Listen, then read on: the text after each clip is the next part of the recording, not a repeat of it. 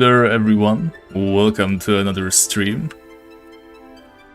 I can see that ever since I started blasting the polka we have lost a couple of viewers. Hopefully, since the polka is no longer blasting, you are inclined to return because the stream has already started. So, welcome everybody. Hey NV, I have already seen you in the chat, but let me greet you formally, I suppose. Hey Pop, and welcome Iro. Good to see you guys again.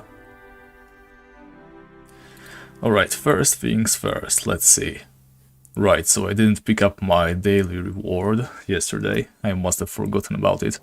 But I definitely clicked the offline training, so we are level 67 sword now. So let's just grab some of those health potions and safely store them back in our depot. Alright. So, for today we have a rather long stream planned. By long I mean I have made a bet with Pop. Basically we want to see who is going to be able to keep going for a longer time, right? So, if Pop leaves the stream first, then I win. If I end the stream and he's still in the stream, then the victory is his. So, yeah, I don't intend on giving up too easily, so we'll probably be stuck here for a while. Yeah. I hope you guys don't mind a long stream. And besides, we had a long stream planned anyway, because today we want to finally finish the snapper. So not only will it take us some time to reach the snapper himself, we also need a bunch of time to even get there.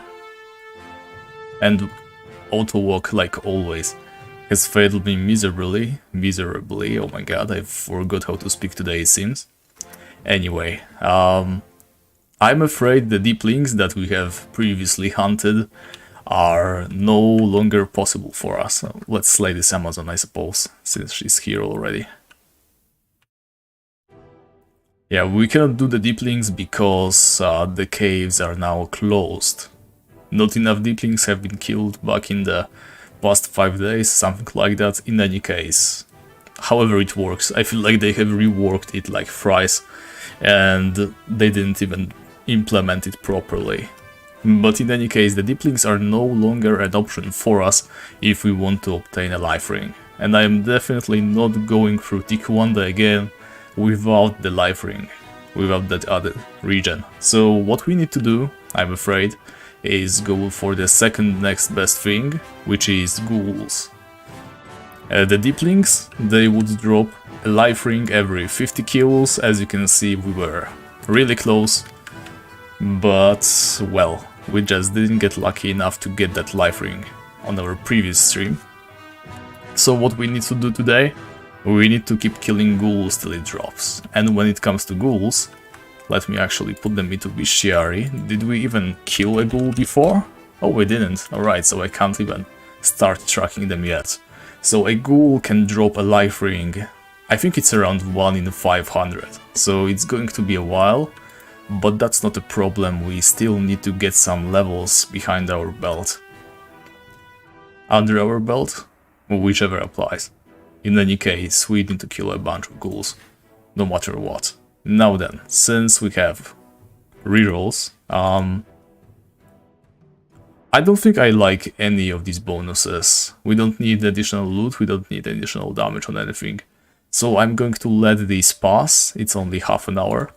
And once these are done, we can roll for new bonuses. Because if we do the reroll right now, these bonuses are going to stay. So let's just try and get some new ones. By the way, please let me know if you can hear me well.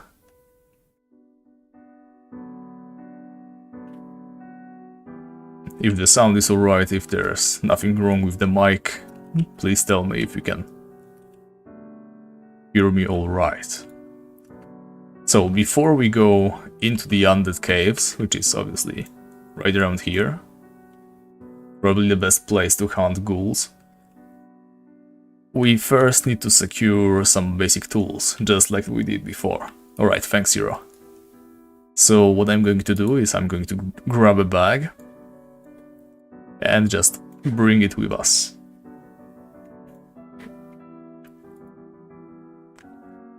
Alright, so the bug is actually going to come in clutch later. It's not only just so that we can carry additional torches and ropes with us. Hi Cybulex, thank you for letting me know. So it's not only for carrying additional gear, which we normally cannot really bring with us. I am also going to place the life ring, should we drop one, into the bag, since we need it to last as long as possible, right? So, in order to ensure it lasts enough, I'm going to plop it straight into the bag and carry it as far as we can. Of course, if we meet someone on the way, I'm not going to risk it, I'm going to pack the ring. Oh, a bear paw. Yeah, I'm going to place the ring straight back into our inventory, but as many minutes as we can keep the ring not being used up, that's going to be huge for us. Alright, I think I already skipped one of the caves that I wanted to see, but still, as long as we come to the one with all the deeplings, I think we should have enough ropes from there. Yeah, we definitely want to visit that one because of all the torches that you can get there. Oh, there's a bunch of torches here as well. But yeah, we want as many torches as we can get. I'm not sure where we are going to be getting torches from once we make it to the Port Hope caves. But we will worry about that when we get there. For now we are just stuck in here, not even getting started on the ghoul grind. I feel like 2 ropes is going to be enough, right? Let's hope so. Actually, maybe 3? Nah, let's go. We are, however, going to need some more food, so first of all, let's get ourselves fed. It's a good thing we run into all these wolves. And let me just get them up a little bit closer. Right, we still need to go that way, so I did a little bit of an oopsie there.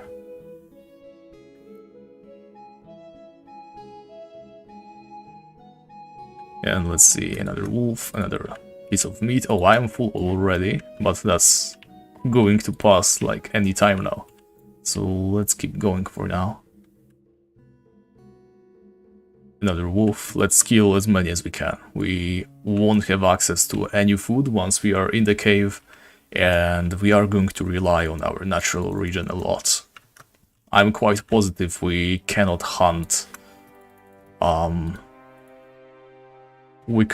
ghouls freely, not 100%, and we are definitely not going to be comfortable in the lowest floors, so we'll probably roam the one with all the skeletons as well.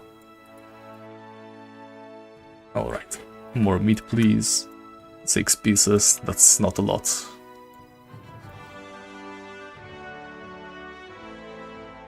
It's a real shame that we couldn't get the deeplings as well. That would have solved a lot of our problems, honestly. But it is what it is. Let's get that mushroom. Not the leather, please. I want the mushroom, okay. And the meat. Everything upstairs. You too, and all these torches. As well as 2 ropes. I think we are going to need 1 more bag, so let's just grab it with us, just in case. And that's perfect. More ropes, never too many ropes. Quite frankly, I really like the idea that we can only use a rope once, right? It seems like slightly more realistic. And there we go. Okay. In fact, what I would like to do instead is something like this. We want to have access to that bag should we need it at any point. Legs spaghetti. I don't think you got the lyrics right, unless you were going for something else. Alright, so now we need to be slightly more careful. There is a bunch of Dwarf Soldiers coming up. I actually shouldn't have used all that mana. It wouldn't hurt us to waste a little bit of regen, and these guys, they can shoot pretty hard. So let's be careful about this. Now, we cannot really stall them and wait for them to come to us. Since they can shoot, they're just going to do more damage. Let me just minimize this so that I can open everything at once. Like this. Perfect. Yeah, no access to auto-looting is so crippling.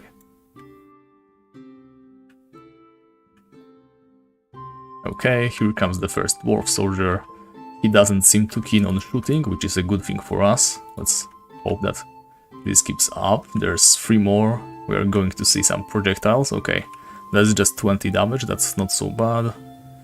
They can still hit us in melee as well. They have decent attack, nothing too crazy, but we are in no position to take any unnecessary hits, so let's continue. Just killing them as quickly as possible.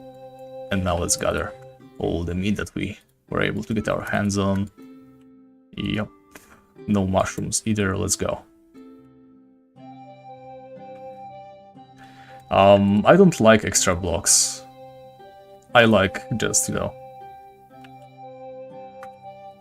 a nice and large middle window. And only the furthermost edges covered in stuff. Okay, actually that's probably our first Minotaur. Yep. Now if I remember correctly... Okay, we kind of messed up, we didn't bring a shovel. So we cannot go downstairs. I know for a fact that not very far downstairs from here. Yeah, these are empty. But under this loose stone pile, you can find a lot of bags as well as a ton of food that the Minotaurs allegedly stole. We could have seriously used that food right now. It would... Okay, there's the archer. Now, the archers, I'm afraid we need to just kill as quickly as possible. You can see how much damage they do. That was like a 100 damage shot. Yeah, I'm quite confident we can beat them, but we do not want to take any extra damage if we can avoid that.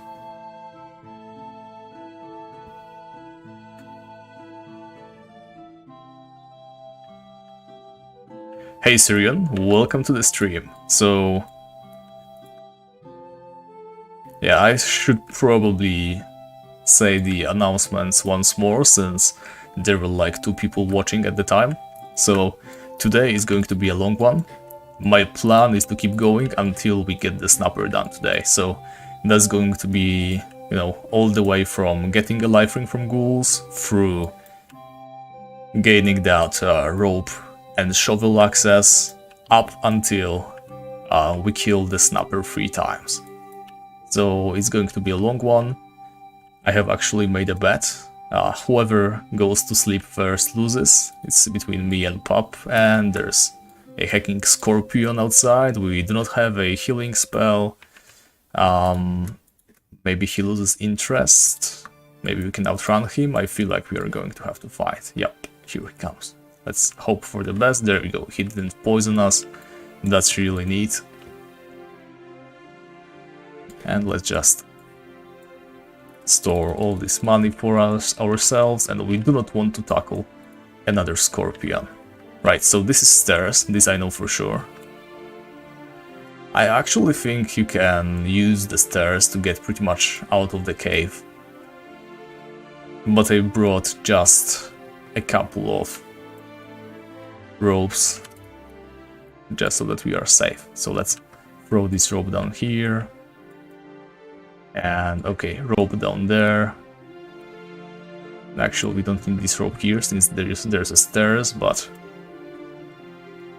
I guess we can leave this around here, and we'll be doing the skeleton rounds. No, wait, I think there's some ghouls. Let me get my bearings.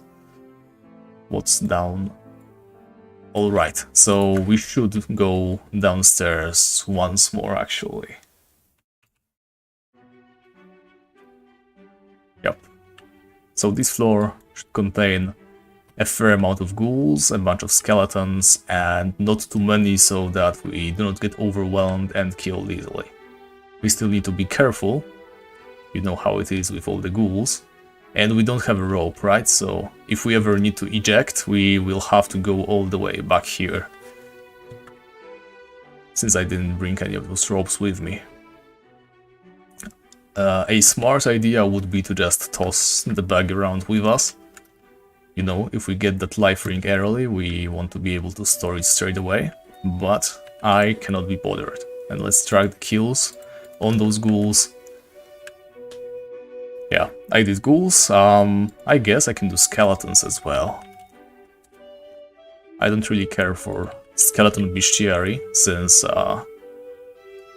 we don't even have the money to buy a charm. Oh, actually the first charm is for free, right? Oh, it's scale armor. That's pretty lucky.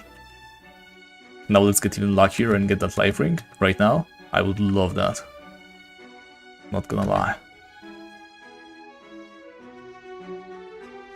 Okay, slowly but steadily. And since we have already gotten started, let me open a drink. I'm going to need a couple of those to get through the night.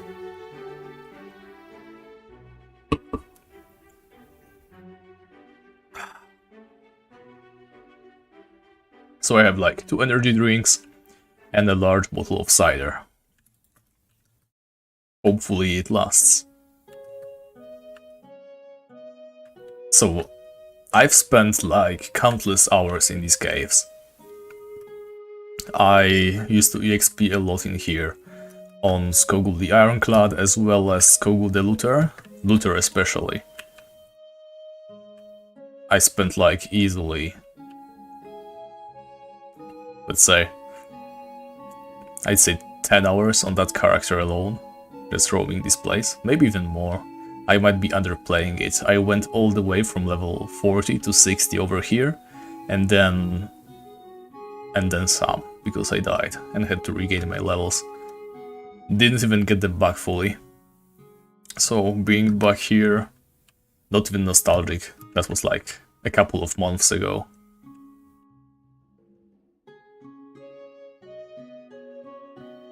So apparently, all these caves aren't even a new thing. I mean, aren't even an old thing. The Mount Sternum caves used to look vastly different. I think it's a good thing they decided to remaster them, because back then it was like a mostly empty labyrinth, just created for the Noble Armor quest. I really like the way it looks right now.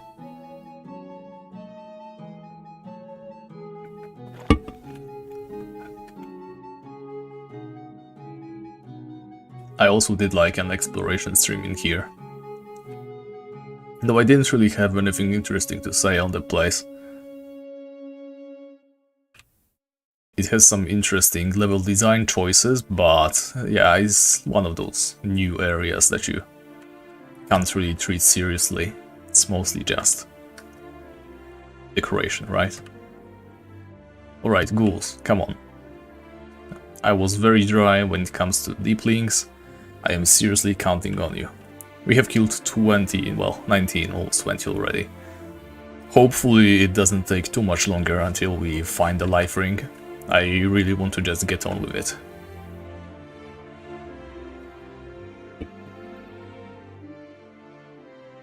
At the very least, we do not log damage. I suppose I shouldn't really be saying anything after that super lucky double crystal sword drop.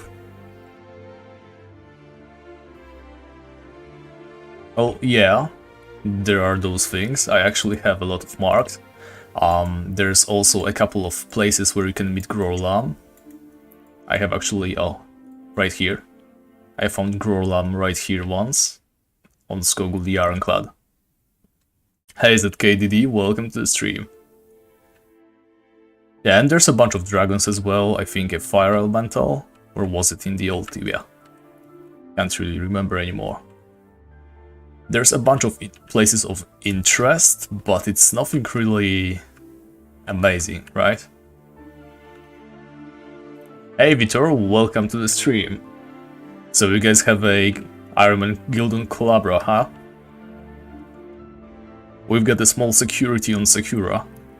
I also have a Discord channel. It's open to all Ironmen, so if you guys ever want to pop in, leave us a bunch of screenshots or comments, then you're very welcome. Yes, life rings are about 1 in 500. But let me remind you, we have already gotten lucky before. And I don't think there is a better way for us... Oh, jeez. I don't think there's a better way for us to get that stuff.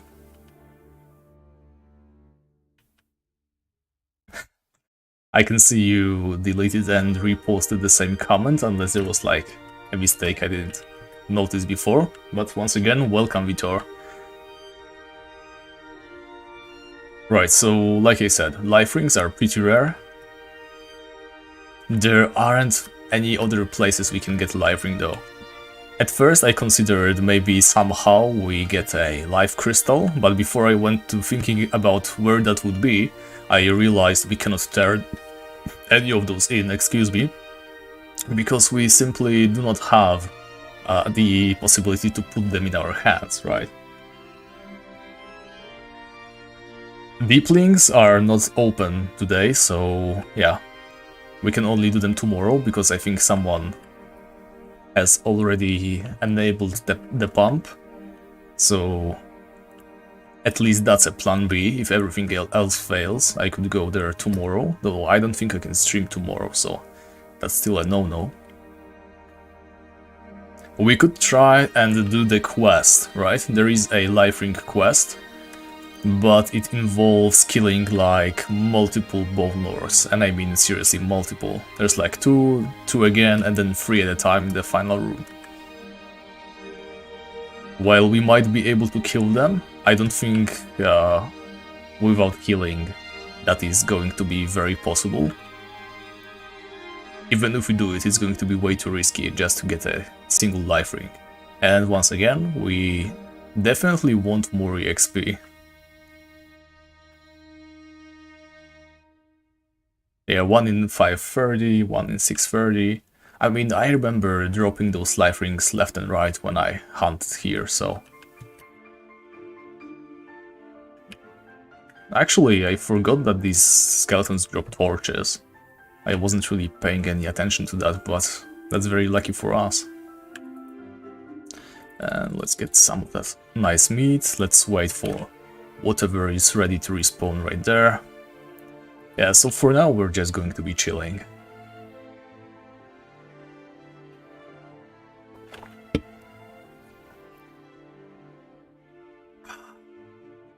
Just walking the same circles as always. And that's what I really love about playing Tibia. Well, at least alone, right? I cannot say watching me walk in circles in the game is going to be the most exciting things in the world.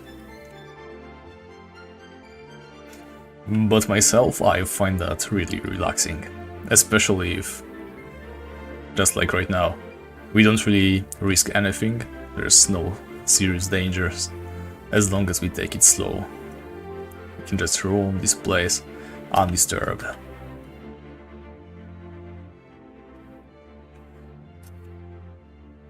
So, speaking of... Well, I haven't even spoken of it yet, so first let's start from that. I guess, to make it a little bit more entertaining, try thinking about these ghouls in terms of a slot machine. Every time I kill a ghoul, just imagine you're pulling the lever, right?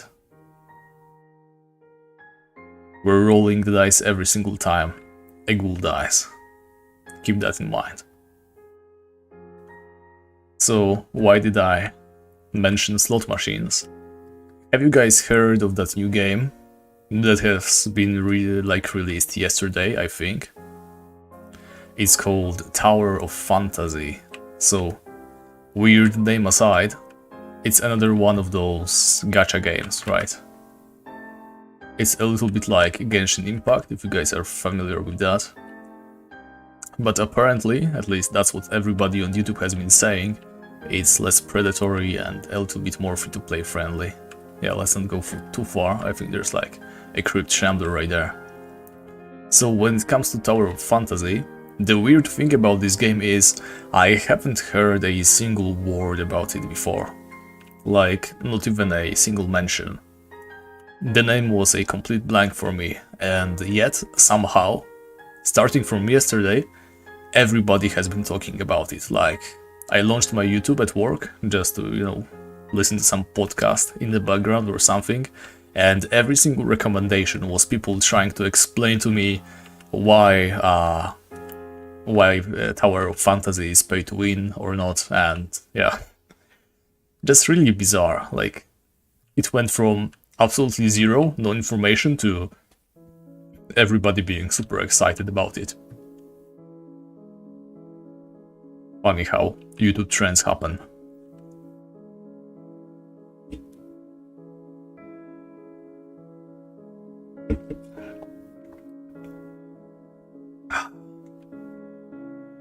Yeah, we are about to level up again, so let's spend all of our mana. Just one more mana point, we can then cast Light, and it's going to happen any second now. Now, funny thing about this place is, in fact, when you level up, regardless of the XP gain rate, that lowers as you level up, right? But the higher your level is, the less viable the place becomes. There we go, level 32. What I mean is, the respawn is set to be like very nice around level 30, 40. If you go beyond that, you're a little bit too fast, you kill the enemies a little bit too quickly, and they no longer respawn as fast as you would like them, right? Because right now, as you can see, we are walking in circles, and we are killing the guys all the time, right? We have, like, once watched a Ghoul respawn, but that was okay, right? But if we were any faster, if we could kill them any more quickly, we will probably be just suffering. Let's take a slight detour, kill some of these ghouls. Let's just take our time.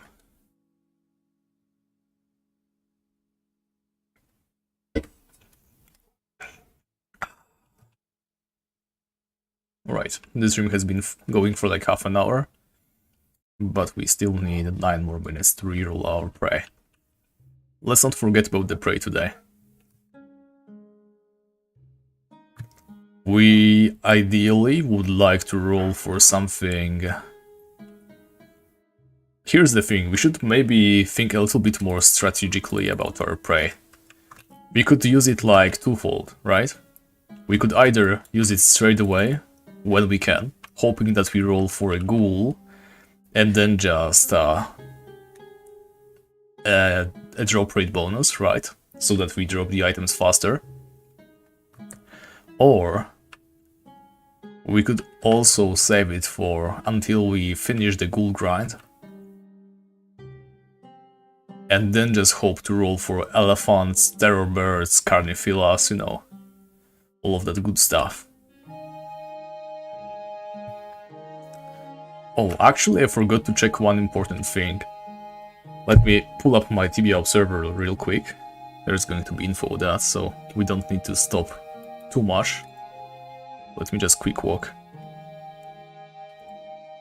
What I forgot to check is, you know how in Dikwanda every now and then you get those scared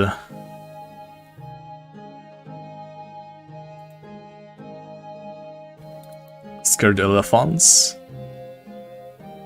They're like way faster and more dangerous, but thankfully, alright.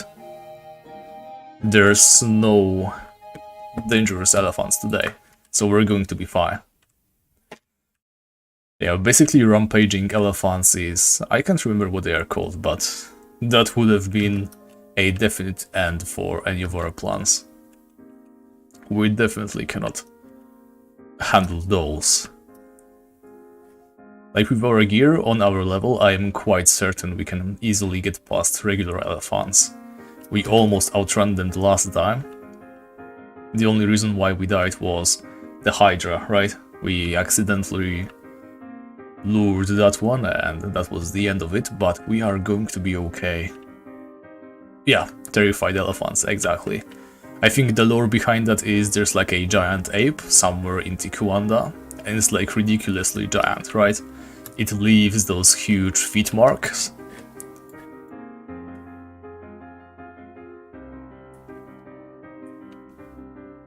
Only close to Bonuta. Well, maybe we would have been fine then. I haven't really explored Tijuana that much. I think that's pretty much known already.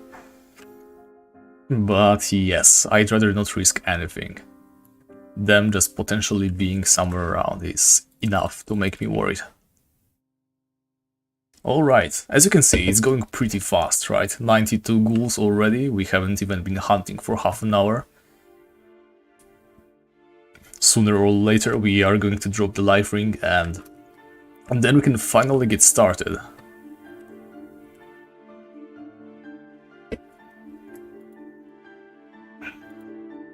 There we go. That little sip of drink is going to cost us some HP, since I wasn't able to walk away. But that is still quite alright. Let's see, nothing else here.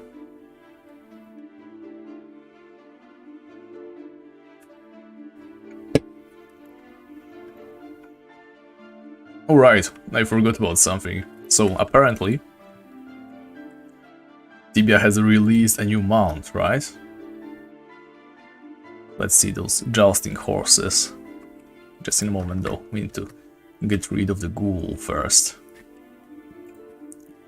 Alright, so another skeleton, jousting horses. As you can see, for whatever reason, they have placed the fencer on the horse, even though they have a literal jouster outfit, right? Let me find it if I can.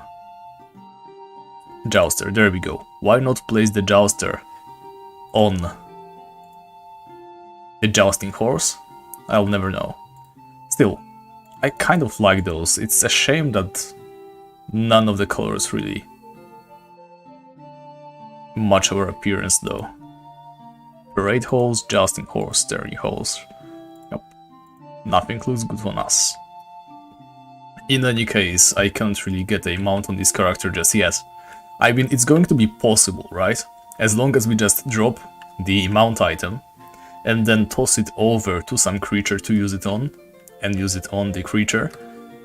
Pretty much every mount is more or less doable for us.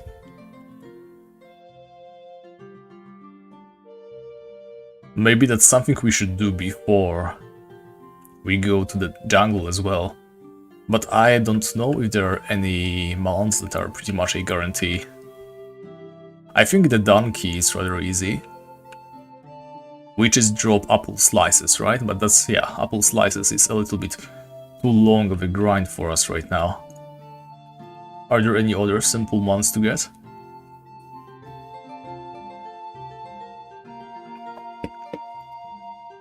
For bear, we would need to kill hunters, that's also out of the question.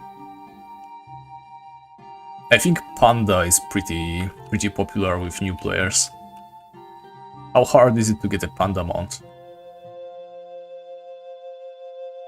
Yeah, we can't get the slingshot from hunters today. Ideally, it would be something, you know, that we can just go, get, matter of like half an hour. Just to help us with that little extra bit of speed that we are going to need in the jungle to outrun everything.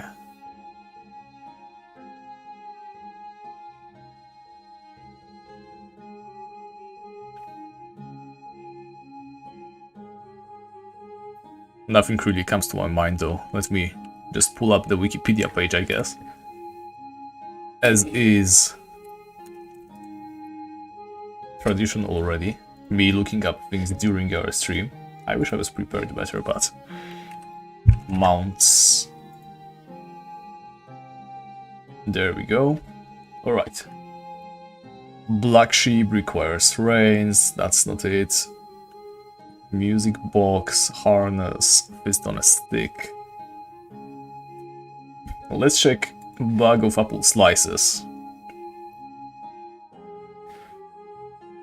Where can I get a bag of apple slices? Okay, apparently only witches. So it's not going to work. What else can we get? Giant beaver, glove grinder.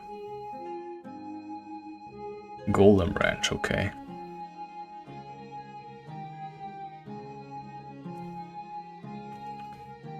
Golden fir cone.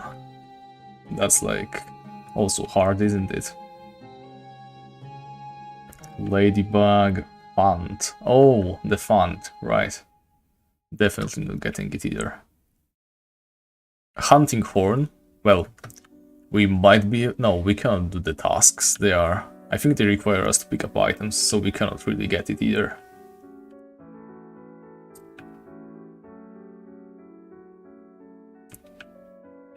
Slugs, we cannot really turn in the medicine pouches, so that's not either. Orsagrodon, we're not making it into chill throws right now. Oh, okay. So, water buffalo, right? That might be possible. Either that, or... Where do we get bamboo leaves? Oh. Apparently they only drop from like Drakens. I had no idea. But water buffalo, right? Where do we get a leech? Swamp digging. Where can we go swamp digging? So we just go up to a swamp. We use a shovel on it. And we can do it once a week, right? And we have a chance of dead snakes, small diamonds, or rarely a leech. So that's something we might do. We might go up and try and get the water buffalo. Oh yeah, sorry, I didn't see the chat while I was browsing Wikipedia. But that's good thinking, Sirion. Oh no, we messed up, we did mess up. So we were keeping a reroll on deeplings, which was not a bad idea back then, but right now it really is. Well, the snail, you mean the slug, right? The slug is not easy to get. You need to get medicine pouches, and there is a slight chance that you get the slug drug from them. It's pretty expensive as well. So, since we cannot place those medicine pouches in our equipment, we cannot turn them in to the medicine guy, so we cannot get slug drug. I'm afraid.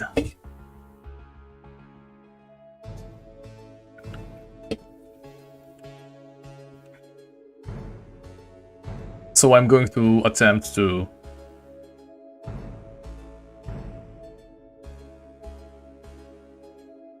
do that swamp digging, get the leech, and get a water buffalo. I hope it's not broken, by the way. I hope we can do swamp digging with our equipment, not empty. Rather full, technically. Not existing is the better word for that.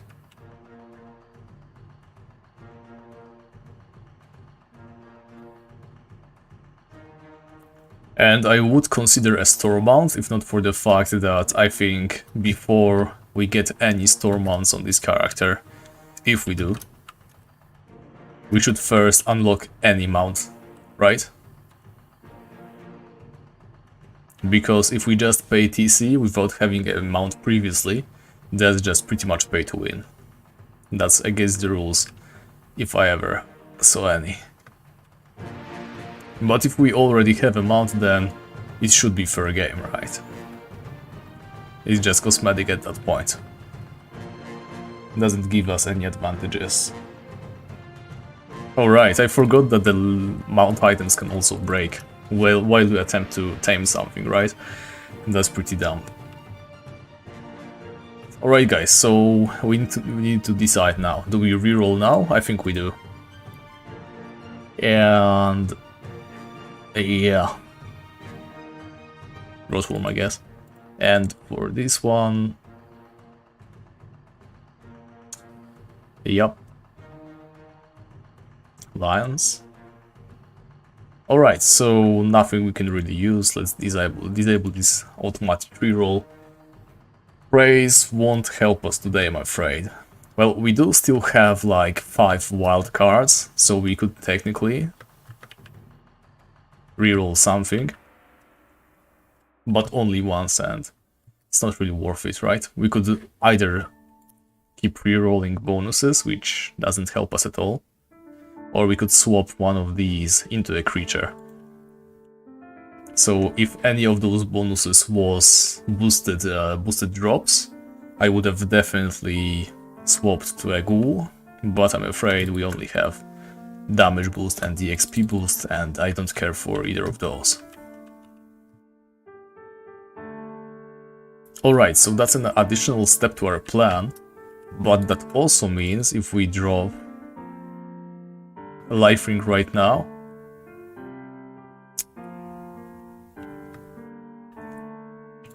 then we are going to need to like hide it or carry it around until we get done with the buffalo. Quite frankly, I'm just going to skip the buffalo for now.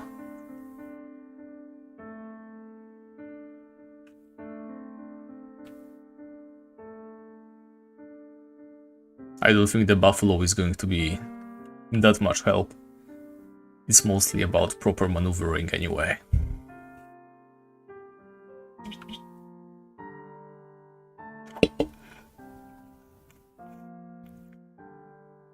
So let's just hope that the Hydra is not lured today. If I were really smart, I would have logged in onto my main account and kill that Hydra real quickly, or lure it somewhere else, like super far away. But I'm afraid I'm not smart.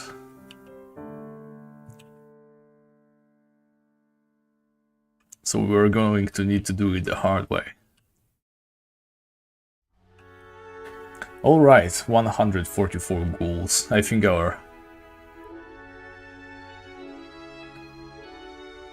tempo has decreased slightly. But that's quite alright. I can feel the life ring, it's going to happen like any time now.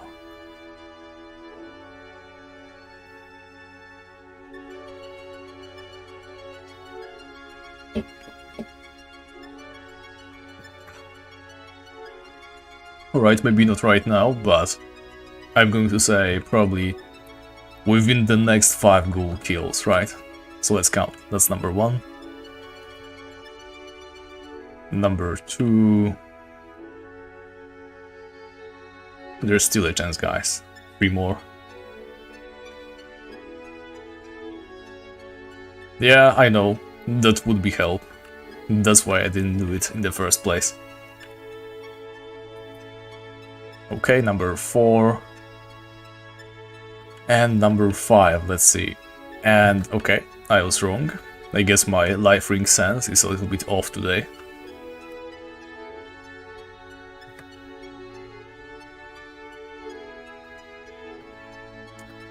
Do we really need the life ring to do it?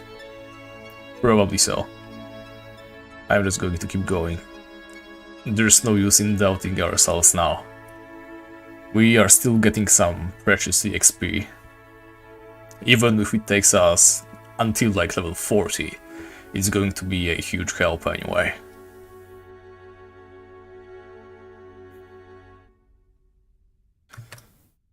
But you're quite... Oh no, we just got a skull. You guys wanna know how rare a skull is of a drop from these guys? Let me tell you. Ghoul. Loot statistics. A skull is 1 in 309. Alright, I kind of remembered it like being way more rare. But still, right? We don't need skulls, we need life rings, so just drop one now and we are going to be good. I'm going to leave you guys to your undeath. In peace.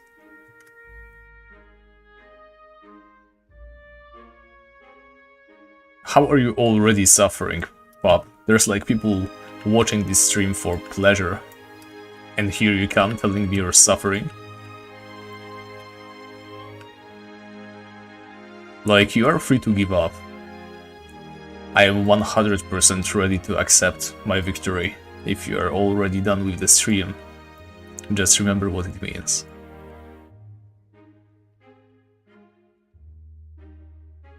I haven't even gotten started on my cider. I can go for like 20 more hours. Easily. Which doesn't mean I will, but still, I'm not letting you win, not easily. I should stop saying easily all the time.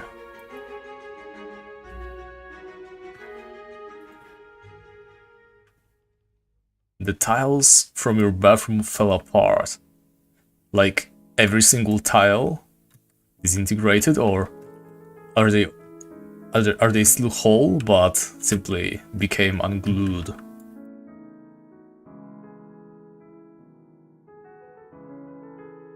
Well, no matter what the case.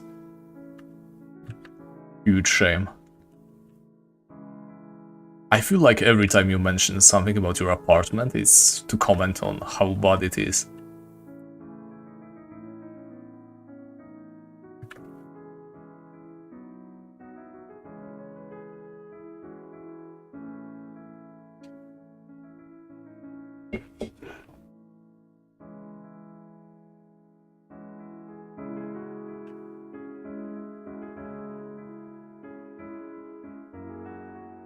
Alrighty then.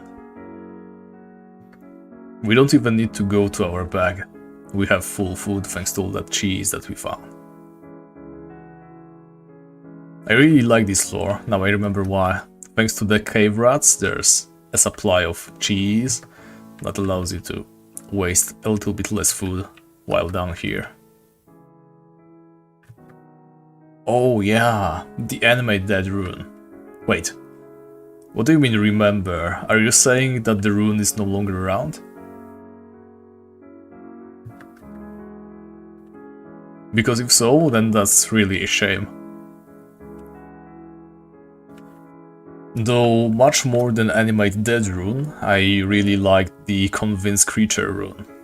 I remember playing on my paladin, like convincing random rats in Thai sewers, and playing like Pokemon battles, sending my rats against enemy rats. Though my rats usually lost, for obvious reasons. Oh, deleted. Why would they delete such a cool rune though? It was literally in the game already. Just don't remove it. Leave it. Unless there was like a bug related to it and they didn't really bother. But I cannot imagine why, in any other case, they would want to remove such a cool item. Then again, they already removed like the single best spell in the game, right? Do you remember the Undead Army, Undead Legion, whatever it is called? You know, that single spell for druids that made you raise all the corpses into skeletons in a radius. That was a cool spell. Had a lot of uses. Could be used to make a quick getaway or overwhelm a single enemy with all that melee.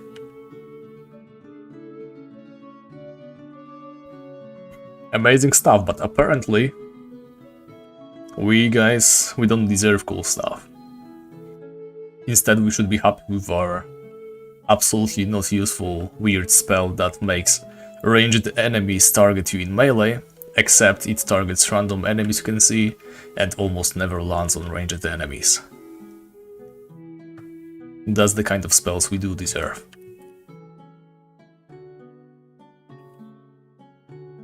Weird choices, let me tell you. I have a huge hope for that skill wheel system that they are going to implement. Like, so far, it doesn't really look that promising. They are thinking in terms of, you know, slight increase in damage, slight decrease in cooldowns. That's just going to make things that are strong already even stronger. It's not going to change the meta at all. It's just going to be another layer of optimization. What they should do is add a lot of cool stuff, you know, change how skills work.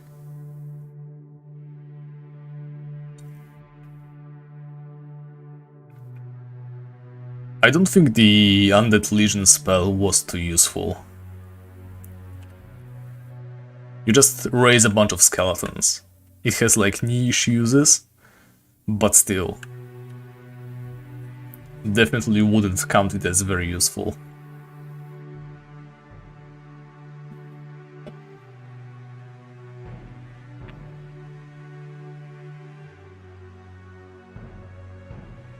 Well, I feel like a large amount of spookies killing your armor would be fine.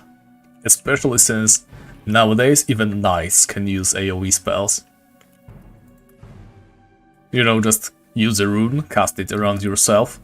A skeleton has 50 HP. Clearing them up from a legion of spookies takes you like 1 minute, 1 second at most. Not even a threat. So I can't say they are a huge problem. If anything, I'd say they're a little bit underpowered compared to everything else, since the spell would probably cost a ton of mana, right?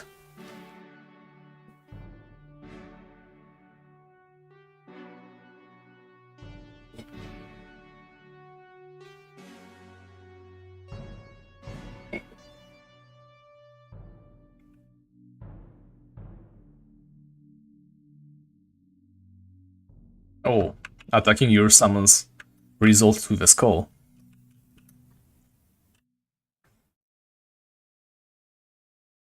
I guess that was a little bit problematic, but still.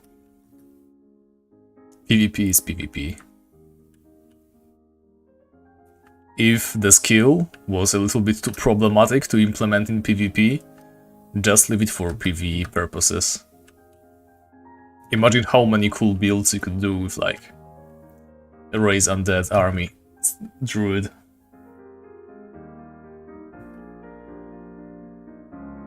There we go, some cheese. Oh, enchanted stuff, yeah. I really like the idea of enchanted stuff. Yep. Well, they didn't delete it, right? They replaced the enchanted stuff with that other spell. The one that makes you summon the Rod of Death, Wand of Destruction, whatever it is called. You know, the temporary wand with critical hit chance and stuff.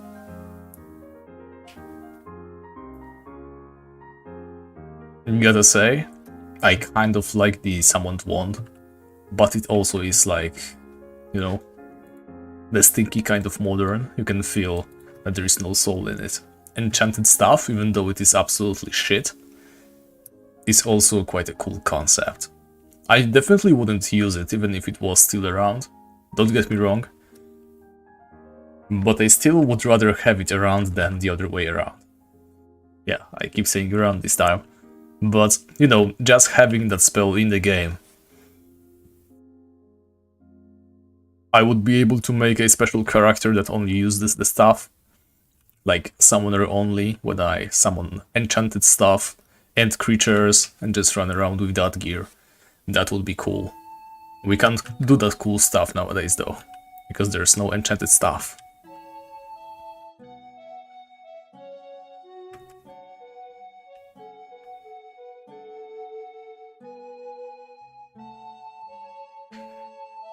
Overall, any decisions that Cipsoft has been making recently have been mostly deteriorating the old school MMORPG feel that Tibia had.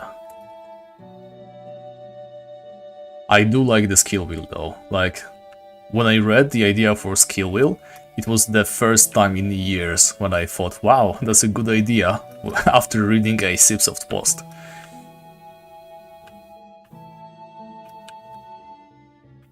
Like I said, Pup, they replaced enchanted stuff with the Wand of Destruction, Wand of Death, Rod of Death, whatever it is called. You know, the summoned rod for wizards. I mean, low level requirement, 39 damage, is it really that powerful?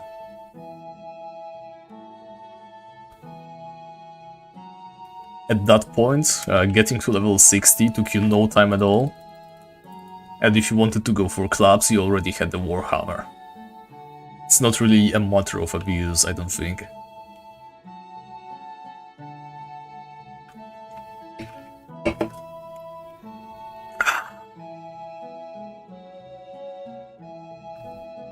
Anyway, we are already almost at 250 ghouls. If there was ever a time to drop, like, a life ring, I'd say right about now would be perfect.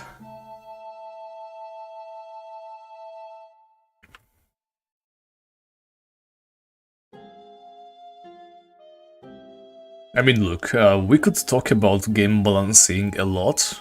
I know it's pretty easy when it comes to criticizing some decisions.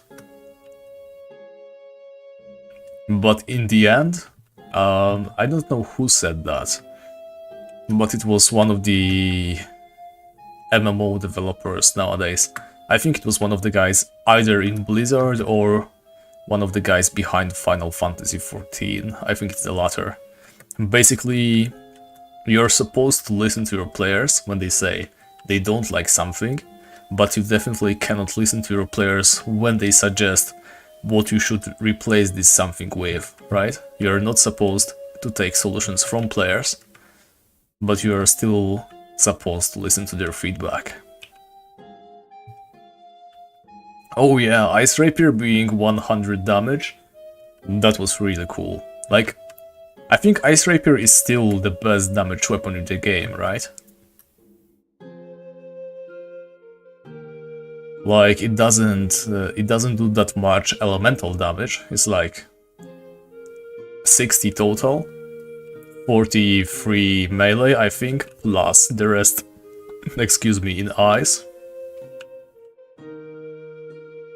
So it's probably a little bit worse than the top weapons nowadays, since those are mostly elemental, right? And elemental damage ignores defense, so in the end, the Ice Rapier probably isn't your best choice. Oh wait, there's also the Glove Blade, right?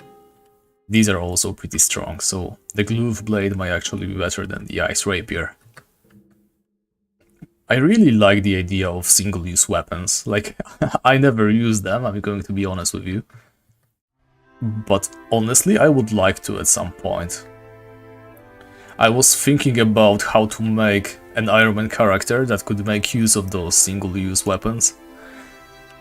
But I could never come up with a system that would really make sense. Like, I don't think there exists a single way to be able to gain those weapons faster than you go through them. Even if I could, like, consistently one-shot vampires, they don't always drop the Ice Rapier, right? Even if I could like one-shot all the glove guys, get access to all the glove bags, being able to use the glove blades at all times is just not possible.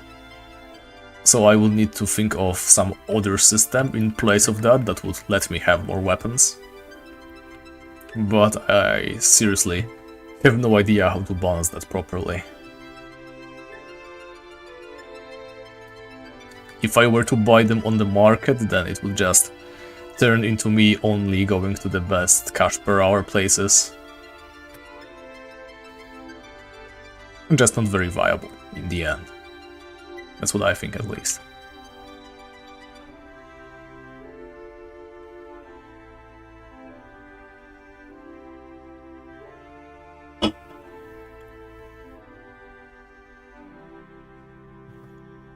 Unless we went for, like, a weapon master build. I don't know if you need... if you need to be a paladin to wield the glue spears. But I guess if you use like a combination of the spears, glue maces, I think there's like glue clubs or whatever. Glue swords, ice rapiers. And probably helped ourselves with fist a lot. Definitely. We could have been able to make it. But then again, what is the point at all? Single-use weapons are a cool idea, but... alright, just details. That was our 250th... 50th... Ghoul number 250. Yes. Nailed it.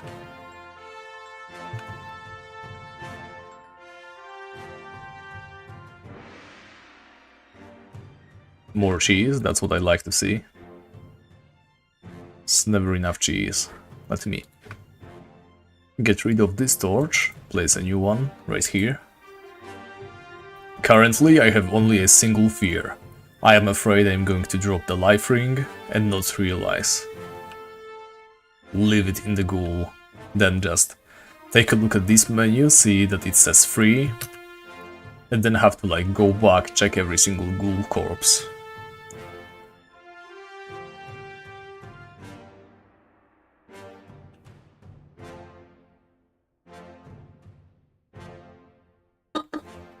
Wait a minute.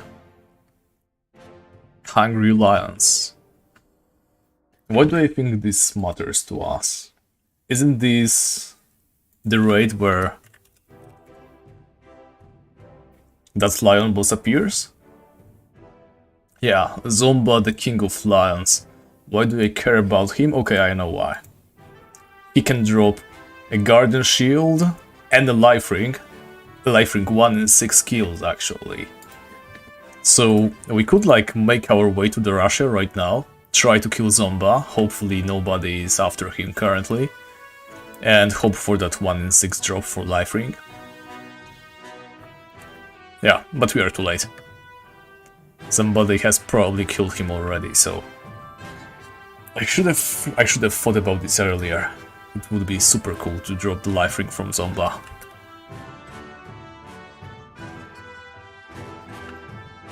But I guess that's just what happens when you don't pay attention.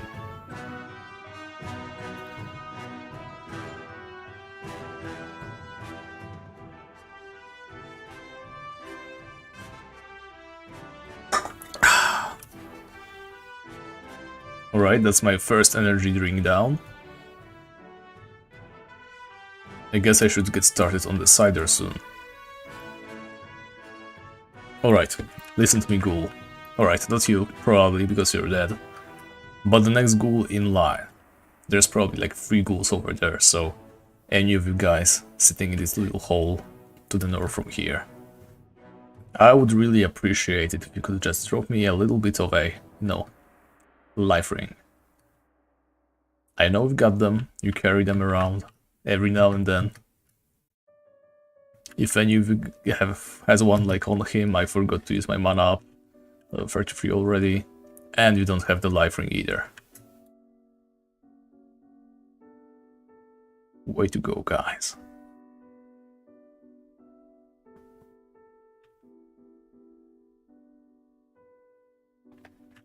Wow, that's a big bone.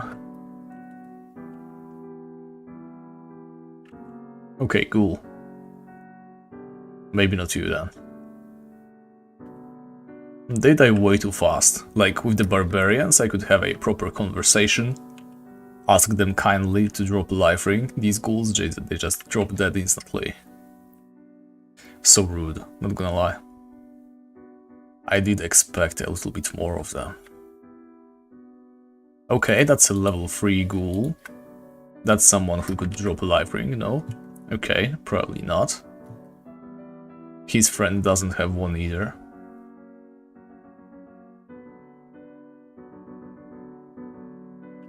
Ghoul snack. This is no time for snacks, ghouls. This is the time to drop your jewelry.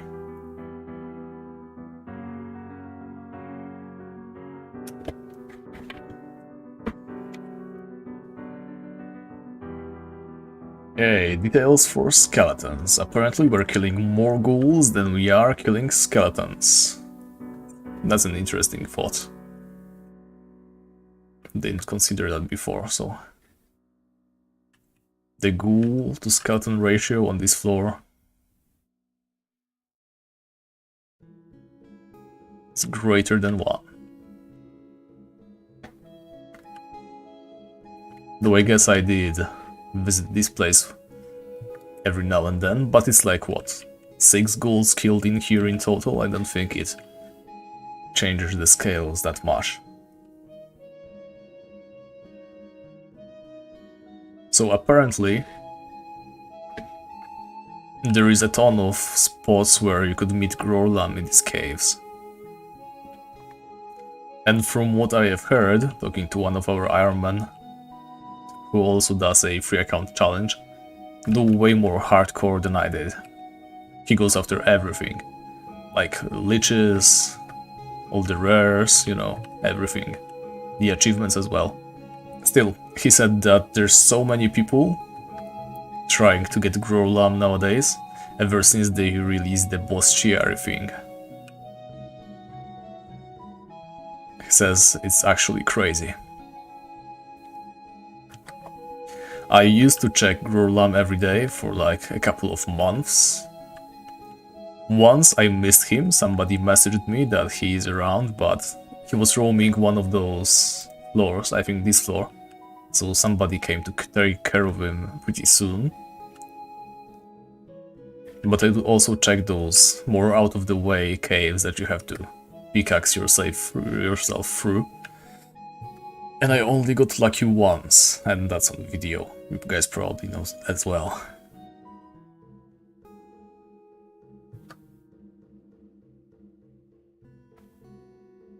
Still, what I wouldn't want to happen is running into Grorlam on this character. If I remember correctly, even though Ironclad was pretty powerful, he still had a little bit of trouble with Grorlam. He's like only weak to fire damage. Quite resistant to melee. He has pretty good damage himself and he can heal himself quite a lot. So running into that boy would be a death sentence for us right now.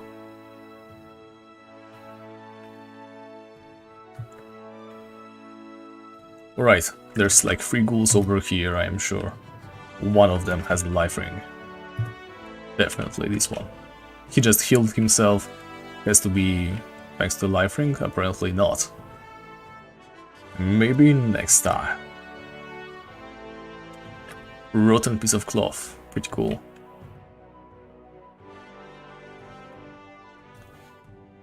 I remember... Not sure exactly when that was, but Rookguard was still a thing, and they have only just recently added that little extra section when you just log in and they tell you how to walk. Then you went up to this guy named Santiago and you had to kill cockroaches for him. Not sure if you guys remember that. Actually, I think I still have a character that has like cockroach legs in his depot. Because you were supposed to gather some cockroach legs for him. And I found a way to loot some extra and smuggle them into mainland, but still. You could find like a fishtail in there, you know, the good old fishtail clutter item. Just a piece of trash, honestly. But I also would often see people in advertising channels asking to buy fish fins. And back then they were pretty valuable as well. Not sure why. Still don't know why people would need any fish fins. But still. So there were guys buying fish fins. And I had a fishtail. And I thought, wow, have they placed a fish fin in this place? I never really bothered to double check what I have on my hands. So I picked up the trash fish tail, went up to a guy on mainland and said, yeah, I've got a fish fin, I can sell you one. Yep. I couldn't figure out why he wouldn't accept the trade.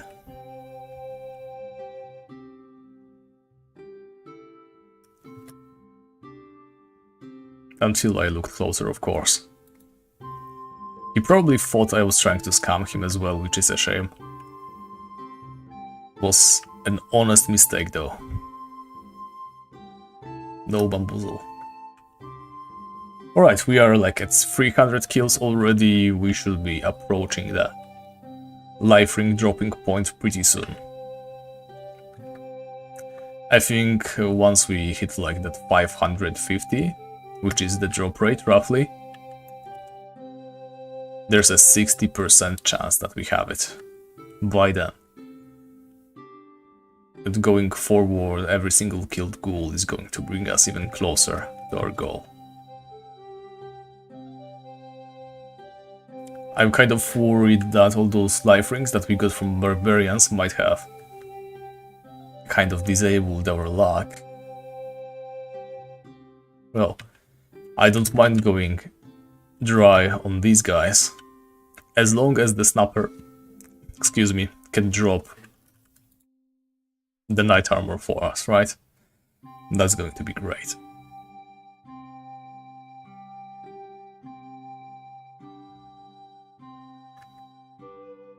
By the way, I have also figured out what is going to be our goal once we are done with Hide and the Snapper.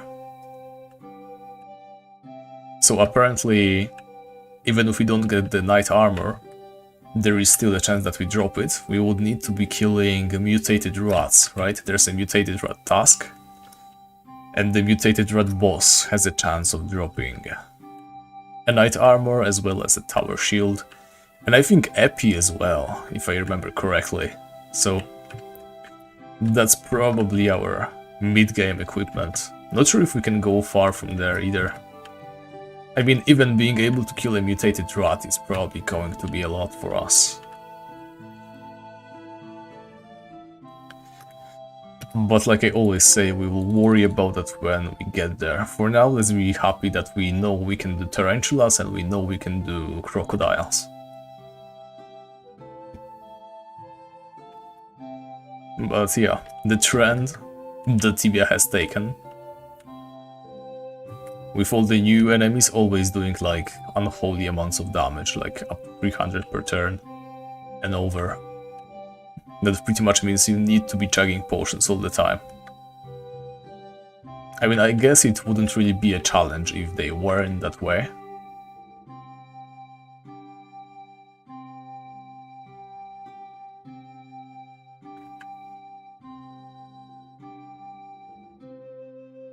I can't really be mad at the game working the way it works, just because I decided to go completely against that.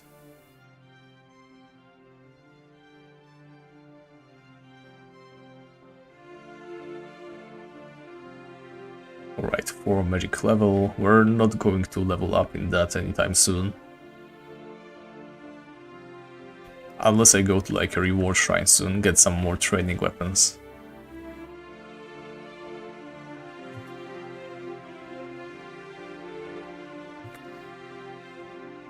I think that magic level is going to be quite vital to us for some time now.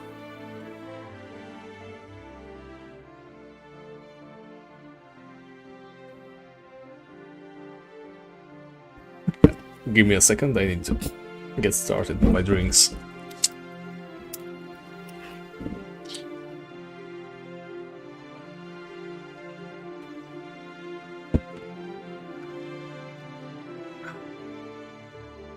Alrighty then. More rotten pieces of cloth. I don't think we need any of that.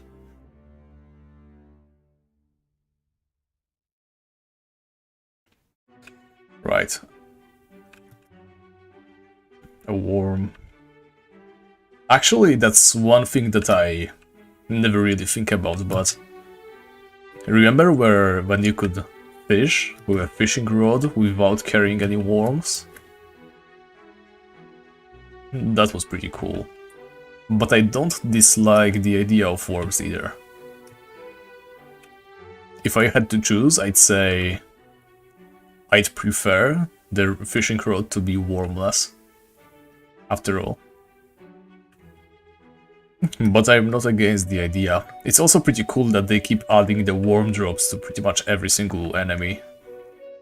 Even though pretty much nobody cares about fishing anymore, you can still see worms on many drop tables. That's really neat.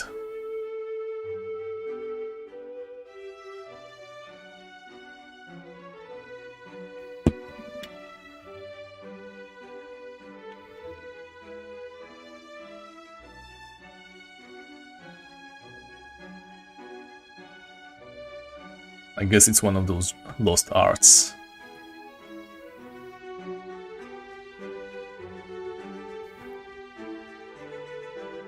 Also, did they remove the summon food spell, Exevopan?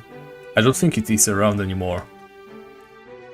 But I think I remember pretty much every single class could cast the spell, right? Maybe save for the knights, but I can't remember honestly. Maybe I was just playing a druid at that point. But summoning food spell, also one of the coolest things in Tibia, really.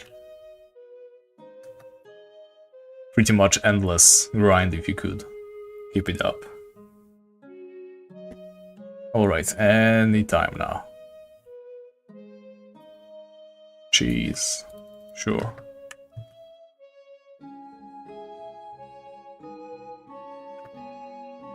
I'll take cheese, though I'd much rather have just a nice little bit of a life ring, you know?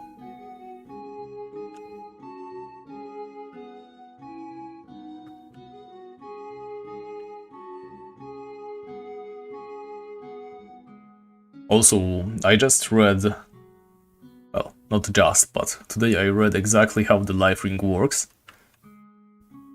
And I could have sworn that they restore like 10 mana per tick, but apparently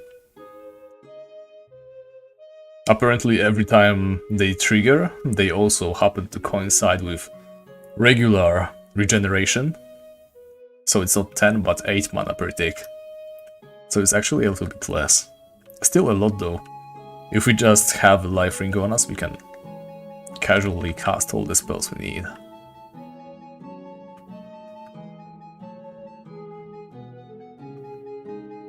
What I don't like though is that life ring does not affect you if you are in a protection zone. I think anything that adds you like, you know, additional layer of regen, so soft boots, life ring, that should be the same case as potions, right? You have it on, you regen wherever. I know there's not many protection zones that don't have the regen bonus either.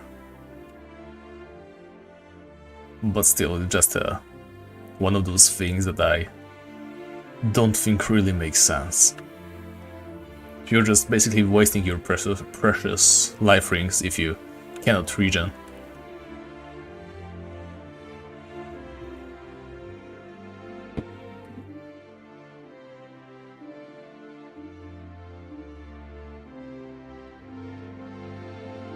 Alright, let's get some more meat going.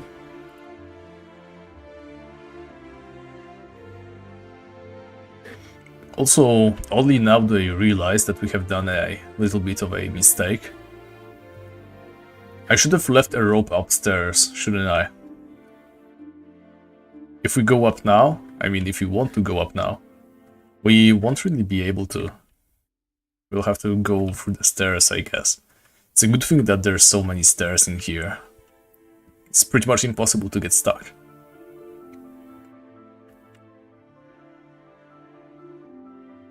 So that's a bonus. Because I think this goes upstairs, right? Surely. Yep. That's really nice.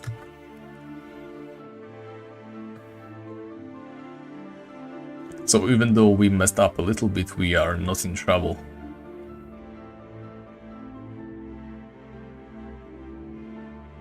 Right, ghouls, the joke's over. A brown piece of cloth? No thank you, give me a life ring now. Wow, this is getting old. I mean, it still has only been like an hour and a half, so we're not seriously going dry, but I'm sure everybody would prefer it if things have started happening right around now. You can only watch me walk in circles killing ghouls for so long.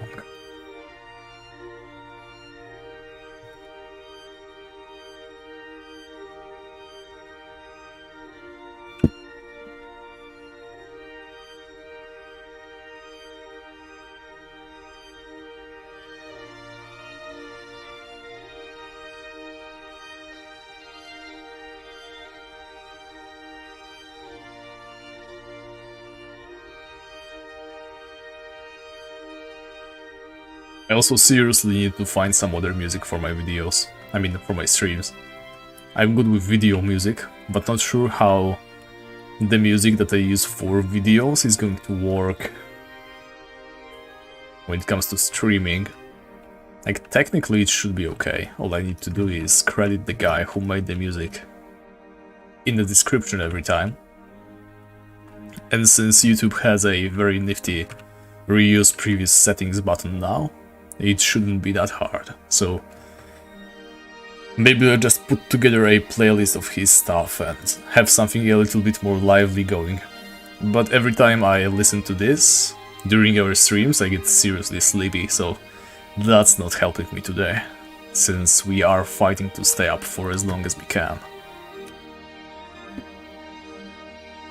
Alright, Mr. Ghoul.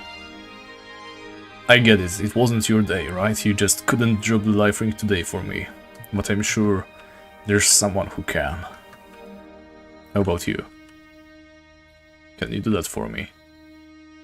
Nothing. Wow. Not even a worm. Imagine being as stingy as that ghoul. How about you? You're using pretty tough, no? Just 20 gold coins. Keep your gold. I don't care about your heavy old tome.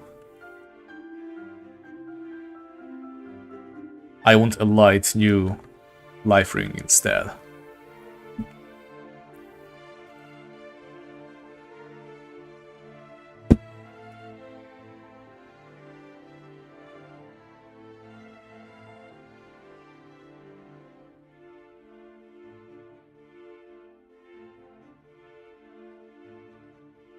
That reminds me, I think back in the day, if a monster had some items on him, right, like an armor or something, their stats would get boosted as if they were wearing that armor.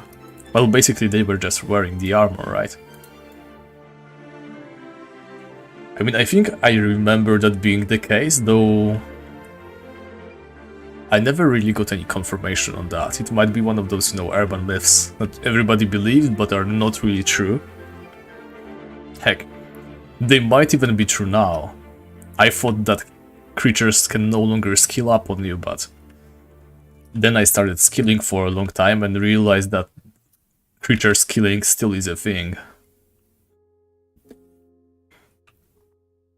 I remember when I was training Ironclad on a white deer. I spent like an entire day just slapping that deer, like 12 plus hours. When it started, it could barely hurt me, only every now and then. And by the end of it, well, it was still not that very consistent with its hits. But once it would hit, it was like 40-60 damage sometimes. Actual beast.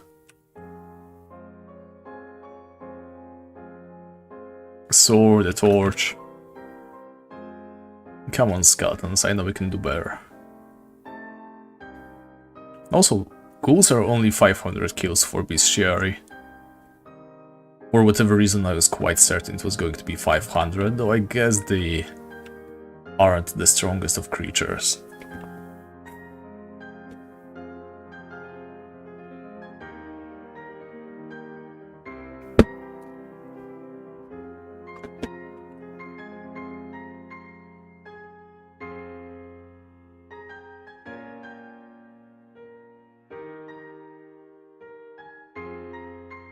If I ever download these streams and make a summary video of all that stuff, I'll have a lot of things to cut out, like pretty much the entire thing we're watching right now, right? It's not going to be a thing that you want to watch on a summary video. Even if I make it like 1000 times faster, it's going to be unbearable. Not sure how making it live makes it any better, so thanks for sticking with me for now. Speaking of, I don't think I have ever made a video longer than 15 minutes, but today I heard, or was it yesterday, that apparently you cannot do videos longer than 15 minutes if you are not verified on YouTube. And I don't really know how to get verified. So that's a thing. Hopefully I never end up making a video that's longer than 15 minutes, because then it's going to be a problem, isn't it?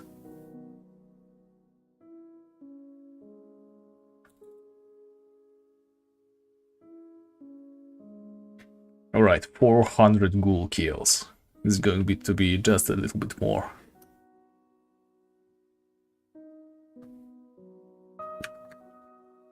So, since charms are going to be possible, right? Because like I said, we only need to get the charm, and we can slap it on whatever.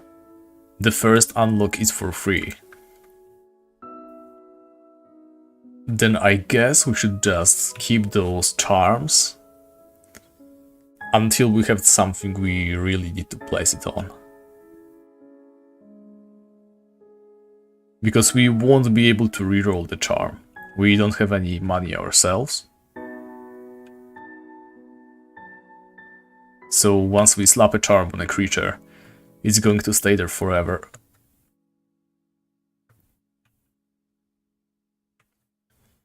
We should probably consider something like Deepling Scouts. I'm not sure if we will need it though. At some point the Deepling Scouts, they become just food. I don't think we need to be able to kill them more quickly or take less damage from them. That's the problem. We need to have the bestiary entry done for the creature to install the charm on.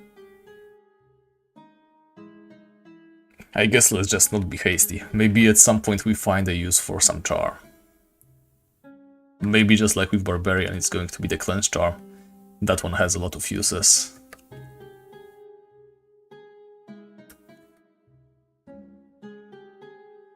Wow, another skull. So that's 2 skulls already. Those are 1 in 300. We are very lucky with our skulls today. I wasn't really counting them, so there might have been a 3rd skull somewhere in between. I wouldn't be surprised at all.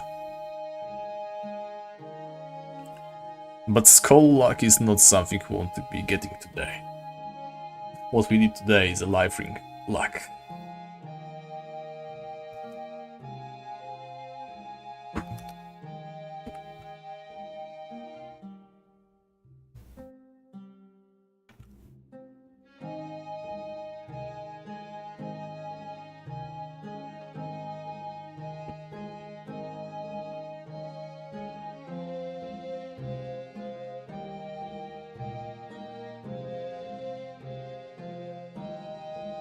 Yeah, I'm starting to see I was way too optimistic with my chances of dropping the life ring soon. I should have prepared some extra games to keep you guys entertained. I am starting to run out of topics and things to say as we just walk in circles. In the same scenery. Over and over.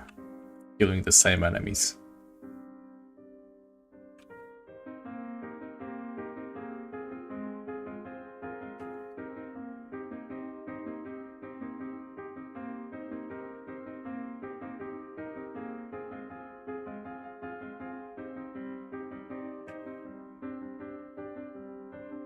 Yeah, if it takes like way too long, if we start like reaching 1000 kills on the ghouls, I guess I would consider going for that lifelink quest. Just to get it done. I seriously want to be done with the snapper today. Well, it probably won't be today though.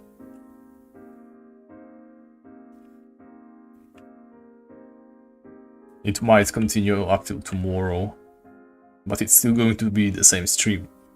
Excuse me, so that still counts.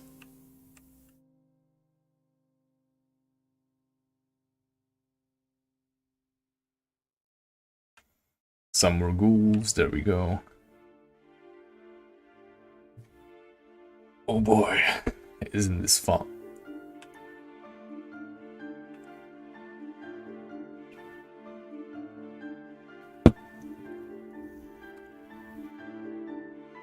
I'm getting flashbacks too. When I was playing as Luther, I would drop so many life rings on that character. And if you guys aren't familiar, Luther is a character that could only use items that appear on the map as daily spawns, right? So I couldn't really loot those life rings. So I will just leave them in the ghouls to rot.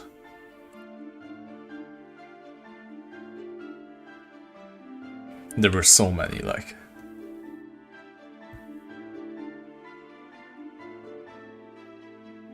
Even one of those, if it could just come back to me now. Drop from the next ghoul we kill. Wouldn't that be something? But apparently not going to happen right now.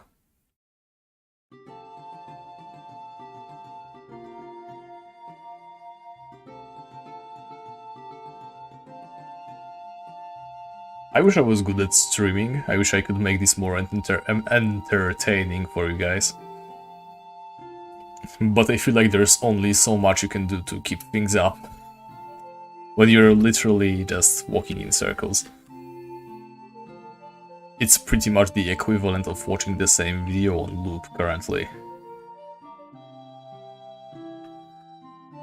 I don't mind such tedious stuff alone. You know, just put something on the second screen, have something playing in the background. Or rather, watch the second screen, well, can't speak anymore. Watch the second screen more attentively and just only half pay attention to the game, since we are in a very safe place. That's how I would go about it, but... Well, I don't doubt I am a second screen content to you guys, so it's not like I mind that much. I wonder if anybody would even realize I'm not talking anymore.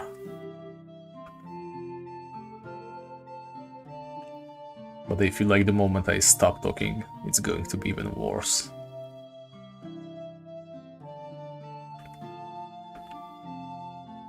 By the way, just making sure, but you're still watching, right, Pap?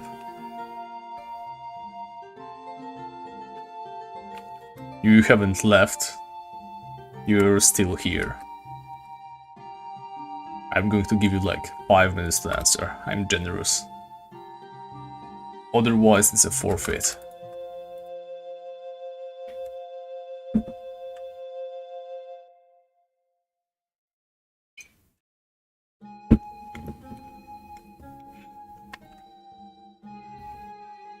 Let me repeat in case you just weren't paying attention at the moment. Pop, remember our bet? You are supposed to be watching, let me know you are. Yeah, in case there's some newcomers to the stream, I have made a bet with Pop. Basically, he said that I couldn't keep a stream going for a longer time than usual, since I'm going to fall asleep straight away. And I told him that there's no way, and that I can definitely keep a stream going for longer than he can keep up watching, so... There's the bet. If I end the stream and he is still there, then he wins. Other way around, it's my victory. And he's being awfully quiet, so I wonder what happened there. Let me just make a quick note to myself here, right? 9:30 PM, 9:35 in fact. Pub has become non-responsive. Mr. Pub, you are about to lose your bet. I really need you to show up in the comments, or otherwise I'm just going to claim this as my victory.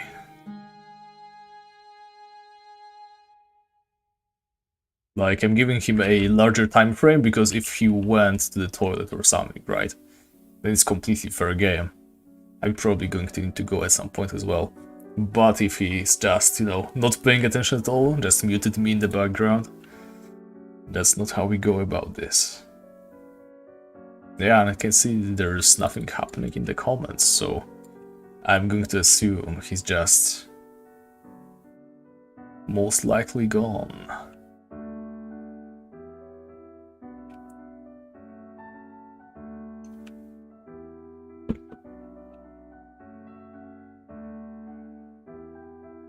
Which is obviously a huge shame because he didn't even hang around for as long as I usually stream. If he pops back in right now, then, well, I'm going to say it's already too late. I've started calling to him like a good 5 minutes ago. But we'll see. I guess we can give him like 3 lives or something. If he comes back, then it's okay.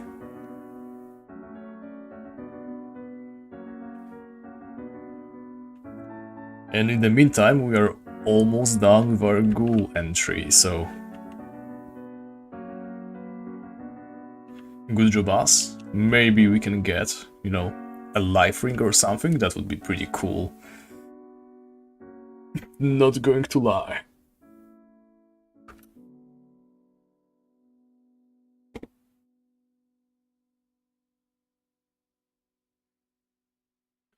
I remember when some time ago I considered diversifying the channel a little bit, you know, adding some new games like Morrowind, maybe RuneScape.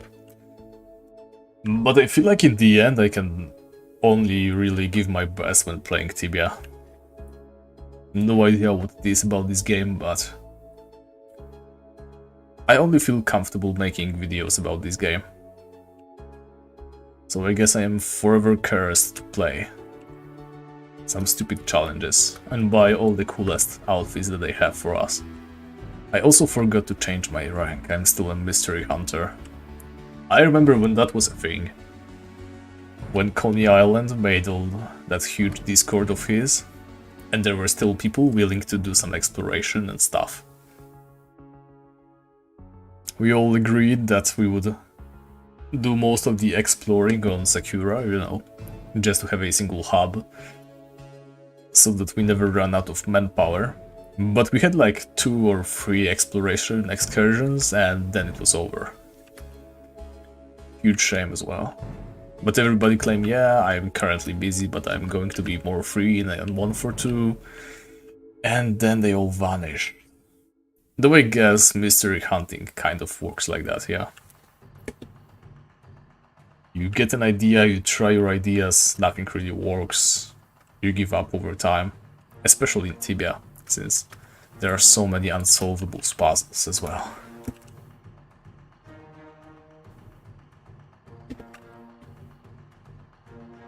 Okay, there goes the cheese. Let's chuck it into our mouths. We are also level 34 as well.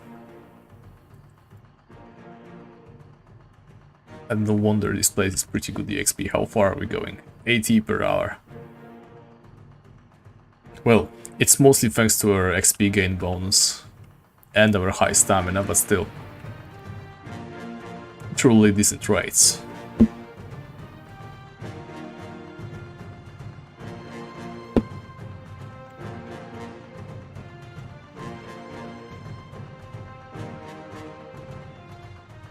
Let's see what's going on in the world chat then.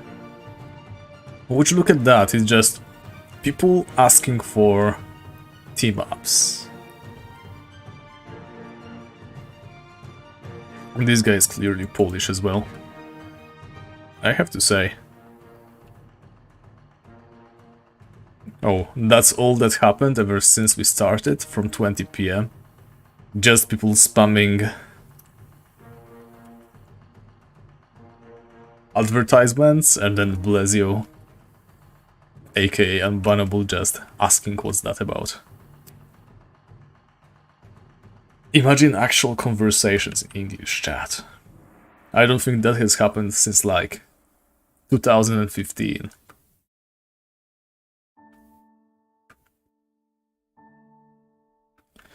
I remember that one guy. That was a good couple of years ago though. He would log into English chat, his name was Doctor of Lego, and his deal was he kept telling those fake Lego facts. Like, you know, did you know that in the year 1989 the Danish currency used to be Legos due to the inflation? Of course, that's just an example, yeah, but something like that. And obviously, although all of those facts were completely fake, but that is literally all he would say in the English chat. I feel like Tibia used to attract all those weirdos at some point, but I feel like most of them were the cool kind of weirdos.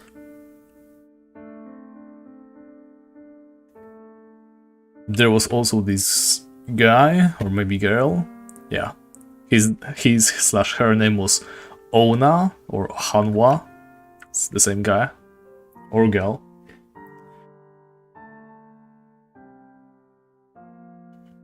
Also a weirdo. There's like this guy. Oh, would you look at that? Somebody logged in just to say things in the English chat. I wonder who that was. Could it be someone watching this stream right now?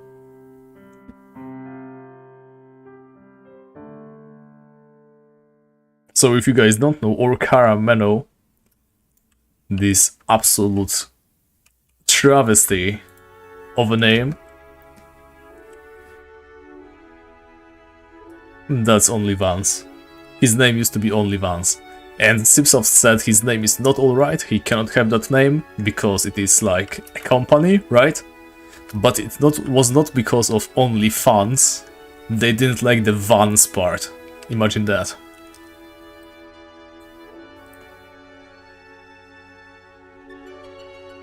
Let me also take part in the conversation, because I can see something is happening. So Miss Fairlane is also a weirdo, by the way. He/she comes online and says like, I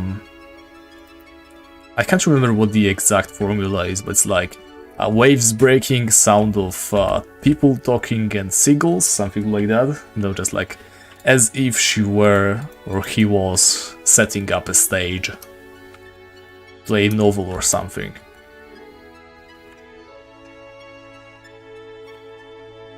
Wow. Look how easy it is to start a conversation in English chat as well. There's so many people just sitting there, probably waiting for someone to say something.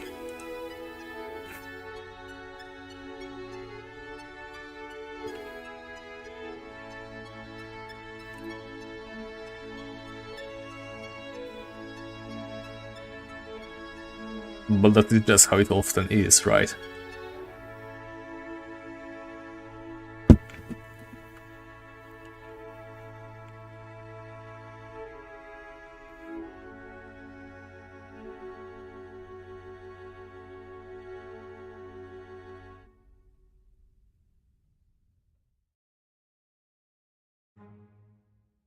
Yeah, let's be mean to Blazio. That always helps my mood.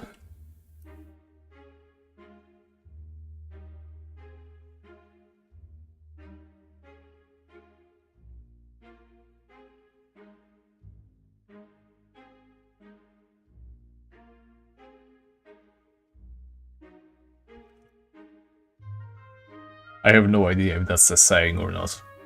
it is now.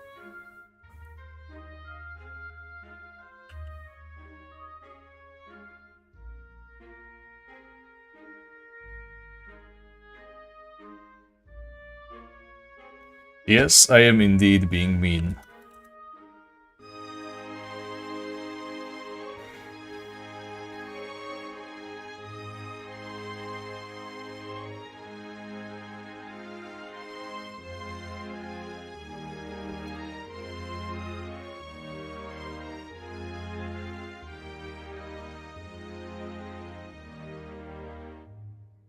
Wow. So, Olivans is apparently building himself a reputation as our Karna Meadow.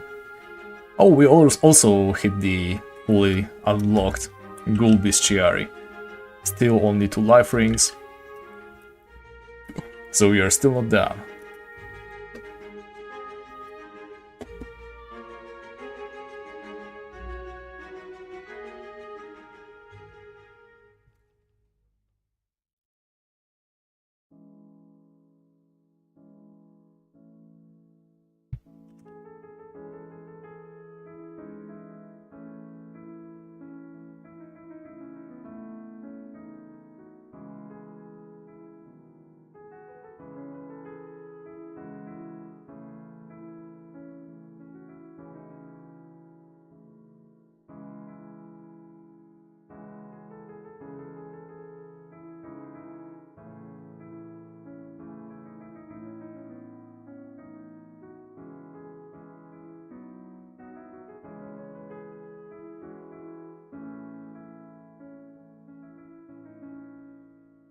Wow, I was about to be a little bit mean to Vance, but just look at Blazio, he sucks.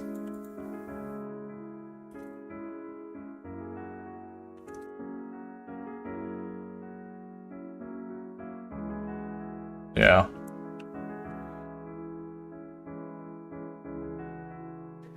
No idea how to repost that. In that case, let's just not. Now would be a good time to drop, like, you know, a little bit of the life ring, I suppose. I wouldn't mind dropping some of those. Scale armor once again. I think we've seen like 5 or 6 at this point. Rare are those scale armors. 1 in 100 apparently. We should be seeing some more soon. I sure would like that.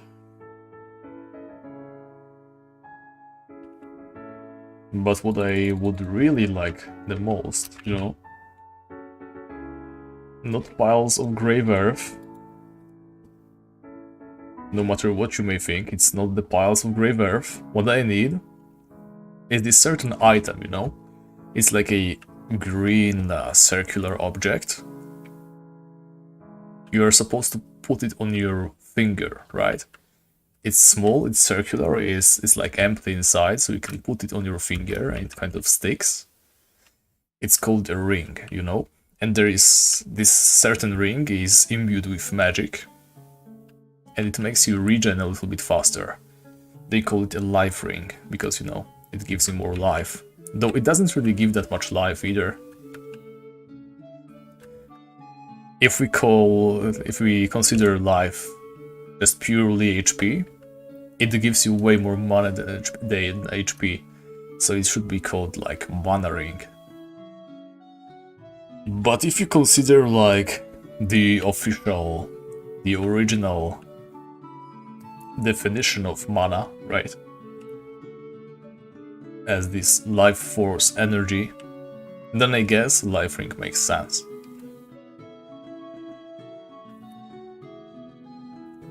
Yeah, I'm not even following whatever is happening in the English chat anymore. Hopefully you guys can see that well though. I hope there's something happening in there. That is, if anybody is even paying attention to the stream. You can always keep yourselves a little bit more entertained by watching the English chat.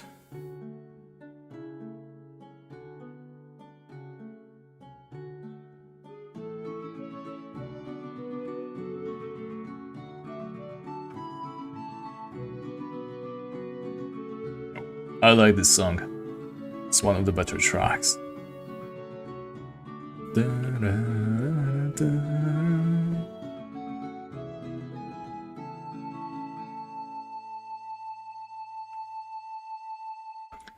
If not for the copyright strikes, I would have done some karaoke right about now. I don't want to go a cappella, or better yet, with like this background music. But if I play any actual songs, it's going to be a problem, I think. By the way, these Viking helmets that we have also been seeing a lot of, they are 101, rather 1 in 101 drops as well. So we are super unlucky currently. Also, we need to keep an eye out for a torch. We definitely need a torch right about now. Ours is about to run out. You, torch, no? Okay. Oh, a pile of grey ware. Believe it or not, 1 in 101 as well. Weird how ghouls have so many drops of the same rarity, but they do. According to Tibia wiki, pile of grey earth, brown piece of cloth, scale armor, and a Viking helmet. They are all the same rarity, 1 in 101. And that is based on 19,000 kills. That's not that many actually. There is an earlier statistic made based on 255,000 kills, and there's like a little bit more discrepancy in this one. But still, around 1 in 100. Is it interesting to you guys listening to me speak about drop rates on a ghoul? I hope it is.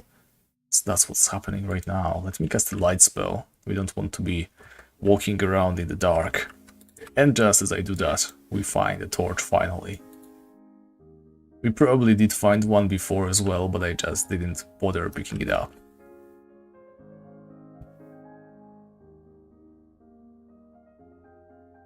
What can I say?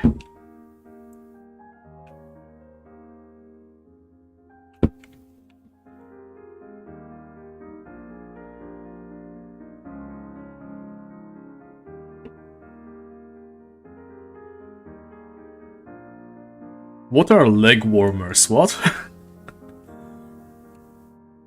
He can't live without his leg warmers? Long socks? I don't know, maybe it's just trousers, like... There's so many things that could be considered leg warmers. If you guys are in my Discord channel, we have this special meme section. And apparently there is something called erotic dirt. I got... Right, so apparently we just got disconnected. Or maybe not, you never know. I just got a notification, but back to the topic. Apparently erotic dirt is just like dirt that you rub onto the other person in an erotic scenario.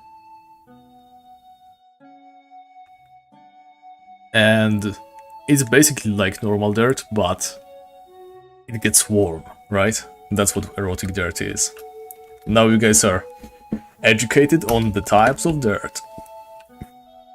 There's regular dirt and erotic dirt.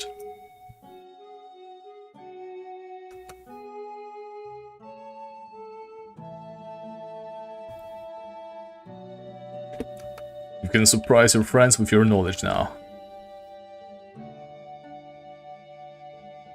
A rotten piece of cloth. It's not something we need. Alright, we are past the 550 kill threshold, so we can now officially say we are going slightly dry. Before we were counting on luck. Now we can start making demands.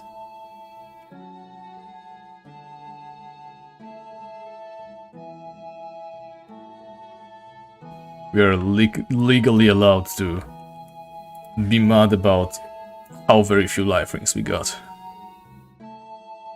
during all this time.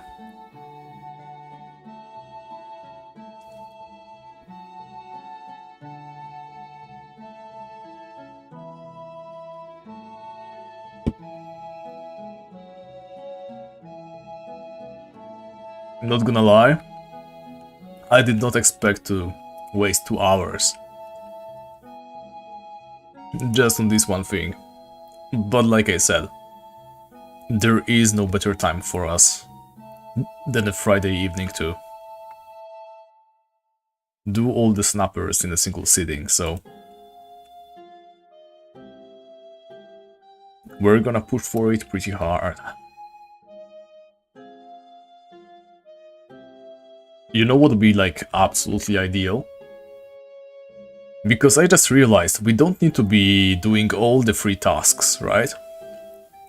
We will be doing the tasks only until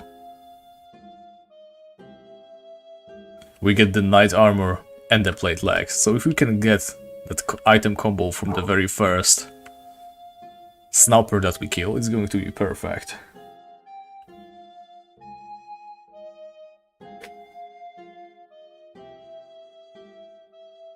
Oh wow, alright guys, tell you what, you'll never guess, but all these times, if you guys have been sending me like, you know, comments,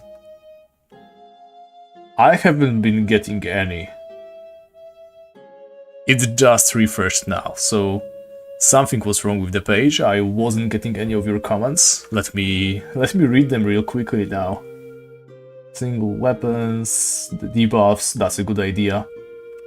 Single-use weapons, well, they already have a use, right? They're probably the most damaging items in the game. If you want to go for DPS and just press a lot, you probably can make use of that way.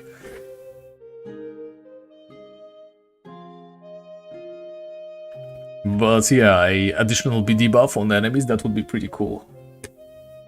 Bosses in Bestiary, sorry about that.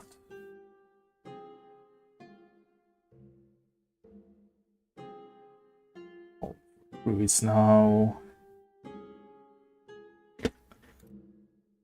Oh, you like the playlist, Syrian? That's interesting. I bet that you made that comment like an hour ago. But yeah, please bear with me answering your comments right now. Like I said, I wasn't getting any. Only now the page has refreshed. I'm utterly shattered right now.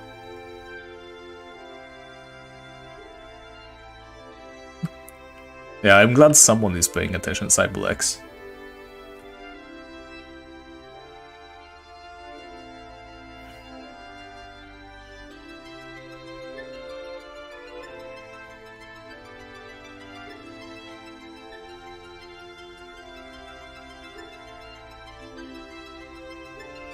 Do you guys really not know why we need the life ring? So, you remember how we have to like walk through the entire Tikuandan jungle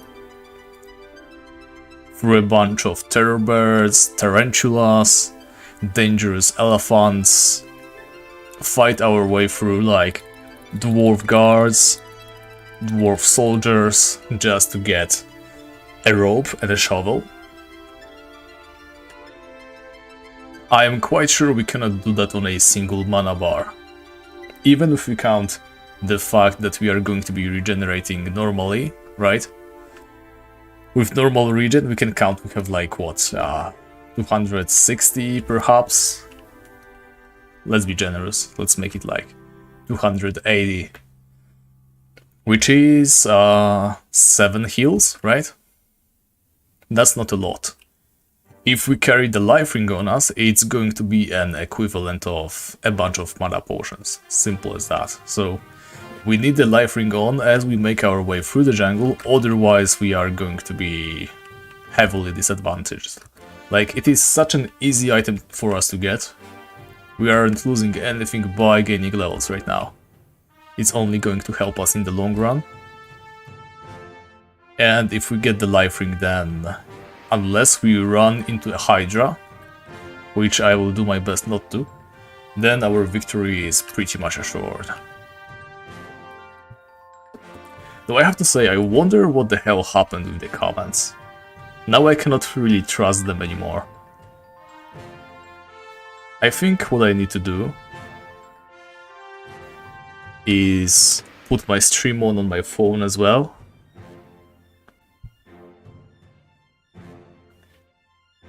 So just give me a moment. Yeah, and just like that. I have two sources now and I will be able to follow the chat no matter what. But wow, I am seriously weirded out by this. I hope that never happened before, but I wasn't just getting your comments at all. Suddenly just updated. Also, hey HHHHH. I didn't see you there, glad you dropped by. If you're still here, by the way.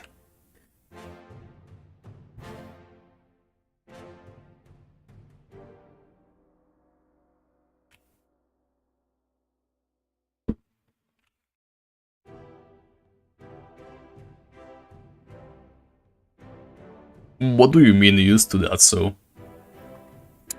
You're saying that's what always happens?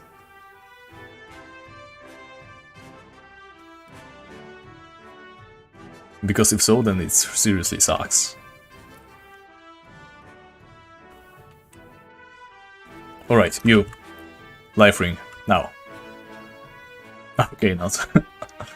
One of those days... Oh, nice, we finished skeletons. One of those days, I'm going to predict it.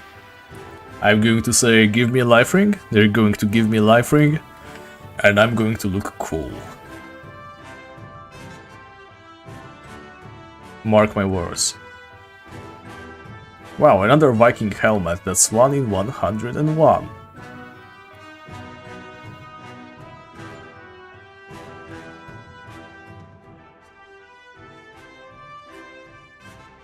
A torch, interesting. Let's keep going. I feel like the next item we drop is going to be something cool.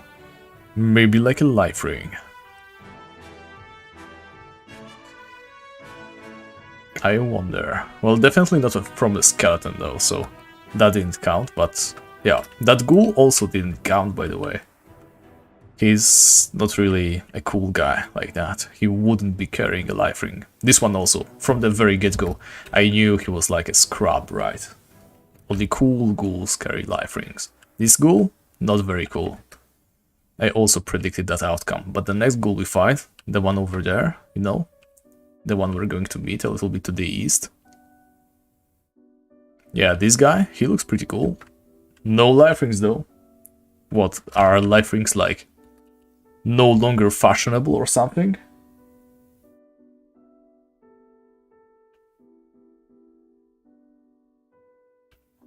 Oh, that is actually an incredibly smart idea. A level up full heal could be huge. I know, right? You guys are the best, not going to lie. Coming up with only the best of ideas. But still, if we can finesse our level to be close to leveling up before we go, then sure.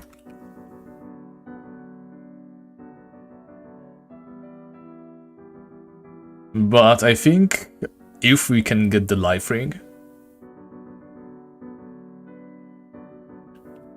I'm not going to bother with that. Like, it's a great idea. We probably should go ahead with it. But at this point we have been streaming for 2 hours, and we have only ever been walking around in circles in the Undead Sternum Cave. I think you understand why I would want to go ahead and just do whatever else.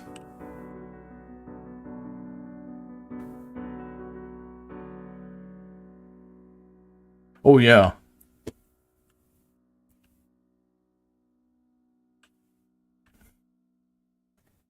Guild fights in Dawnport are such a cool idea. Is there such a thing as Tibia ASMR? Welcome to the stream, by the way. Expatatat. Expatatat. Not sure how to read your name. If you want me to do, like, you know, an SAMR, a little bit more of that, you know, you can always just say so. I mean, as long as I keep talking, right, it's going to be a little bit better. I do realize that a lot of you guys don't really care for my content as long as I keep saying stuff. So that's why I'm always pushing to keep talking. But let me tell you, it is not very easy for me when nothing is happening on the screen.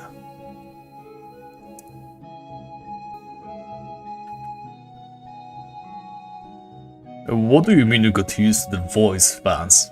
By the way, I'm not sure how it works in your country, so I'm not going to assume it is the same as mine. But we have this one guy. You know how there's like movies, right? They're usually filmed in foreign language, unless you are from an English-speaking country.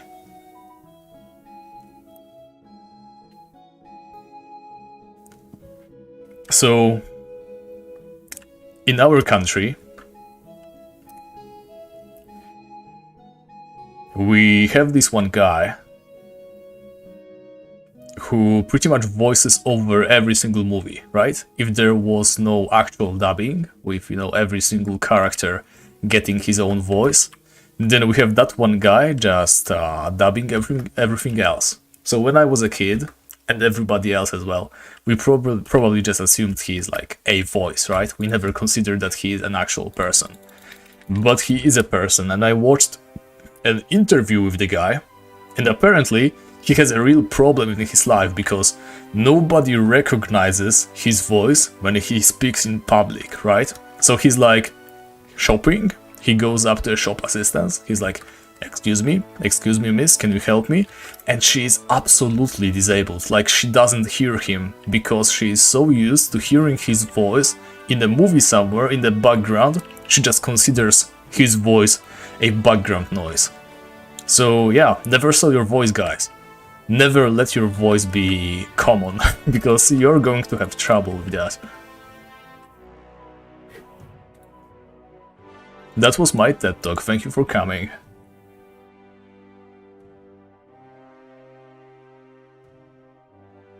What do you mean over a year? I haven't been making that many videos, or that many streams, or that many anything. You're not supposed to get used to it. Please continue to praise me for my voice. That's the only thing that I really like about myself.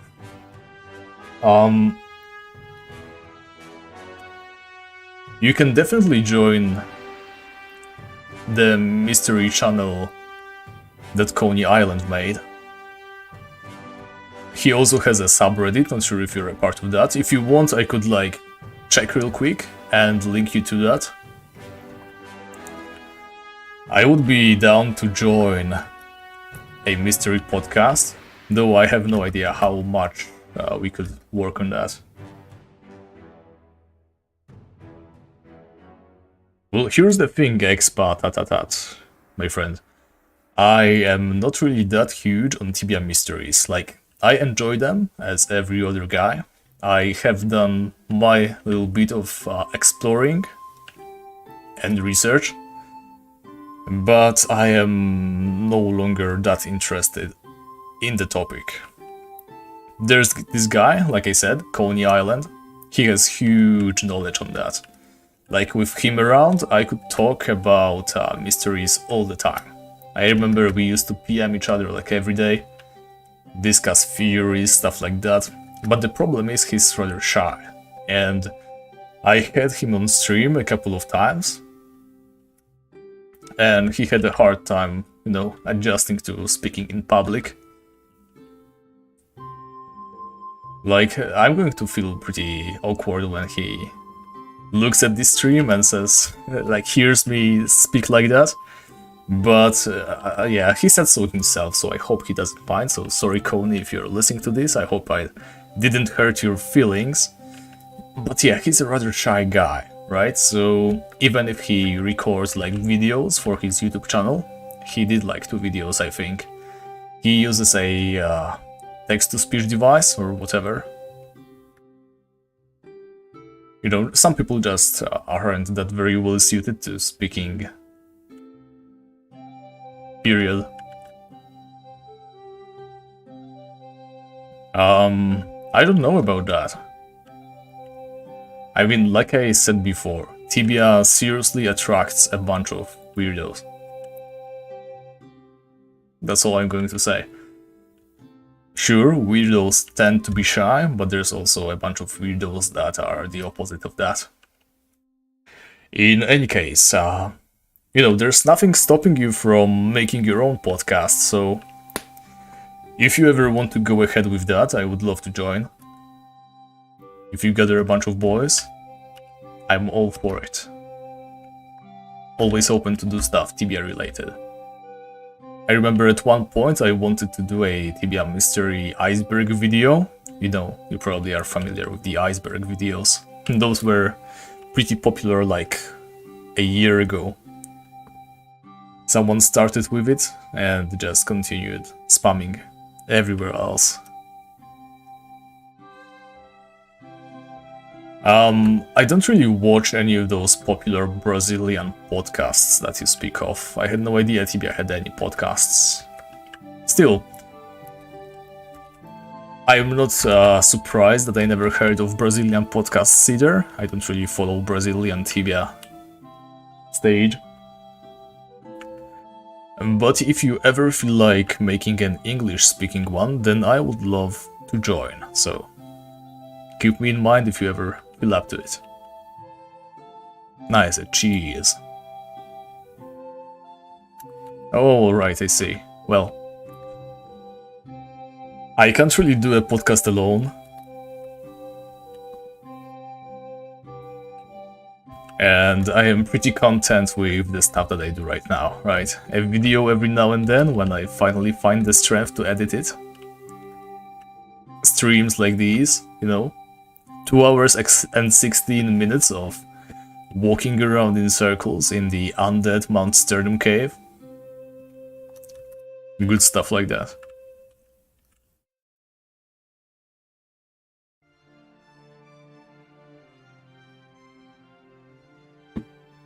Yeah, my drink is about to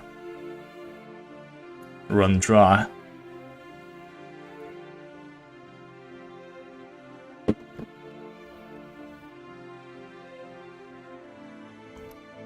I still have a bunch of beers. Oh, level 5 Ghoul. Have a life ring, please. Only you can... Yeah, you cannot. Oh, come on, Vance. You said you would stay until at least 11 PM, right? So don't you go getting sleepy on me now. I'm counting on you. Like, Pop, he is busy with his bathroom and his half a liter.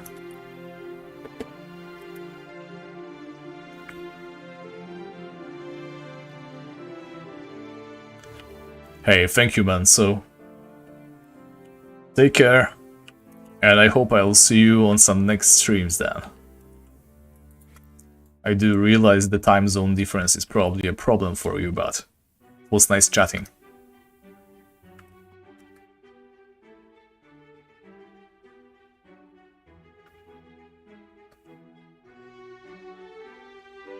Yeah, I mean, Pop gets the get out of jail card today. Since his bathroom has broken down, I guess I can forgive him not being on all the time. Then again, how long can you really work on your bathroom, right? Like, if it's a Friday evening, then you probably just want to, you know, take care of things really quickly and then, you know, leave it for tomorrow. So I can't say I am entirely buying the entire bathroom thing. And I got the hiccups. Bear with me as I recover from that.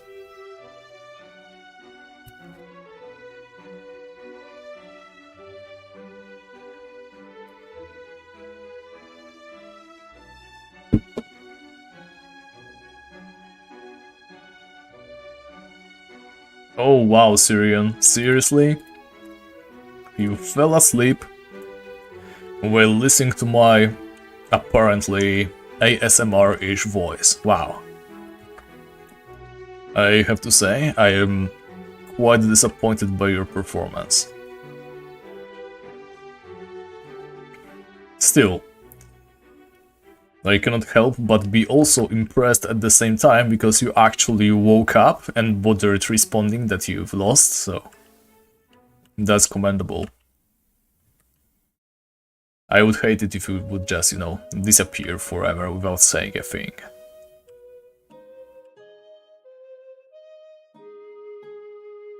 Anyway, yeah, feel free to go to sleep, by the way.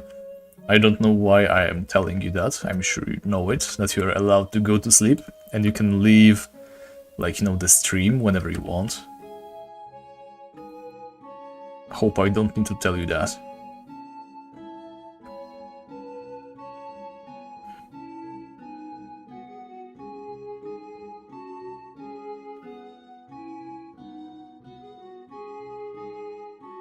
Yeah, sorry about that. No idea why I decided I am entitled to telling you that.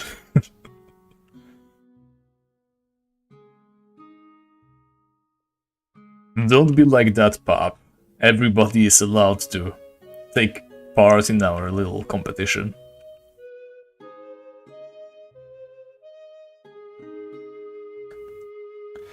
Especially since we didn't really bet on anything, right? We are just checking who's going to claim the victory. Grab the good old win.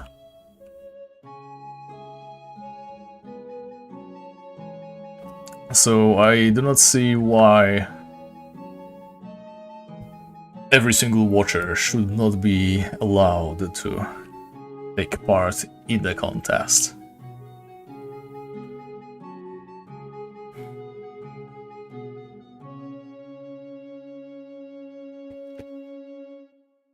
Well, yes, they are bound by honor, but at the same time, it's not like huge amounts of honor. Like, you know, you need to put in like 1% of your honor to take part in the competition, and if you lose like, you know, 1% of the honor as well, so it's not a huge deal.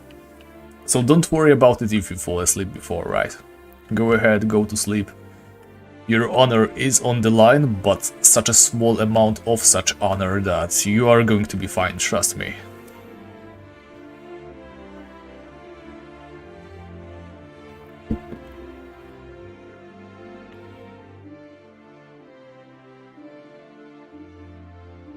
Yeah, so I am 100% prepared to see, like, you know, only 2 concurrent viewers by the time we are finished. Only me and Pop seriously staying up. And of course my phone. That's the second viewer.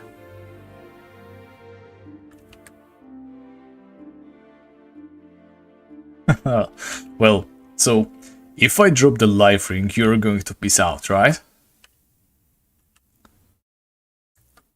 Well, not gonna lie, I'm kind of hoping I don't drop a life ring there. You know how it is, I need to keep that hacking viewership rate up.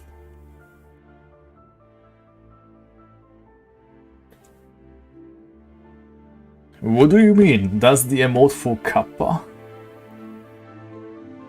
Also, bear with me, okay? That's a question I never really bothered asking, but now I seriously feel the need to. What the hell is Kappa? Where did it come from? What exactly does it mean? I remember just starting browsing some forums at some point, trying to search for something, whatever, I can't even remember what it was. It was some weird obscure forum, and everybody would spam kappas. What is kappa? Is it in any way related to that Japanese water demon, or?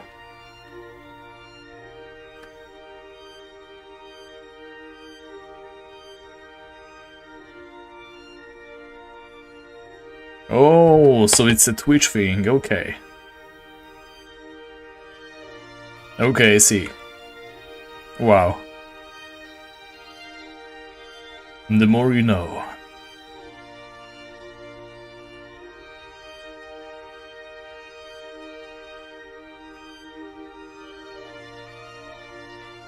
Alright, I see.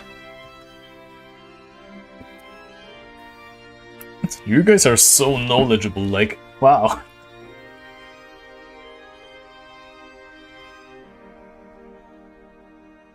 Yeah, it's like one of those things that you never question, right?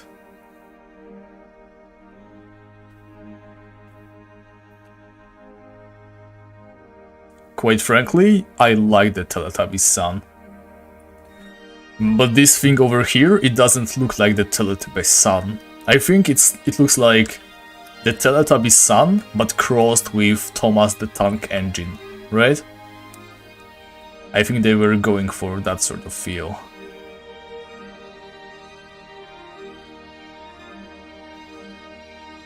Also, can we take a moment to appreciate how hecking creepy Thomas the Tank Engine is? Like seriously, what the hell? How can children watch those weird faces? Like, I don't know about you guys, but it makes me very uncomfortable whenever I see Thomas the Tank Engine.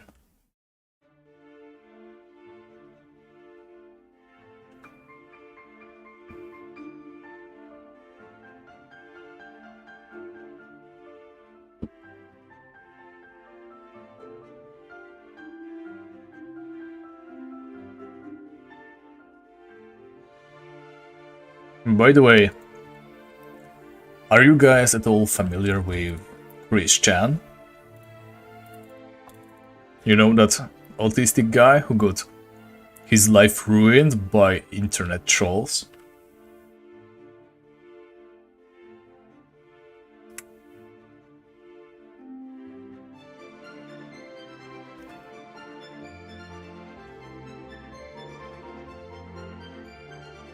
Wow, level 35? Amazing.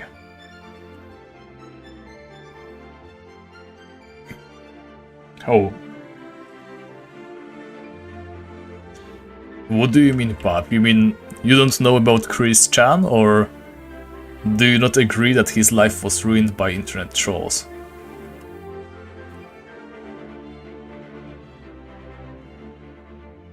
Because I don't know if I am supposed to start explaining or start arguing, and that's pretty important.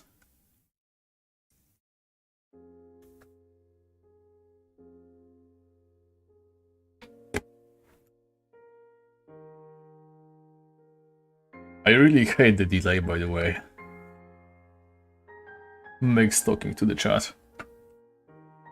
Yeah, exactly, the owner of Sonichu. Kill his own mother? Oh my god, you're grossly misinformed. Okay, so he didn't kill his own mother. He allegedly slept with her, right? Except he did it when she was like, well, and still is, super elderly. Like, you know, probably barely sentient at this point. Ultra messed up, but he didn't kill her. Right, so he had intercourse with her, allegedly. Wow, I never expected myself to start saying this word on the stream, but yeah. Rumor has it that he has committed incest with his mother. But apparently he was goaded into it by some internet troll woman, so... You know, he was always easy to manipulate, like people quickly realized when he started posting things online that there is like no boundary to what he is prepared to believe in. People have already extorted money from him before, made him do all sorts of things, destroy his own PlayStation because he thought he would be getting money for it. You will have to just watch some online documentaries on it. YouTube is pretty comprehensive when it comes to Chris Chan theories and history and documenting all that stuff. He's probably like one of the most well-known people when it comes to documented life. I don't believe there's anyone who you could learn more about than Christian if you really dug into it. But in any case, what I wanted to talk about is the most messed up thing that happened recently. So, he used to be just a rather normal, slightly autistic kid. He turned into an absolute degenerate because of the internet trolls' influence. And believe it or not, he ended up having an incestual, alleged life ring relationship with his mother. Messed up, I know. Life ring, oh my god, let me finish. And recently, he has been arrested for that, by the way, because where he lives, it's a, not a crime, but a felony, I believe. Not really sure how American law works exactly, but yeah. I think there's a difference between those two words. But what matters the most is he's in jail now, and he has started sending letters to his followers, right? Obviously not really followers, but he considers himself Jesus Christ, and also all the other goddesses. He believes in some seriously messed up weird shit. And he also told his people, who he believes that follow him as a deity, to start praying for his mother's death so that he can come back home. Because even if he does not end up with any jail time because of the incest stuff, which might be alleviated thanks to him being autistic, and there not being that many proof of that happening, he still won't be able to come back home because no matter what happens, he's going to have a restraining order. He won't be able to come close to his mother. And his mother obviously lives at his house, right? So that's that. He's praying that his mother dies so that he can come home. Yeah, take care, Siren. Thank you for sticking up till we get the life ring. Guess what? Now is when the real stuff begins. We are now going to do all the exciting stuff. So, do you really wanna go now? I suppose you do. Is that a real shame?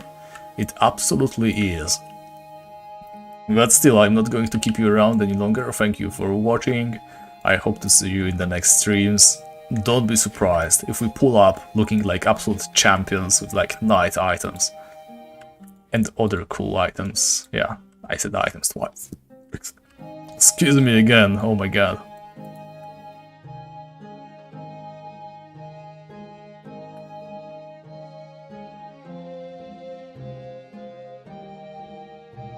Yeah, did I say the fun part? That's probably not the word I should have used, by the way, when talking about this stuff, but it just happened, so sorry about that. Well, if you need to go to sleep, then definitely do so, right? Like always, the streams are not going anywhere. You will be able to watch them back later. If you have to go, then go. I am not keeping you. But we are now going to go finally obtain the elusive, exceedingly rare, impossibly valuable rope and shovel in Tikwanda.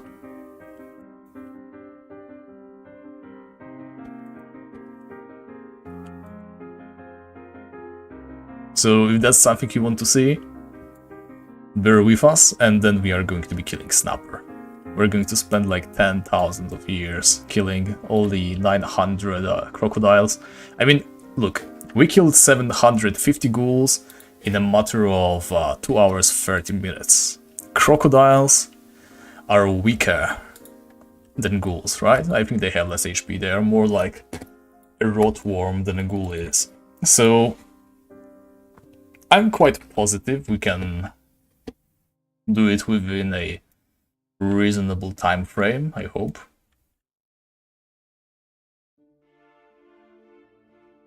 So yeah, there's no fear of missing out, really.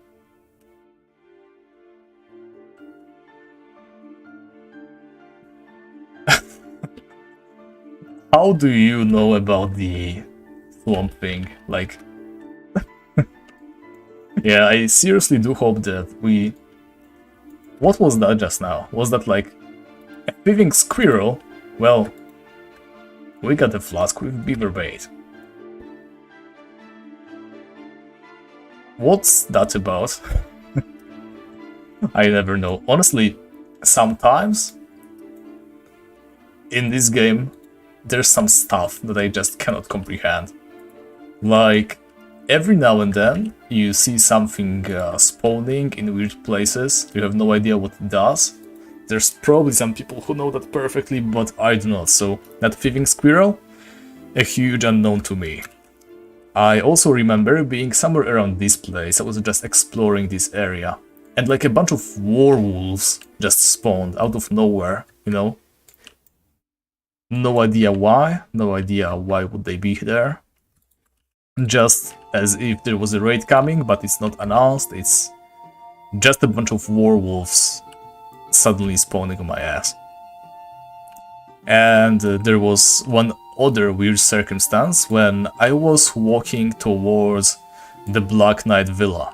You know that place where you can find like a bunch of bugs and two adventurers? I was right there. I was just casually walking forward to kill some more Black Knight on Skogul the Ironclad, and I suddenly find myself surrounded by elves. Like a bunch of elves just spawned, as if, once again, there was some kind of unannounced raid. There is no mention on it on Wiki. It just sort of happens out of nowhere. Seriously baffling. There's so many things that we have not recorded about this game. And they are seemingly like pointless as well. Werewolves in this area? Like sure, why not, but why? At the same time.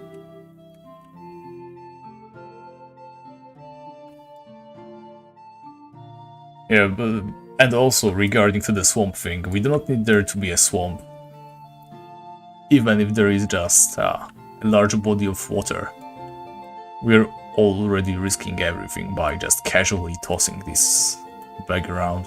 By the way, if we lose this bag, if somebody steals it from us, for example,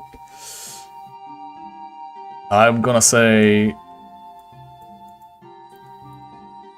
we deserve it and we are just going to buy a life ring, right? There we go, that's what I wanted to press. I don't think we can afford any more time trying to get a life ring. If we count yesterday's stream, I mean 2 days ago, the previous stream basically, that's 4 hours of us trying to get a life ring from different sources. Everybody has a limit, my limit is 4 hours.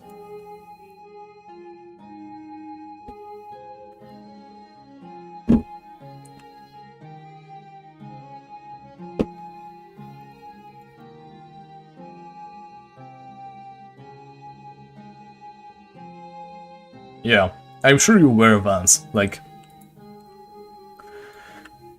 I have zero doubts that you would like to watch me walk in circles for like 3 more hours, killing ghouls over and over again. I have no doubt in my mind that you are a person who would appreciate that sort of thing, but I'm afraid I'm going to have to go and finally do something with this character. We have been stuck on this progress level for years now. Well, years. It's been a week, I think. Right? I think the last time we got something, aka the crystal sword, it was a week ago or so. Yeah, let's actually stick a little ways away from the main road, just in case somebody happens to zoom past us, notice us carrying the bag, and decide that we don't deserve to own the bag that we have so harshly worked for. We all know that Tibia players are more than prepared to steal our hard labor.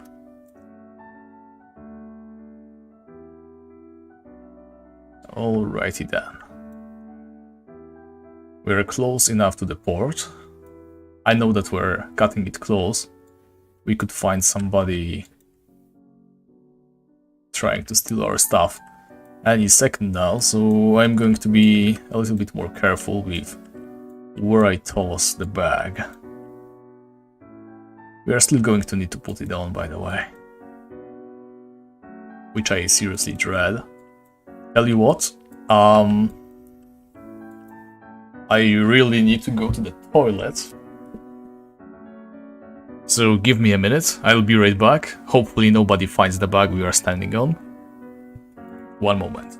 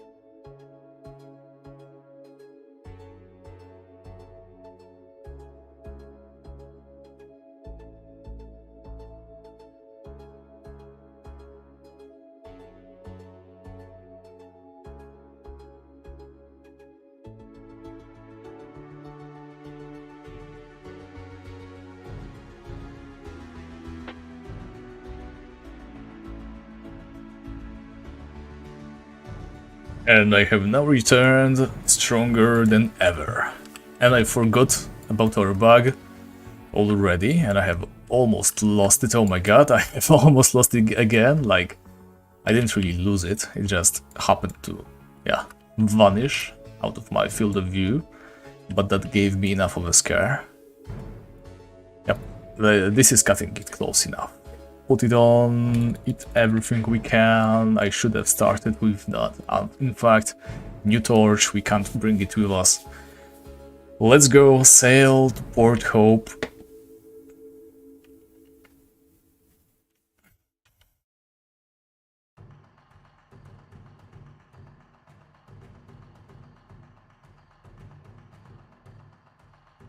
Oh no.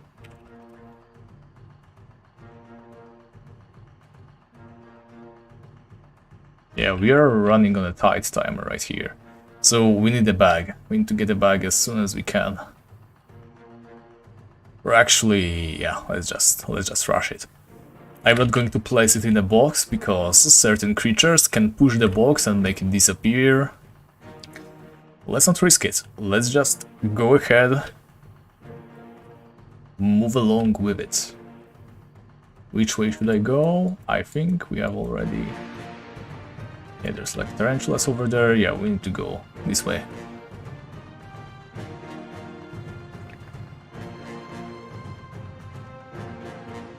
I'm getting stressed now, but yeah, what's the worst thing that could happen?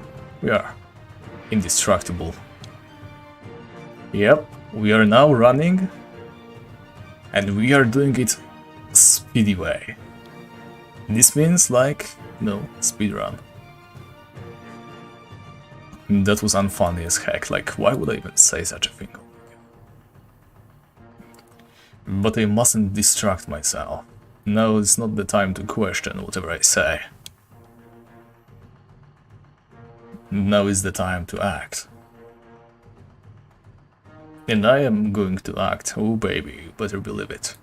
Now we are not going to fall into this conspicuous hole.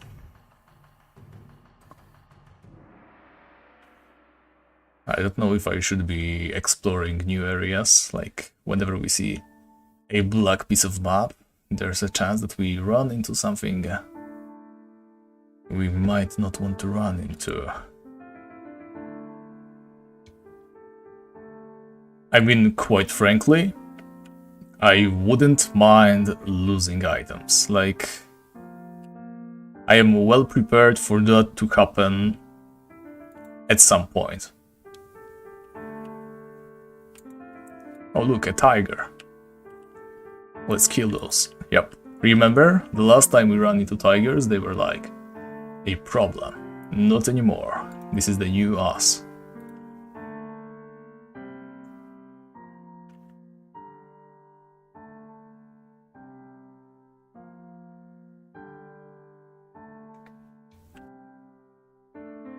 And there is no such thing as ending the run, pup.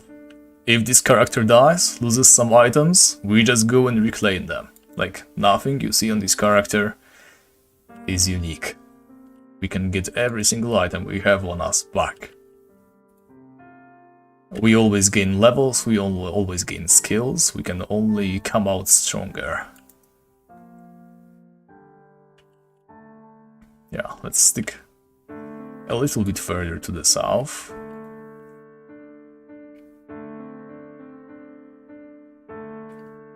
Alright, 16 minutes left on the live ring, that should be good enough.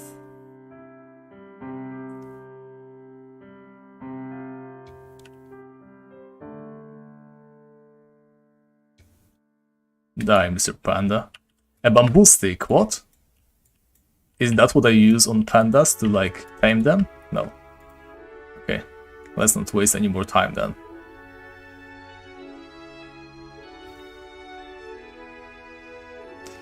There's a terror bird to the south. Let's just hug the river. Like, I know that there's lizards over here, but hopefully we can just run past the lizards. What we do not want to run into is the Hydra. And somebody appears to have been walking through here not a long time ago. So if we are lucky enough, there won't be any trouble now, will there? Dwarf Venom Sniper. Let me tell you, boy, you are getting your ass slapped. Flesh Hunter? I am not impressed. Give me your leather armor, boy. More terror bears now.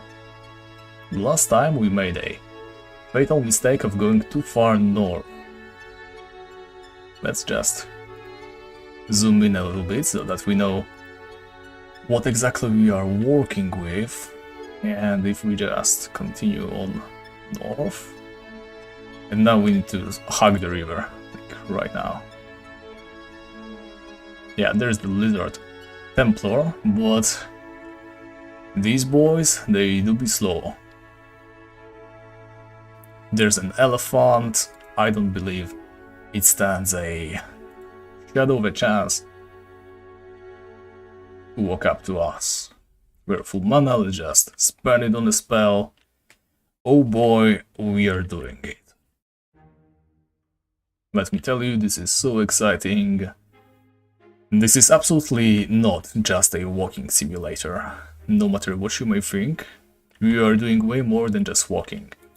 Because at some point we are going to need to make our way back through here. You know, as one does. And we are going to need to, you know, carry a hacking bag full of rope and shovel with us.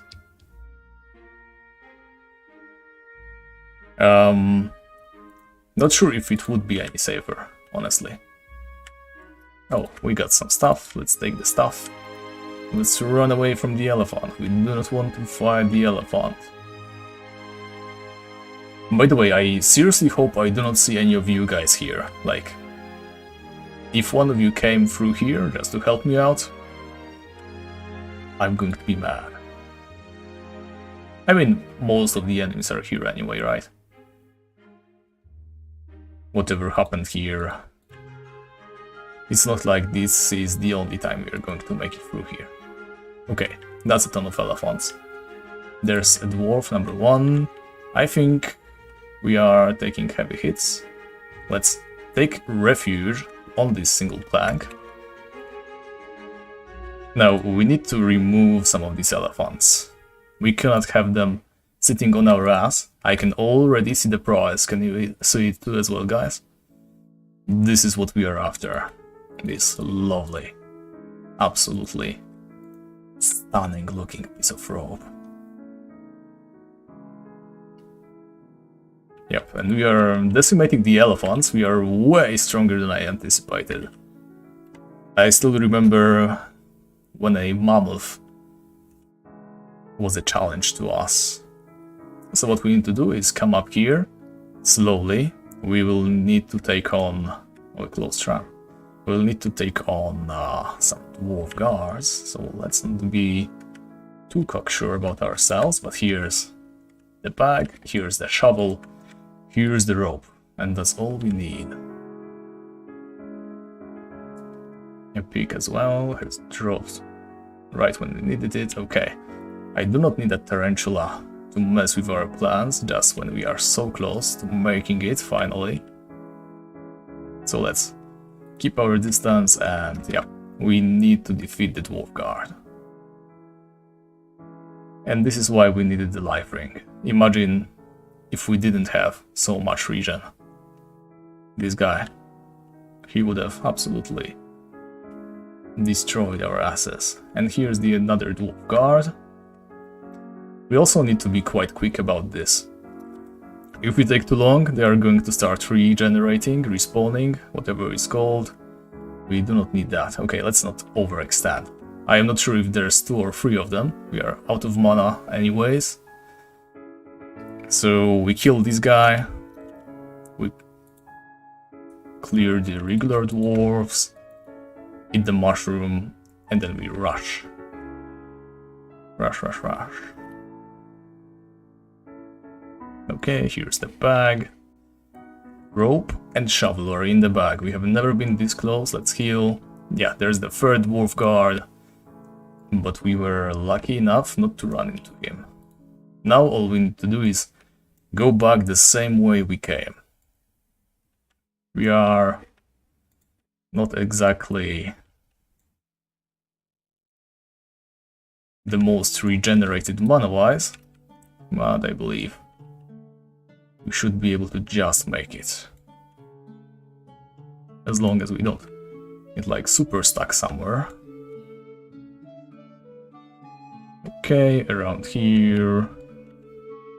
Take the bag away. A little bit more. To the right. To the life-giving river. I'm going to take a short breather at the safe raft.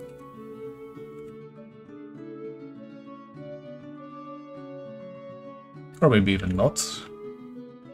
These elephants seem to have slowed down considerably. Wow, like all that cider that I bothered to drink so far, it's completely worn off.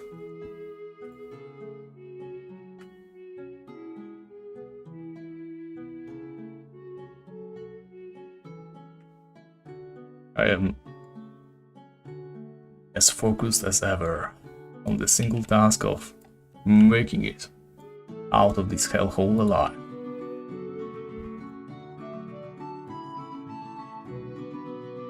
Let's keep our distance a little bit more, in fact.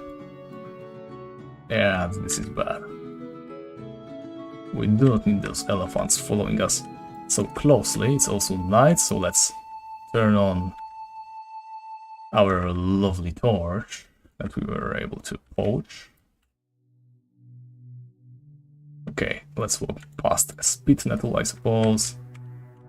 No harm in that. There's a ton of hacking insects to the south of us, and we are dangerously close to the Hydra area, so let's hope it's not lured straight south from here.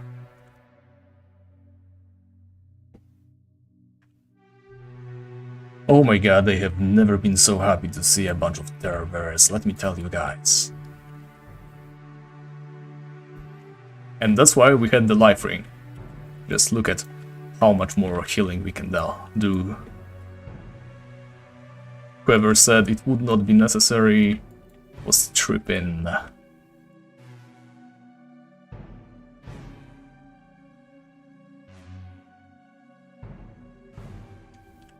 Yeah, but we definitely couldn't have done it on level 20. No matter how you look at this.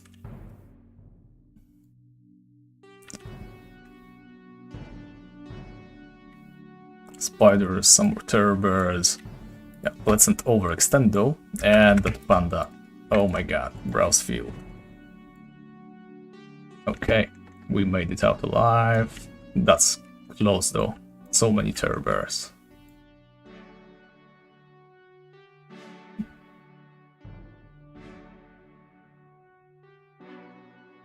Just let me go. Like bears, you know? I like bears. Terror bird is like one of my favorite mounts. We run into a bunch of tarantulas. Also not what I needed right now, but quite frankly, even if we die now, we are quite safe. Making it here is zero problem.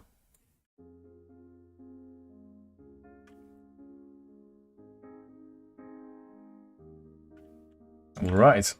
I don't think we can run into anything more dangerous in this part of the jungle. Let's turn on the celebratory full attack mode. And guys, I think we've made it. We might actually be the best. Let's... Oh my god. Yeah. For a moment I thought it disappeared forever. Just like with the machete. Did it disappear forever now? No, it's still here, boys. I hate jungles.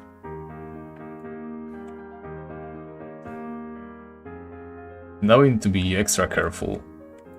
I know there's some holes on the ground around here. If we drop the bag down one of these holes, it's over. So there's no serious enemies around. Let us just make sure we don't throw the bag somewhere we cannot retrieve it from. And once again, behind such a weird bush, that makes it impossible to see our bag.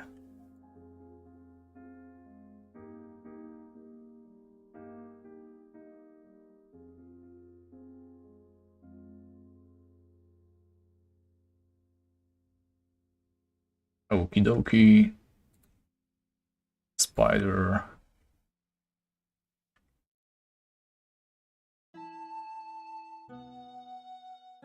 And once again, we lost the bug due to hacking.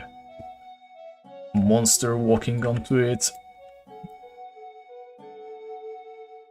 Alright, we have made it to the city.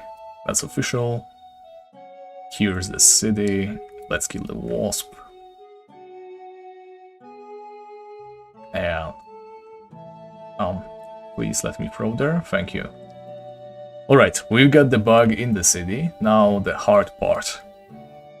Yeah, what we just did was not the hard part. What we need to do now is make sure nobody takes the bag away from us. I mean, if that happens, quite frankly, I am like not ending the stream here. I'm just going to go pick up whatever rope and shovel from the shop or something. Like, we have officially made it. We have the rope and shovel here. If we lose it due to our mistake, I am ready to take it, but if somebody just comes up and says, why? Yeah, I'm not going to take that.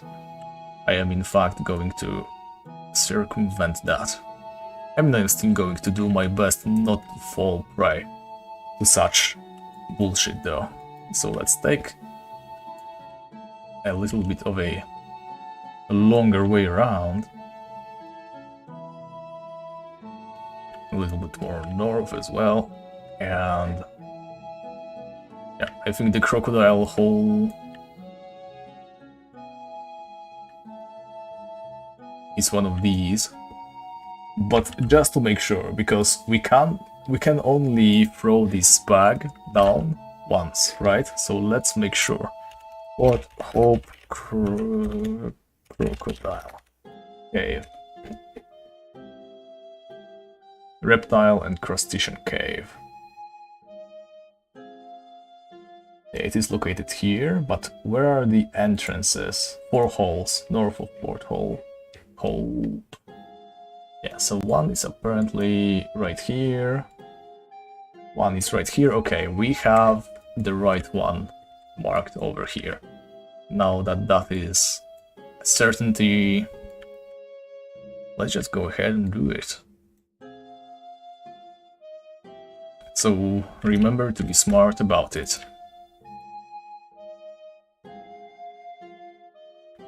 What way can we make this work best? Okay, this is open, but it might not always be the case. Let's leave the shovel right here.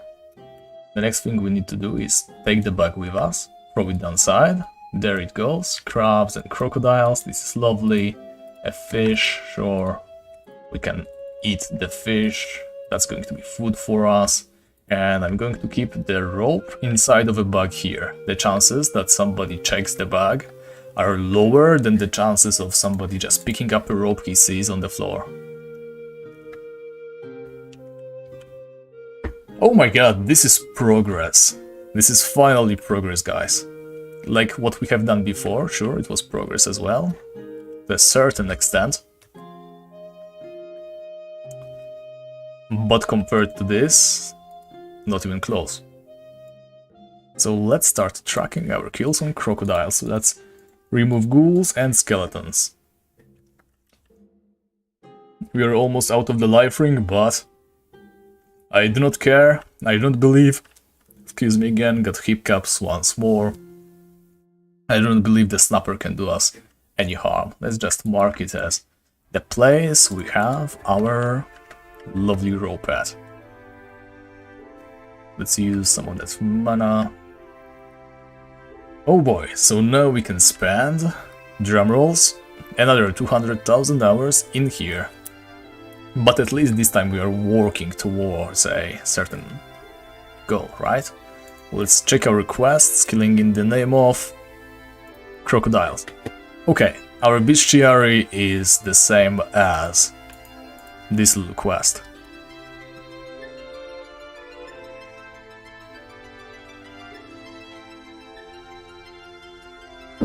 Oh wow, that was like the last drop of my cider for today.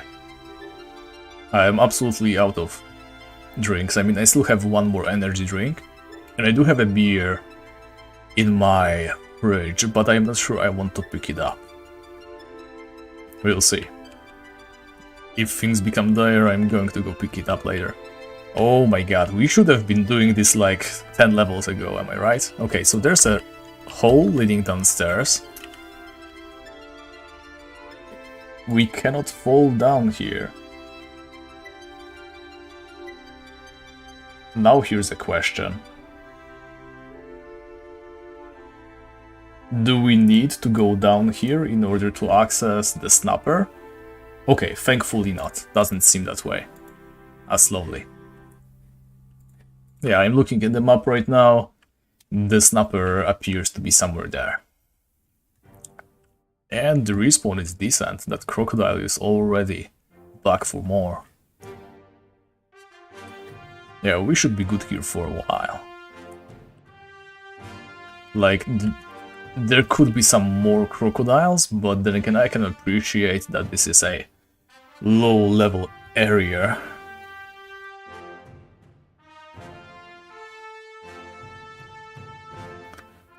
What I hate to say though is we're almost out of light. And then again, we don't need light. I mean torch. When we have the light spell, am I right? Or am I right? Oh my god, I am so happy with us. Okay, so here's a dangerous hole. And here is the Snapper teleport. Everything is falling into place. As long as we don't accidentally walk down into one of these holes, we are going to be great. And keep in mind, we can get very lucky, kill one Snapper, get the plate legs, get the knight armor, be done with it, we can start working on tarantulas. What do you mean the wrong hole? This is the right hole. I mean, we're not walking into any holes, it's a teleporter. I have no idea what's downstairs, probably like, you know, more crocodiles, where most sane people go to when they want to hunt crocodiles. But I am sure you have noticed by now that we are not exactly sane people. Oh yeah, crocodile boots. I mean, not gonna lie, when I was a kid, I really liked crocodile boots, like... I didn't play premium, but I would still buy crocodile boots just for the fashion, just because I thought crocodile boots are way cooler than regular leather boots. But if you were to ask me today, I love leather boots.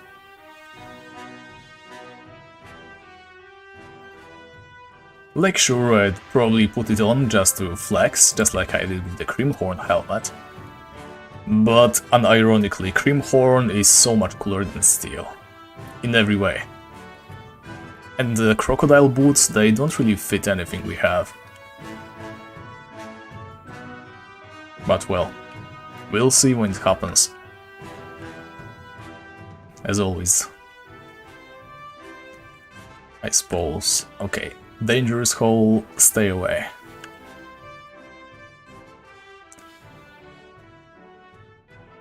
I mean, if we fall into any of these holes, it's not going to be the end of the world. Like, all we need to do, we are going to just die under one of these holes, right? And then just rope our body up.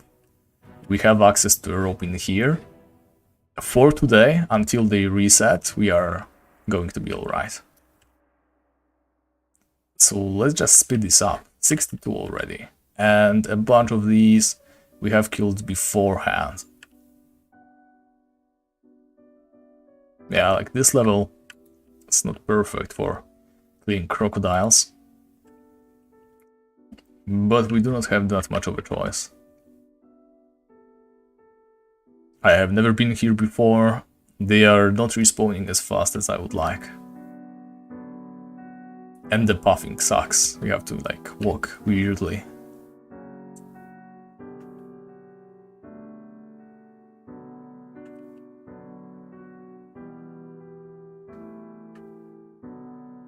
Oh well, we're going to be fine. Oh, we have also run out of stamina. I don't think I have lost full stamina for like a couple of months now on any of my characters. That's a rare sight for me.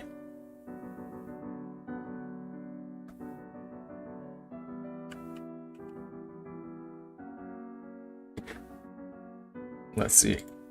Snapper, yeah. So the crocodile boots are 1 in 11 from Snapper. That's pretty common. We have more chances of the crocodile boots than we do have of the knight armor. If we think about it. But yeah, I hope I don't need to tell you which one I would prefer.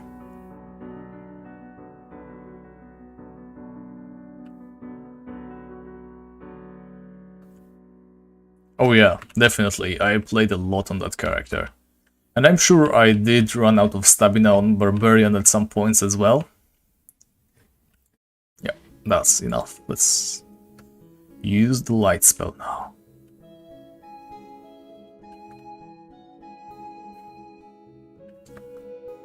Okay, that's a bunch of crocodiles.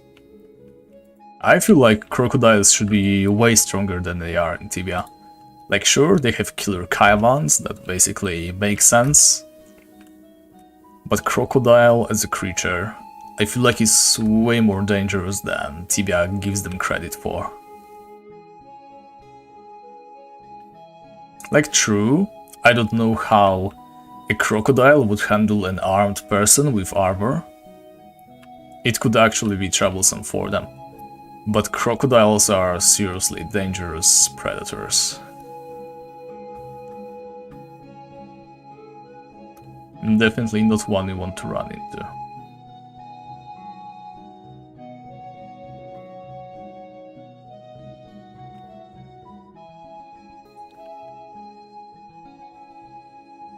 Crabs are cool.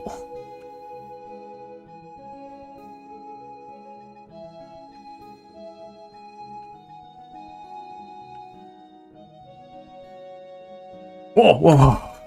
Oh my god, I almost walked into that hole, like... Yeah, I know it doesn't look like that, but... I honestly didn't see it there. Just a half a second longer... and I'd be down there. Like an idiot. Giving myself heart attacks. Holy... Rob. Let's steer clear of these. The map is not that difficult. I can keep looking at this. When I see a yellow dot, I stay away.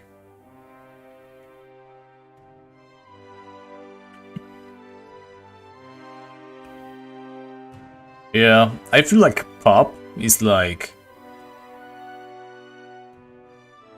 pushing it a little bit too far.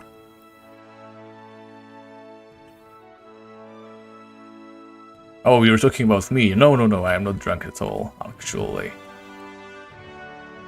I have become completely and absolutely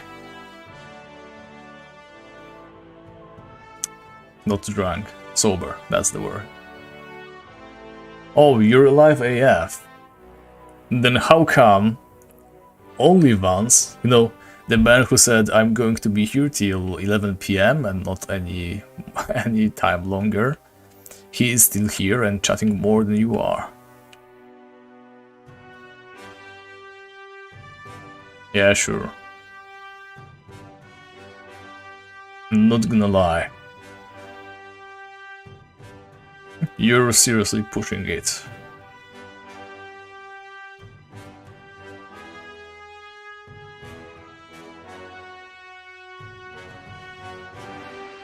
But, well, I cannot stress enough how happy I am that we are finally making some progress. So all we need to do today, for now, is finish all these crocodiles. It's not going to take that much longer, I think. In these past 10 minutes, I don't think we have been here for longer than 10 minutes. We have already killed like 60 of them. We're good.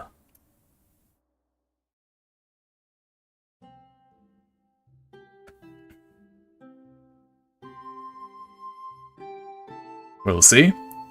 Every single time we start talking to Pop, he's like, oh, be right back, I need to do something that is very legitimate and super serious and completely understandable. But tell me, at how many very legitimate and understandable circumstances that prevent you from actively watching should I draw the line? Because I am here all the time. And you have been like fixing your bathroom, talking to your friends, putting me on TV. You know, you're not very believable right now, Pop. I hope you understand where I'm coming from. What after Crocodile Task? Well, this might surprise you, but after Crocodile Task, I'm going to do Tarantula's Task. And of course, to do Tarantulas, I am sort of going to need a new life ring. You saw how important that life ring was back there.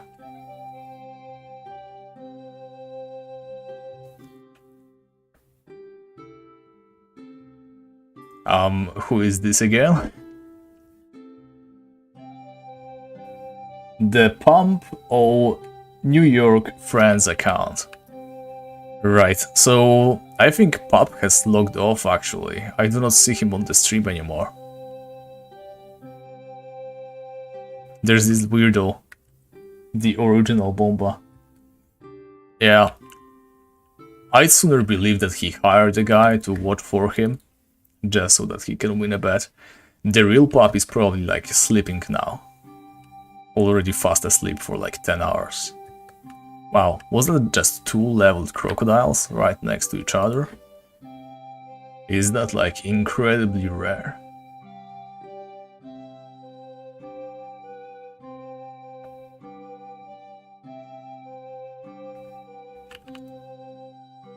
I am not doubting you at all, Pop. Like, you have to admit, you haven't been watching all the time.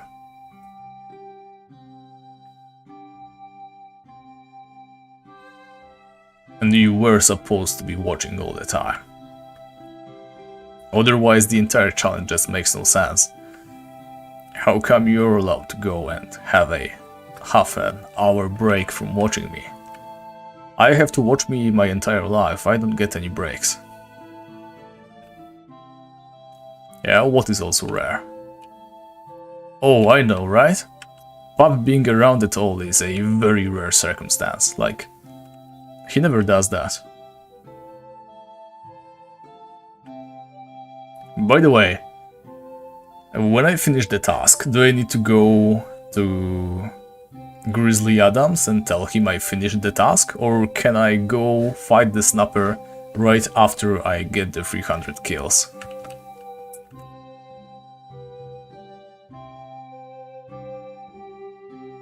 I sure do wonder.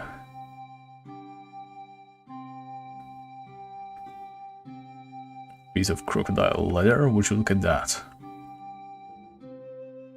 And yeah, let's recast the light spell. Yes, okay. The thing is, there's this delay, you know? Okay, I need to report first, okay, thanks. I really hope our shovel is still up there. Though then again, that hole was open this entire time, wasn't it? So maybe this is an eternally open hole.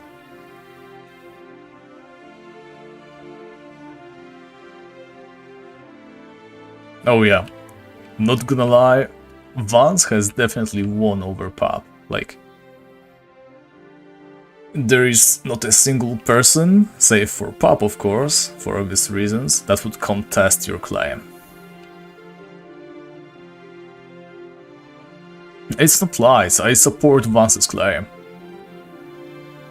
Vance has been here all the time, commenting, paying attention, giving advice. And you? What can I say, Pop? Fixing your bathroom, was it? That's not very convincing, honestly. Come up with something better. What's going to come next? A dog ate your computer?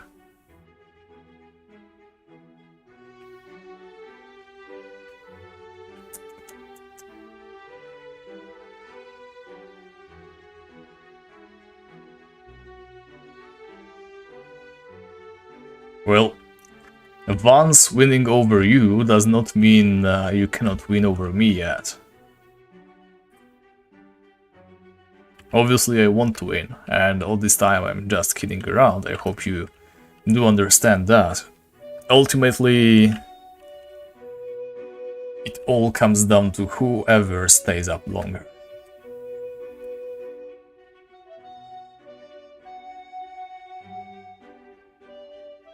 I did already need to give you the benefit of the doubt a couple of times though.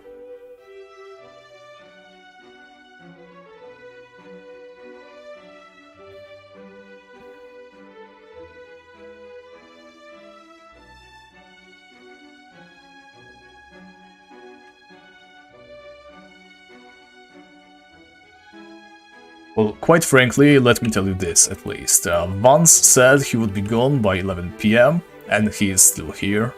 grabbing another drink like a champ.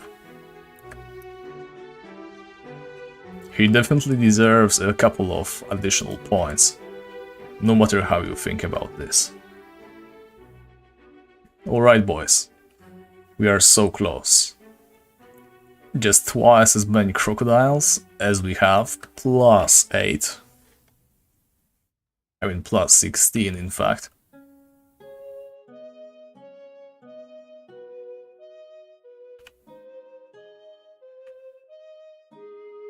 And we are going to be done with the first snapper task. Tasks are so cool. Like, wow.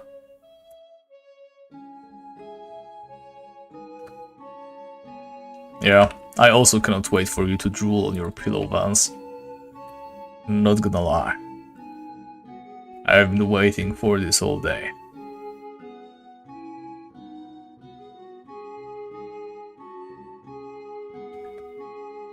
Yeah, I feel like I'm slowly falling asleep as well, so let me grab one of my cheat code drinks. Not gonna lie, I didn't expect to be drinking it so soon. But maybe if I take my time, it will last me a while.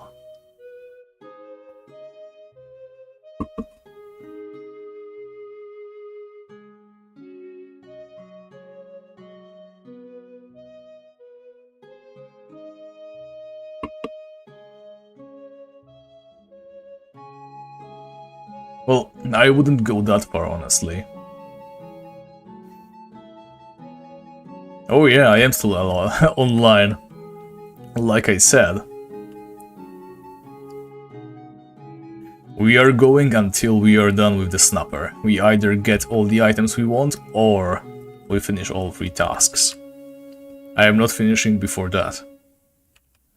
Because honestly, I am not going to go for that hacking trip any more times than is necessary.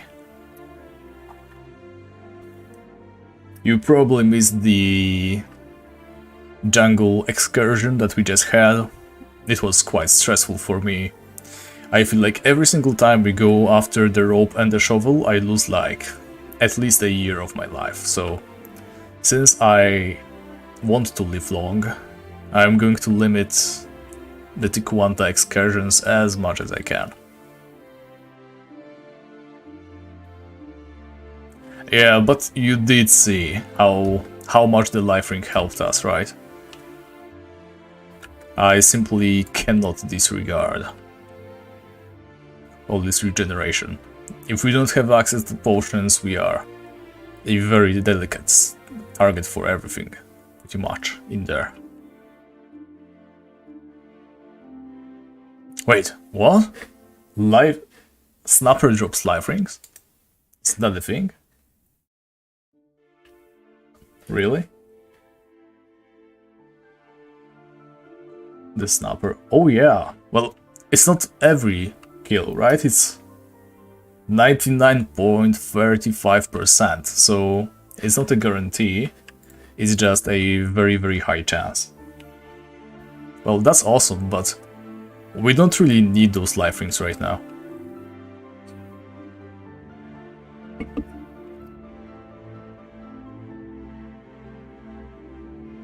If I were smart about this, I probably would go like kill the snapper, put the life ring on, go kill some tarantulas, wait for the life ring to run out, return to crocodiles, since crocodiles, they do not hurt us at all, right? And tarantulas, they are going to hurt like heck. But quite frankly, yeah, it is going to be the longest stream ever. No matter what we do, so...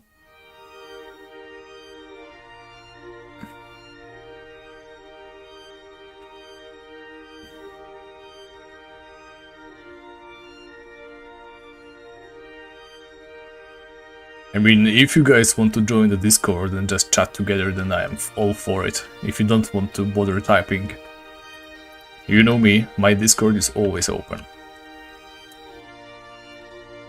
So if you wanna talk directly, everybody is quite highly welcome.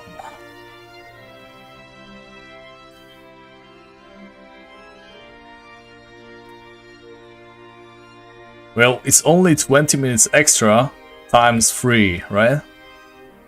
I mean, technically, since we are going to log out the second we kill the third snapper, it's only like 30 minutes extra, I mean 40.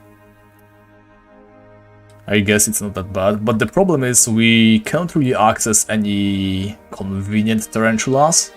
You know, we cannot enter a tarantula cave. We don't have any more ropes. The one we have, it's stuck in this cave forever.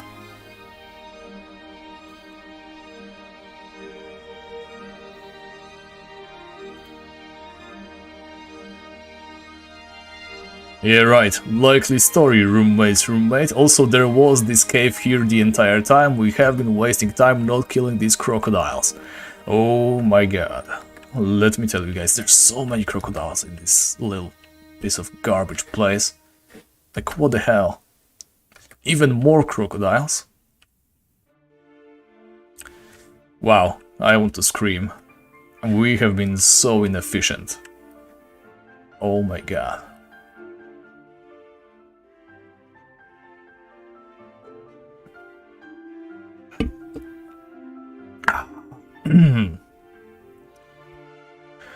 Remember guys, whenever you hear somebody make a statement,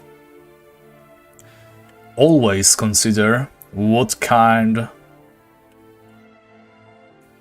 of an interest somebody may have in others believing and propagating that statement. So imagine you have a roommate and he made a bet with an unpopular Tibia streamer that he is going to stay up longer than the said streamer, right? If you are somebody out there just listening to the argument, remember, a roommate's roommate has every single interest to have his roommate win in a completely unrelated and unimportant argument. A bet that doesn't bet on anything, that is pretty much the 100% interest that the roommate's roommate may have. So that's why we should never believe a roommate's roommate when he says anything about such topics.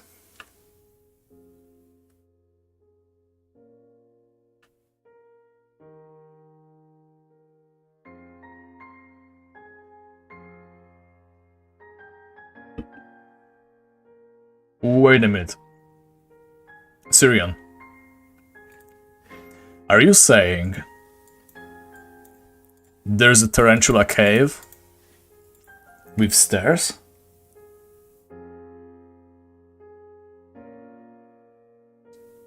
There is a tarantula cave that will not require us to have a rope? Yeah, hello Kuba, welcome to the stream. I'm going to assume you are already higher ranked in the watcher list than puppies. Oh, that place, right, I even have it marked as tarantulas. So there's tarantulas down that cave, you say? Alright, tell you what. Since it is such an efficient thing to do, whenever we drop a life ring, we are going to go and kill tarantulas. Just like you say, it's going to be like 20-ish minutes times 2, not a huge time waste, and a huge payoff.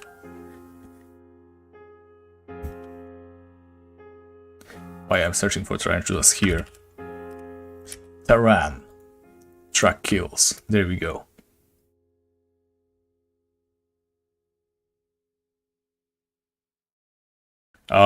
He might have entered a couple of times. Is he the guy with deep voice as well? Because if so, then I have already talked to him before as well. But he might not be. I am not exactly up to date with your roommate situations. Oh yeah, level 99999999999. That's not a lot, honestly. How much did you play? Like 3 days? Not very impressive, let me tell you.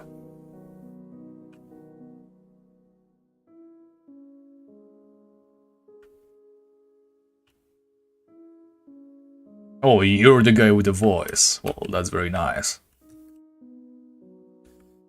Let's go ahead and make our voices even deeper, just to make everybody else that much more impressed.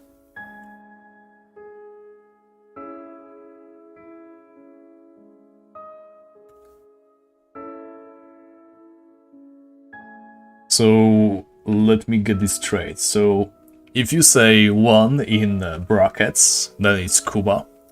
And if you say 2 in brackets, then it's pop, right?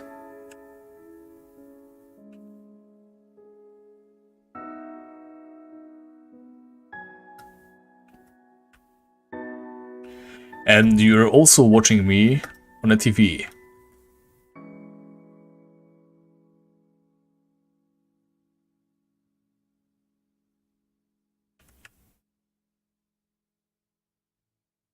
So if you guys are watching on a TV,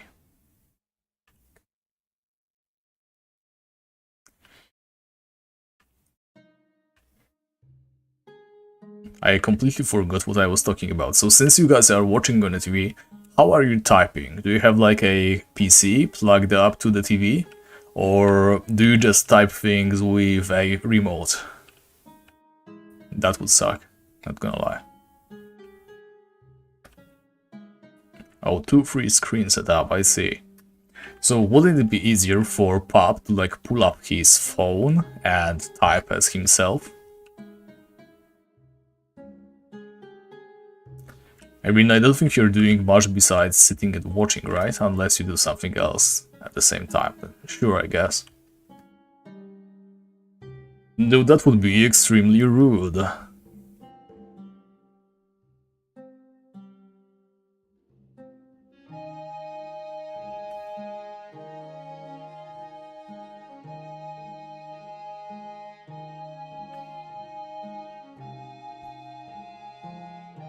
Also, Vance, I am highly disappointed by what you say.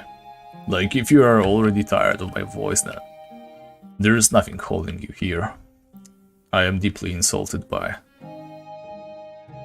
you not no longer appreciating my voice. If you're not here after that, then I cannot imagine why you are still sticking around.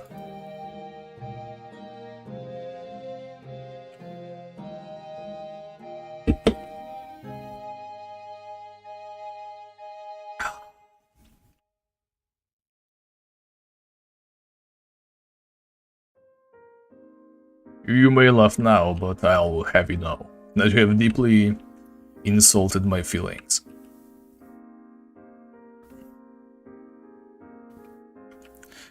I have no idea how I am going to recover from this shock.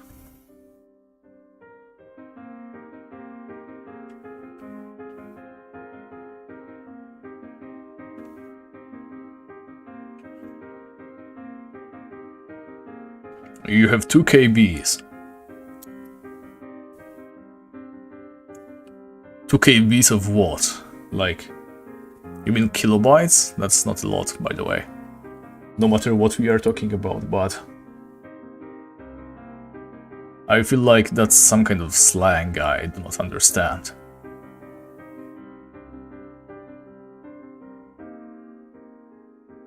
Yeah, 2 of you guys typing is getting confusing for me.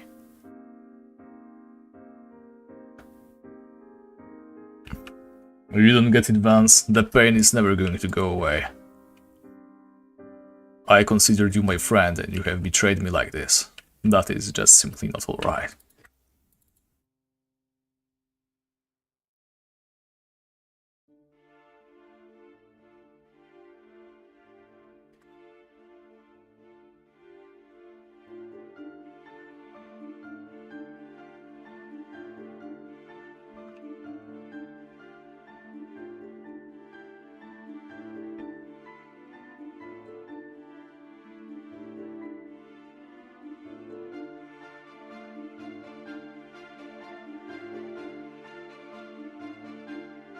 Yeah, that's a fair statement there, Vance. You're quite on point, in fact.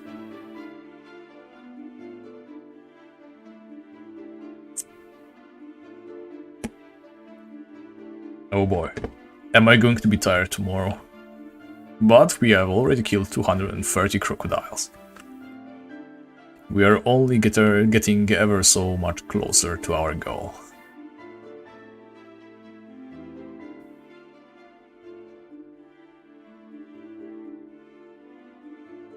Maybe I should just ignore the crabs as well. Though then again, the crocodiles, they aren't respawning quickly enough, so... It's not like I am wasting any time on crabs, they only give us EXP. And if we continue going like we are going right now, 26k per hour, we are not risking reaching level 50 at all, at any point.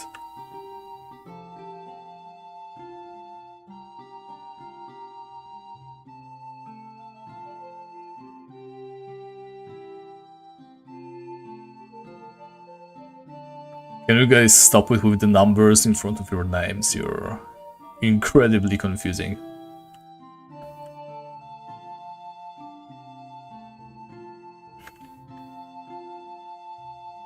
Also, good news is, we have tied the number of concurrent viewers with our number of likes. The bad news is, the number of likes has not changed for like an hour.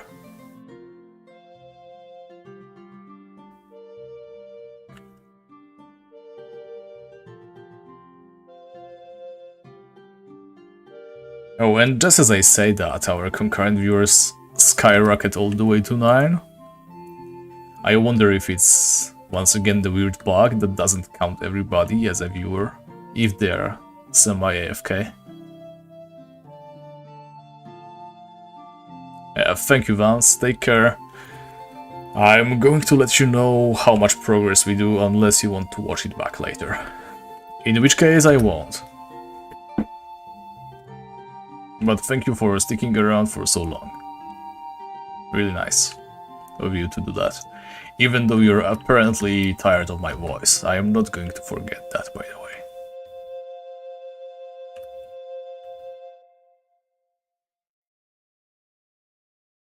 Yeah, so since it is already pretty much nighttime, and I am kind of fighting with Pop, trying to make him fall asleep before I do, perhaps I should start training for my maybe someday future ASMR challenge.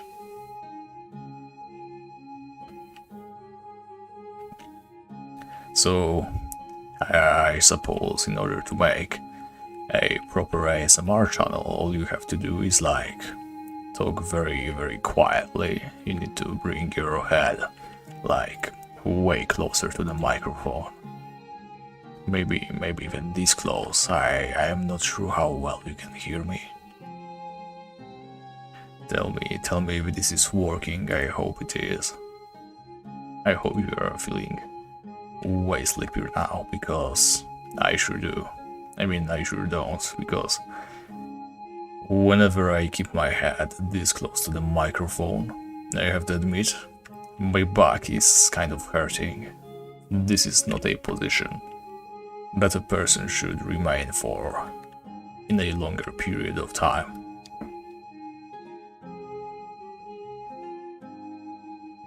In fact, now that I have slightly adjusted my position, now my lungs are like no longer pressing on each other. That was a burp, yes. Oh, okay, so I'm going to do an ASMR moth challenge now. So remember closely. Let me tell you, moths, right? We all know moths, like everybody loves moths. The thing about moths is, recently I have seen this weird, like an article in some internet newspaper, you see. And in that newspaper there was a person claiming that moths is actually racist. That the fixation that maths creates, that maths pushes actually, the fixation of getting the right answer, you know, that supposedly is highly racist. Like, not everybody cares about getting it right. Getting it right, getting it correct is apparently highly white and highly masculine, and therefore not only racist, but also sexist. So remember guys, the next time you get a very low grade on your maths test, just keep in mind, at least you're not racist.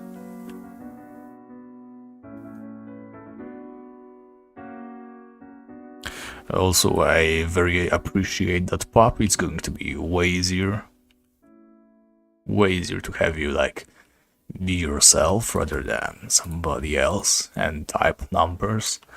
You know how it is. I need to be paying attention to the screen right now, you know, because I am rather tired, I'm not going to lie. And I don't really want to fall down a hole that I would not be able to get myself out of. Which is why not having to look for tiny little numbers in brackets every time I want to determine who is exactly talking to me is going to be a huge help.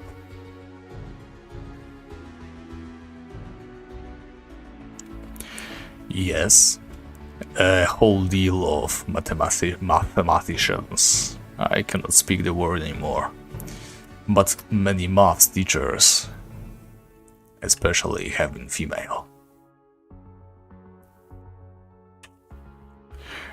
Yes, we could do that, but, well, not going to lie. I'm quite comfortable just speaking by myself. This is something I need to be getting used to more and more. By the way, if you are paying attention to the screen at all, you might be able to observe that we are currently 283 kills in, which means anytime now we are going to be able to get out of here, finish the task, enter through this magic force field, and kill the first snapper boss. Hey Jean, welcome to the stream. As you can see, we have transformed into an ASMR challenge right now. I need to outlast Pop. I am doing very well, and in order to make Pop sleep faster, I have chosen to lean into the microphone and like speak with a slightly different voice, so that that little weak child just falls asleep whenever he listens to the hypnotic sound of my voice. I am also not pretending to be an ASMR YouTuber. You see, the thing is, I am an ASMR YouTuber. I have finally realized that I am no longer the Tibia Iron Man guy. Starting from today, I am the Tibia ASMR guy. I did not realize my potential before. Now I do. This is what happens. This is what peak performance looks like. You may not like it, but, well, let me tell you, this is what it is. Alright, by the way, recently I've been watching this weird stream. You guys probably know the YouTuber. He's pretty well known despite not having that many subscribers, which is weird. But his name is Deadwing Dork, and he does streams on like weird people online. And last time, I think it was like a week ago, he explored this weird rabbit hole about how to pronounce challenge, oh my god. Yeah, my brain is fried. How to pronounce challenge. Channels. Yes. How to pronounce YouTube channels. You know, you don't know how to pronounce a word, name, something, you type it in YouTube, and you're probably going to find like a dozen of different channels trying to have you watch their 3-second video on how to pronounce. And apparently some of those how to pronounce are like incredibly weird and creepy.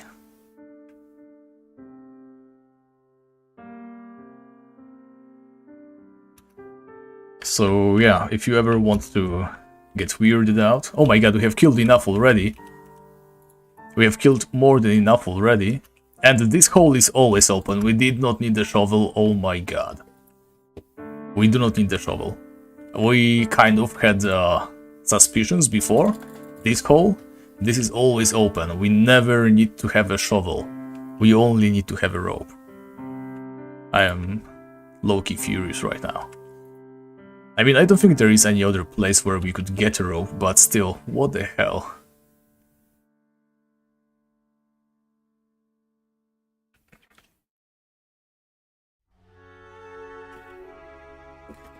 Well, the thing is, I am not tired at all. I still have an energy drink, like half of it.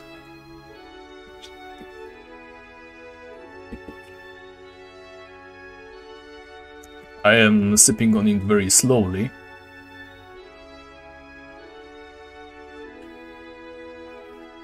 And I am not feeling tired at all.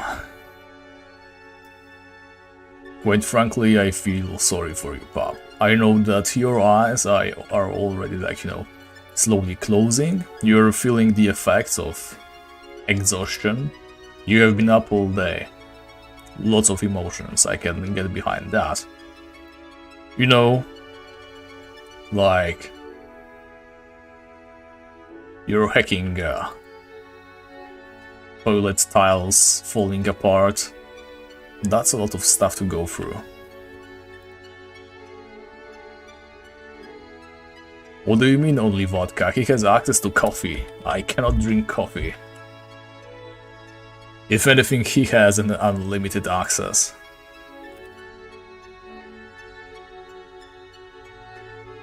Okay, so we have this task done.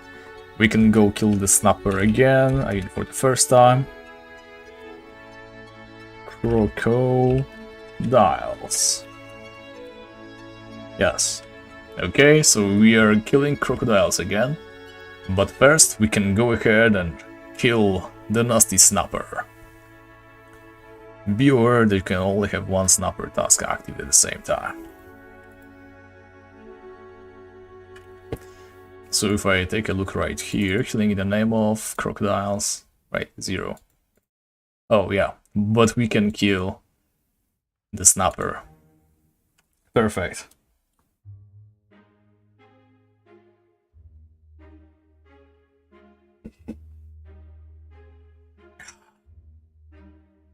Oh, so you're a Skyrim fan, huh?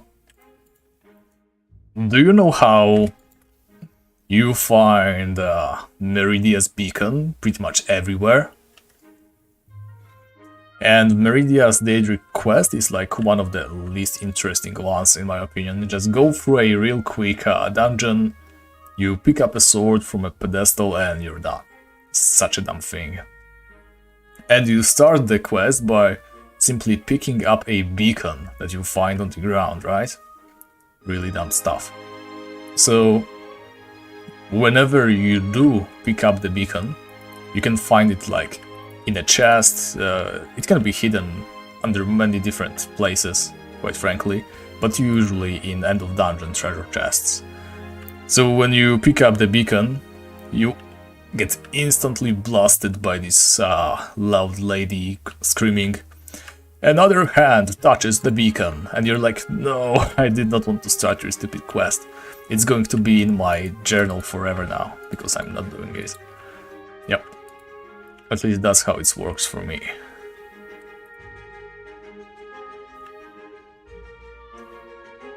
Yeah, it can be the chest. I think I've had a situation once when I like found an end of dungeon chest, opened it, the beacon was there. I was like, okay, not picking it up. I went to another room. I looked at a shelf, and there it was again, another beacon. Meridia has so many beacons. Right, so is Snapper tough? I hope he isn't. I have 10 minutes to kill him. That's a dead body. It's empty, and he's not hitting us. Okay, good. Because I just kind of panic healed right there. Flame of Life. Okay, we got 4 health potions, 3 small emeralds. We can't take any of these, we're taking the life ring. Alright, and we're getting out of here. And like I promised before, we are going to do something very exciting right now. We are going to go and kill some tarantulas. Isn't that something? So here's our secret hidden rope. Let's rope ourselves out of here. We do have the life ring, so... And the cheese. Isn't that perfect? Alright, so since we do not have any ropes, we need to find that single spot where tarantulas appear right next to a stair-based dungeon. Is that the proper way to call it? Probably not. But you know what I mean.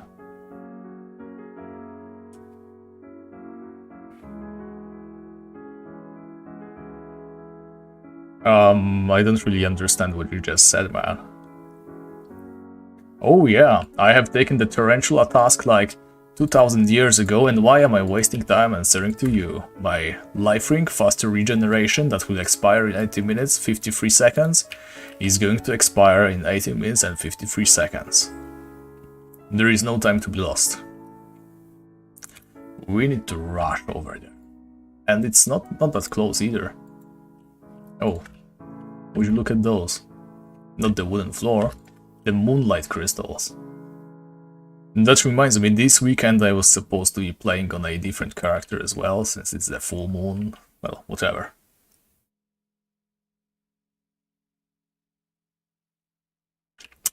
Well, you're very smart. I really hate how smart you are. Yes, it is way better for me to push the ring.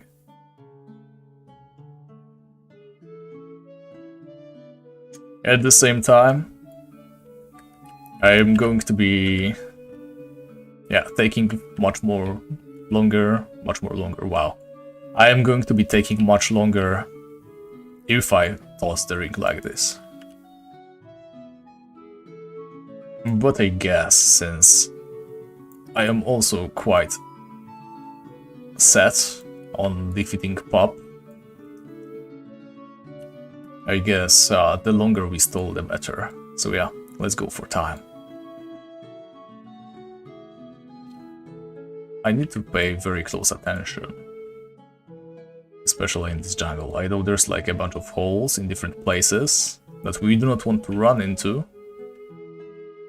Because we do not have a rope. Like, I have probably already stressed well enough.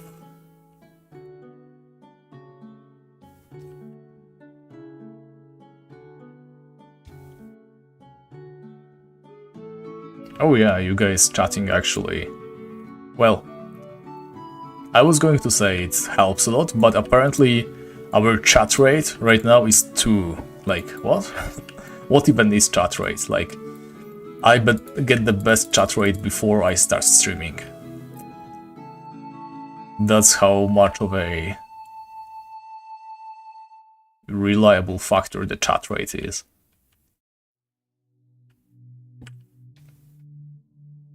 Oh yeah, 14 people, that's quite a lot.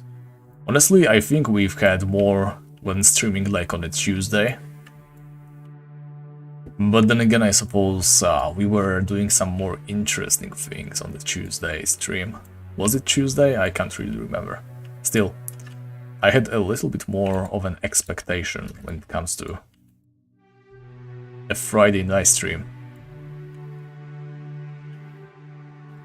And I am probably never going to top my high score that I achieved when streaming on Ironclad, all the explorations. You know, Hellgate was very popular. Maze of the Lost Souls, oh my god, that was so much fun. Like, this is great, but so many people do not care for stupid stuff that we do. Okay, there's a tarantula, we are going to slay it. There's another tarantula, I'm going to say we are fighting tarantulas now, so let's plop that life ring on. 37 gold coins. Right, and you're saying if I go down these stairs, there's going to be tarantulas here, right? And nothing else? I see a poison spider. Hopefully I don't run into like a serpent spawn or something worse.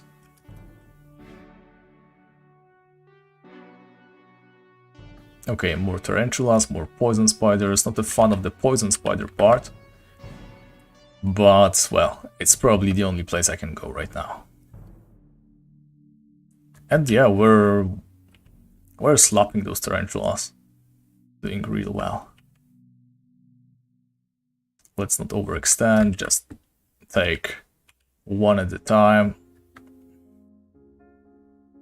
Okay, GS floor lower, oh my god. My tongue is slipping so much already.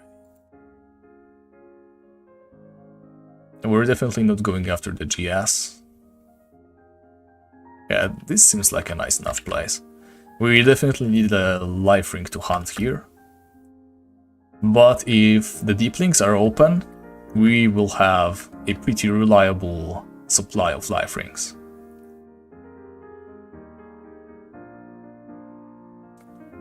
So that won't be a problem either. Sure, it will be tedious, but tedious is better than impossible. That's my new motto.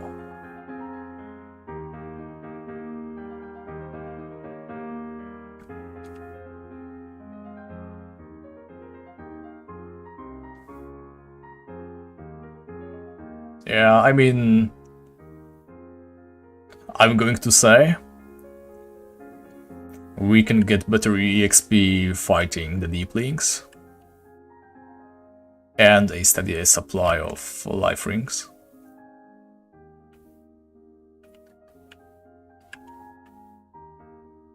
But that's neither here nor there, as they say.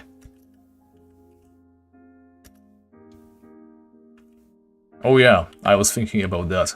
Just plopping them into some chest somewhere. Oh wow, dupe brass legs. That's pretty cool.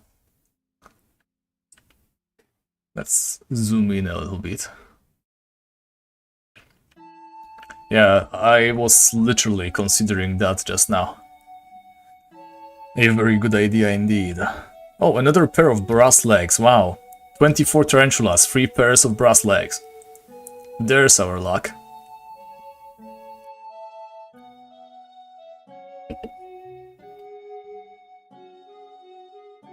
By the way, only now did I realize we killed the snapper once already and we didn't get plate legs, crocodile boots, or the knight armor. Our chances are waning.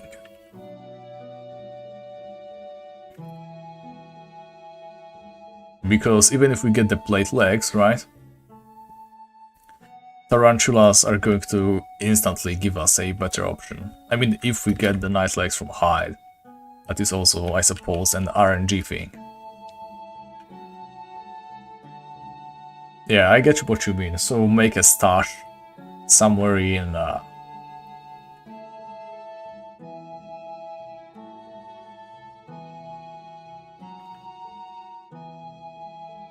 Carlin. Yeah, Snapper can drop knight armor.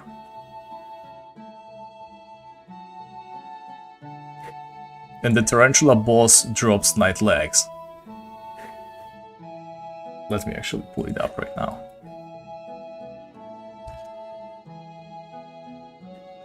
Why do you think I was so fixated on getting the crocodile task? So Tarantula boss can drop Steel Helmet, Spider Silk, Night Legs, Terra Hood. We want the Night Legs, it's 1 in 3. Snapper can drop plate legs, plate armor, crocodile boots, and knight armor. Crocodile boots are 1 in 11, knight armor is, 1 in 26. Everything else is 1 in 3. So you're supposed to get plate armor. Knight armor is something you can get if you're a lucky boy.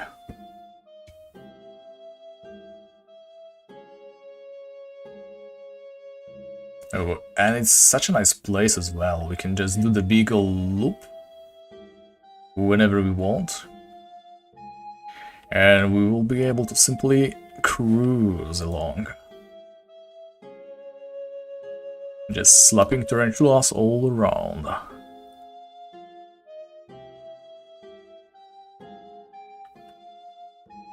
Yeah, I have to say, this place is probably Australia.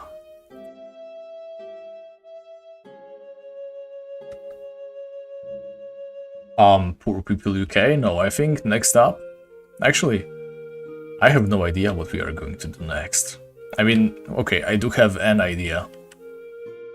It's either Deeplings till we drop the crown armor, which I have already talked about before. It might not be such a bad idea, quite frankly. Or there is one more option that I am not going to reveal just yet, but there is an armor equally as strong as the crown that we could technically obtain. No, it's not going to be easy nor pretty.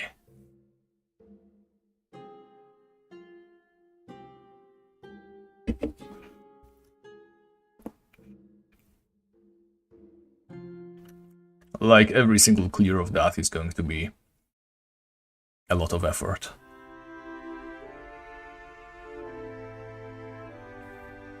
Oh, these dungeons are huge.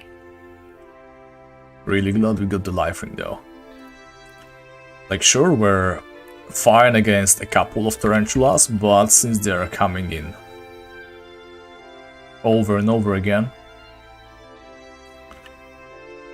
all that poison is going to tire us out eventually. The next weapon upgrade? Well, it really depends. Like, I sincerely hope that we are able to kill mutated rats. I am not really that well versed when it comes to mutated rats. I have no idea where the boss is, where we can find like a good spawn of them. But if we are able to kill mutated rats, there is a task on them, and their boss can drop Epi. Epi is like a little bit better than the Crystal Sword. I think it's like, what, 37 damage? Let me actually just pull it up right now. Epi. Yeah, right on point. 37 damage. So, not terrible, not very good, but it is a single-handed weapon. So we will be able to handle Epi, which is a direct upgrade, as well as a shield. And once I am equipped with that, well, I'm not sure how long it will take, not sure how much we can do, but I believe we might be able to, very slowly, start tiring out BB Bloodbath. Now, BB Bloodbath is a tedious boss. I have no idea how I'm going to do it on stream. I mean, every single kill is going to take like half an hour, so it might be streamable after all. But, you know, she spawns every now and then, and she can drop a giant sword. A giant sword would be obviously great for us. Not sure how much we can get done with that weapon. Definitely no feasible weapon upgrades over that. I will need to do some research. But that's the rough idea for now.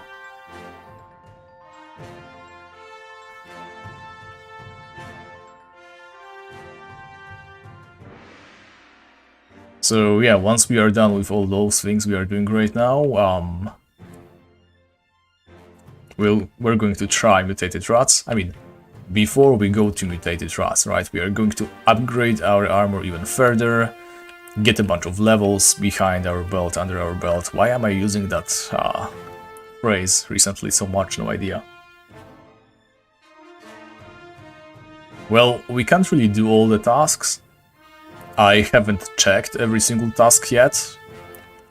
Quite frankly, tarantulas and crocodiles already seemed distant enough for me just a while ago. We cannot do Farground Arena at all.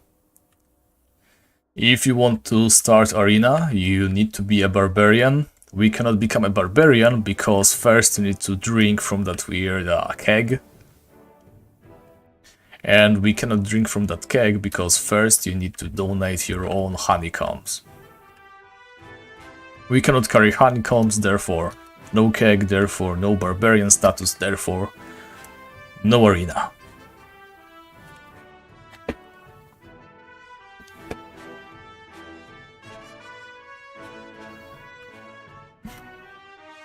Yep, they do have quite a lot of HP. And I think they can do like 300 damage, right? They're definitely not weak. But I am not saying that we should start hunting them like right now. It is a task that you can only pick up on level 50 plus. And we are probably going to look into some other tasks, other things to do before we tackle them. We've got time. We're going to do all we can to progress, no matter how long it takes.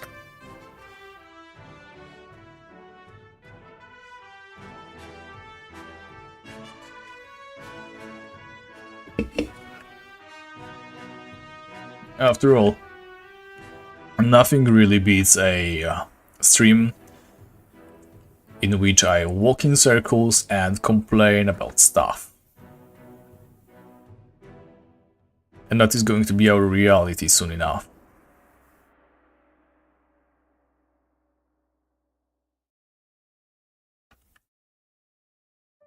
I really hate it when it comes to that with our challenges, but no matter what you do, it's inevitable at some point.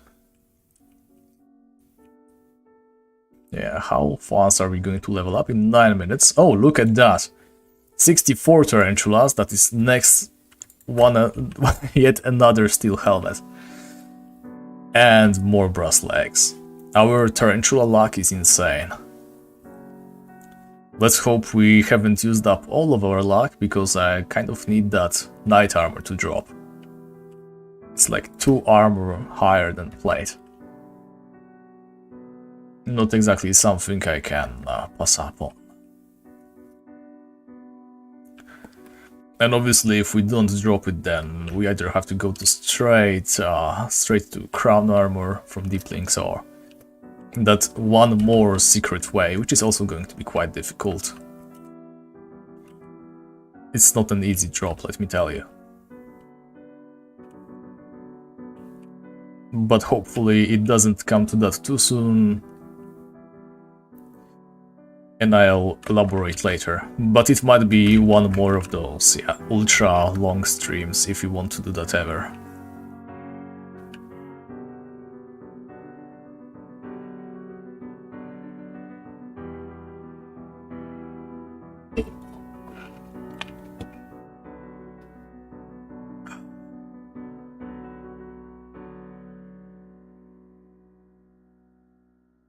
The tasks? They are repeatable, but you can only do them 3 times, and then it's over. Oh, I'm fine. I'm switching jobs. I've got a pretty promising offer recently. It's a shame to leave my old workplace, but I need to strive forwards. Quite a lot of stress, quite frankly. Like having to make sure that the next job still wants you after you're done with your 1 month notice, or whatever you should call it.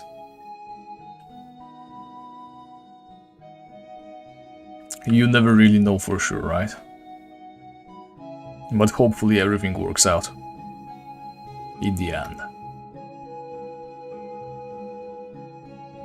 Overall, I say I'm positive. HIV positive, as I always say. Terrible joke, I know. Please don't cancel.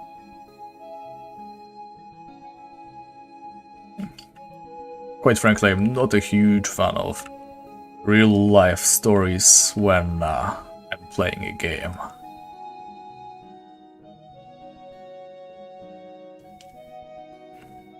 I mean, real-life stories are okay, but oversharing about personal life is not exactly my thing, let me tell you. Also, why am I switching accents all the time?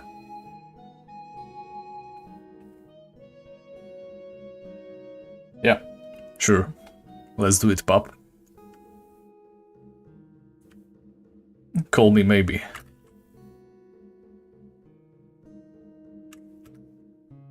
Alright, I did not realize that I have been cancelled already. I mean, I should have expected that. As far as I know, even Genghis Khan got cancelled recently, so... Yep. It's just what it is. Not getting cancelled at least once is pretty much shameful, honestly.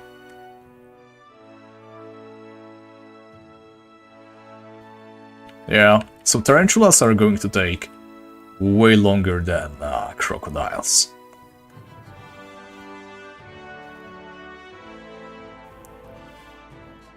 I can tell that much already.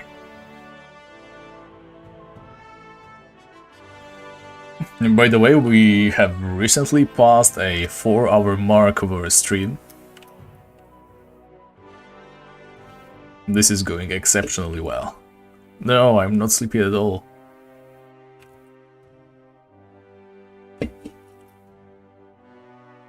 You might not realize, but what I'm going to need to do today, still, is, first of all, go kill the snapper 2 more times, right? In between, it's going to involve 1 more tarantula trip, such as this one, for 20 minutes. So that's probably going to be 2 hours already.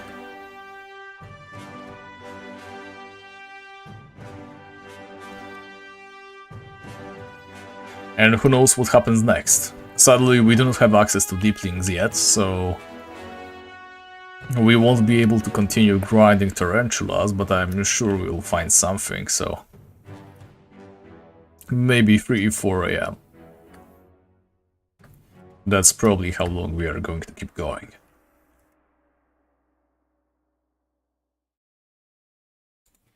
Let me recast the spell.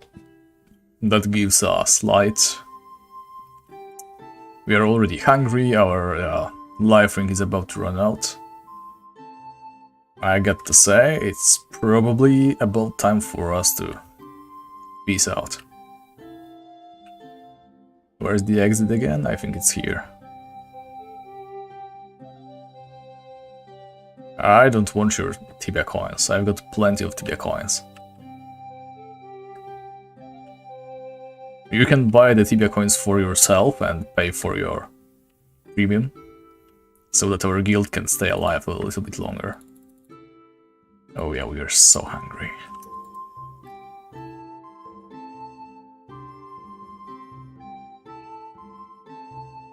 Alright, so back to the snapper. I really hope nobody stole our rope. If we go down that hole right now and there is no rope, then we are in a lot of trouble, yes. What I should do, probably, if I were smart, is set my respawn point to Port Hope Temple. I'm actually going to do it right now.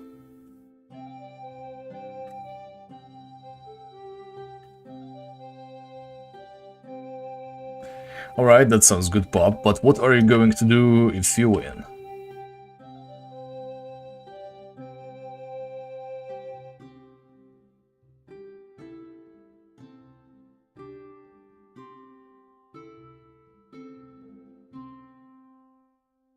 You can ask for whatever, and I am going to decline if it is too ridiculous.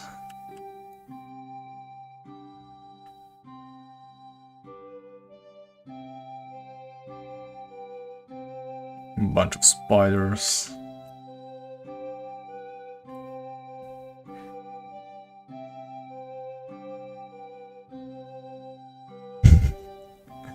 You're going to sleep if I win? Okay. I mean, if you win. That much was known already, but... if you have added a bet, an actual bet, then obviously I need to do something in return should you win. Yeah, I know, like sleeping, bruh. That is like so last season.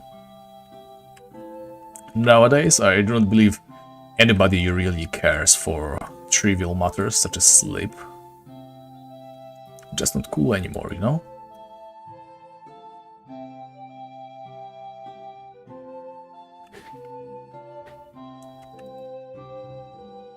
Believe me when I say, cool kids no longer require sleep. Sir, say more cake.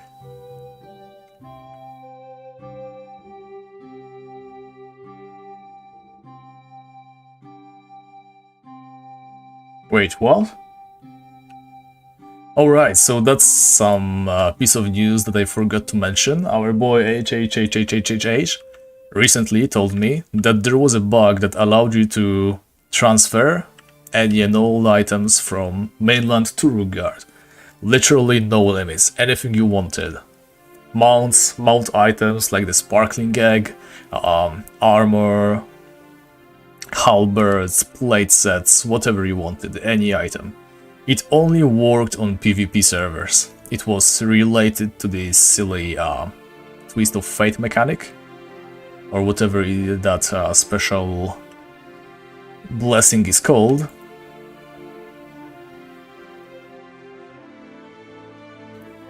So yeah, you could smuggle whatever you wanted.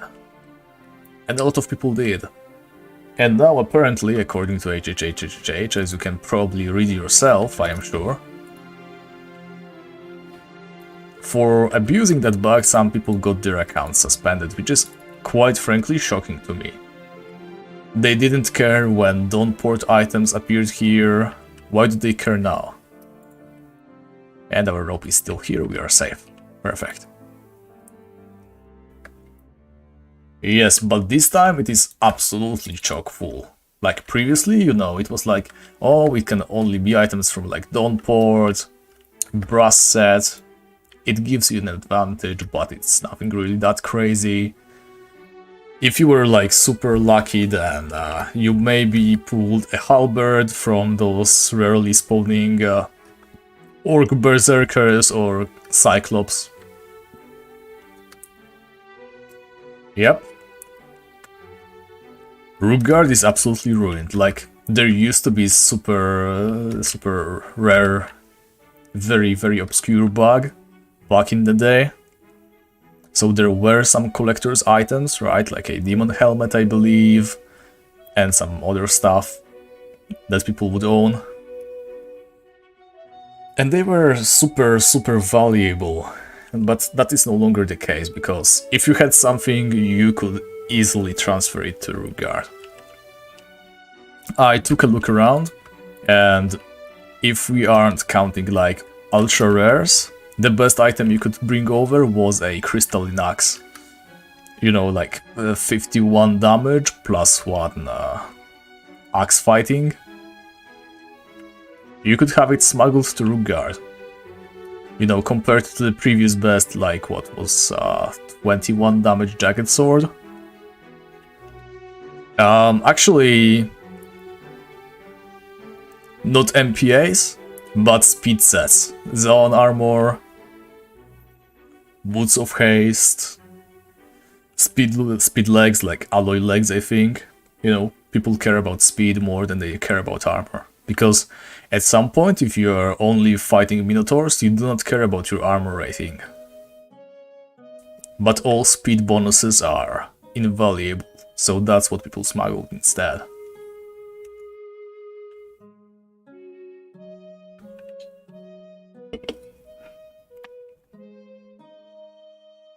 And just like you say, all kinds of weapons. And it got abused to infinity because, obviously, if you want to remain relevant, then you need to cheat as hard as everybody else around you.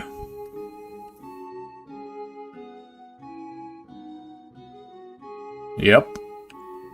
Rookguard was already kind of crappy because you could either have the brass set or be like the lowest part of the food chain, right?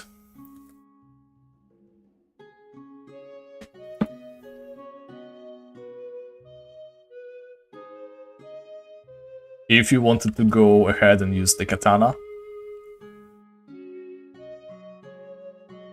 and the regular rookie set, then you were out of luck, right? If there was anybody else with a brass set, even if they were like 20 levels lower, without any skills, they would still out-damage you and take less damage as well.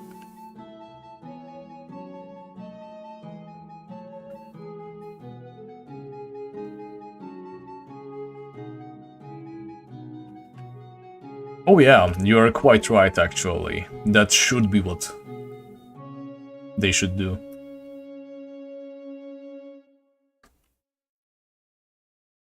Though then again, what should they do about the brass set? Do you suggest... yeah, where do we draw the line? What items can be used by non-vocations?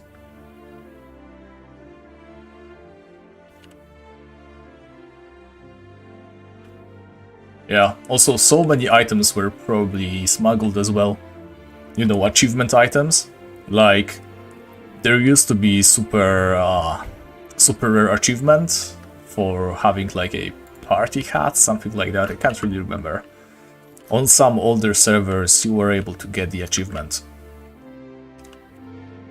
on Rookguard, and yeah, I'm pretty sure everybody can do it now, and more.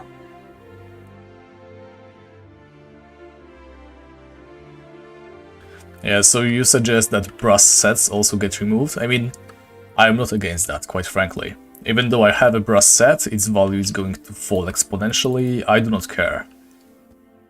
It absolutely broke Rookguard for everybody. I'll gladly keep the brass set as like a collector's item, and remain to using my regular rookie set. Because here's the problem, I used to enjoy playing on the Rook, but on Secura there's quite a lot of other players, everybody has a brass set. I hate using the brass set, so I can either not be able to compete against them, you know, everybody who decides, yep, my turn now, they get their turn if I don't use the brass set, and if I use the brass set then I am not having any fun myself.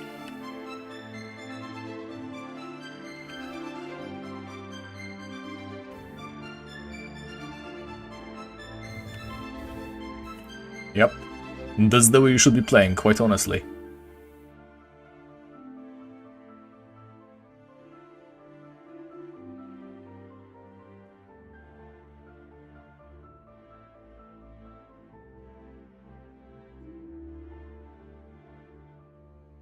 I greatly respect everybody who doesn't care for brass sets.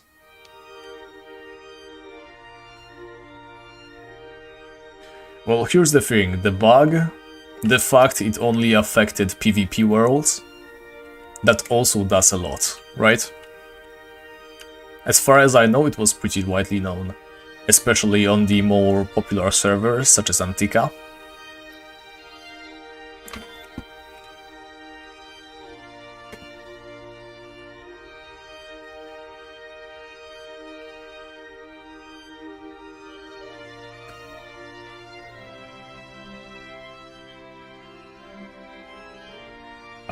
Other players, obviously, like, it all depends on what server you play, but if there is any sort of Rookguard community on your server, then they definitely know someone who is no longer playing and willing to sell his brass set. It just travels between players and players. And there's this one guy who's an authority on Rookguard for everyone. His name is Gladier on Sakura. I mean, Gladier, just Dark Gladier. He has a Sakuran account, of course, but that's not his main. So, yeah, he always acts as like a mediator, should I say. So you give your items to him, you give your TC to him, both sides, of course, and he makes sure every item, every TC goes to the right person. You know, he's trusted by everybody, he's a community figure, so it's safe. Oh, Gladier got suspended? Wow. Well, I mean, look, if he found out about the bug, I am quite sure he would have done his best to smuggle every single item in the game. He's the kind of obsessive guy, right? I mean, look how much he does for Rookguard. I have zero doubts that he's absolutely in everything that happens on Rookguard servers. And yep, I can understand his will to smuggle all the best items if the opportunity arises. I mean, he already had some of the best items, right? So, fear of missing out, even though it would ruin fun for everybody, since there's people who would be able to match him or even best him, then yeah. I understand the pressure.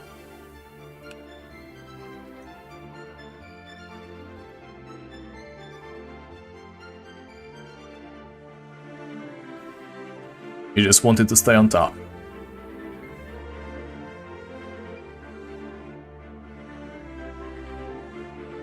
I mean, here's the thing, he's just suspended, right? I know that bug abuse is against Tibia rules, but I don't think that should net them a permanent ban. Then again, Tibia, especially Tibia community managers, are not exactly the best guys when it comes to reasonable resolutions in such cases.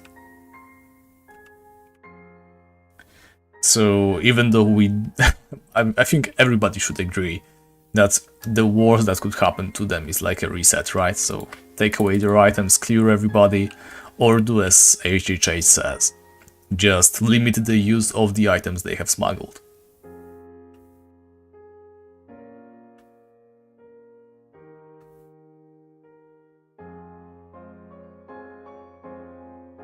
But if they happen to like permaban him, I'd say that's way too much.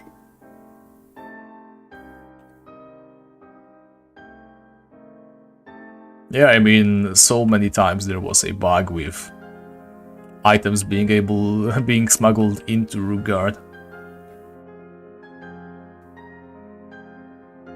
There was this short time period when you could produce ground reed rather than wheat if you pressed the correct tile on the windmill.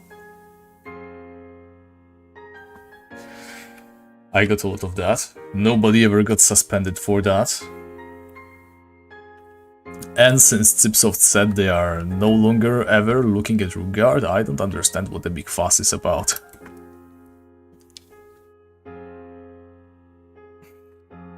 Look, like I said, Gladier is the sort of person, I mean, I don't know him personally, right? This is just my opinion. I cannot say this for sure, but this is what I believe to be true. So, I think if a person is ready to dedicate so much time to like documenting Rookguard, collecting items, you know, he's the #1 guy, everybody knows him. You think Rookguard, you know Gladier probably.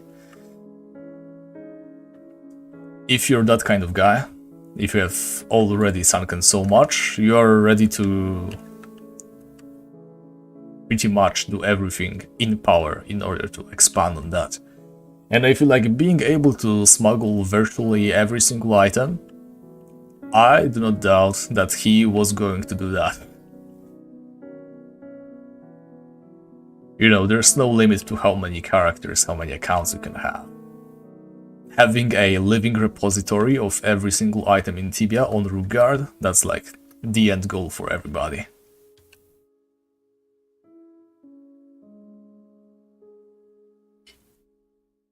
Who knows how far he got.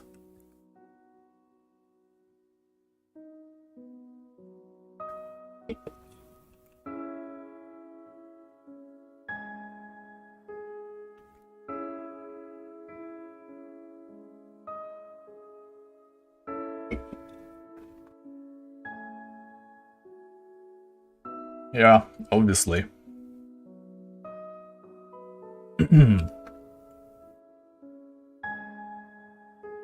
I am just a tiny bit sorry that I missed it. Like, I would probably make another account and try to smuggle a bunch of crystalline axes or something.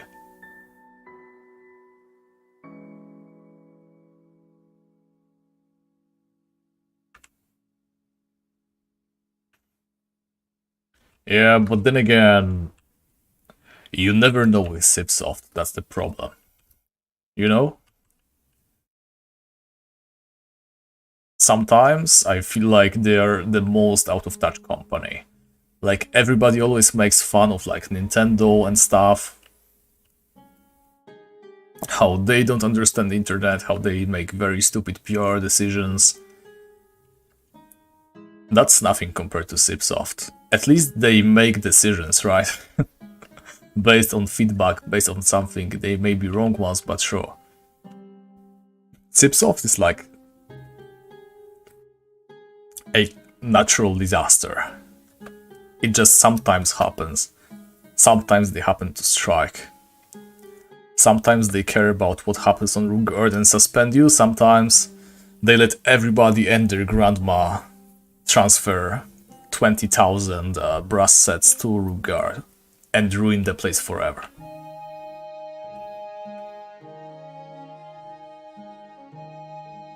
So yeah, you never know.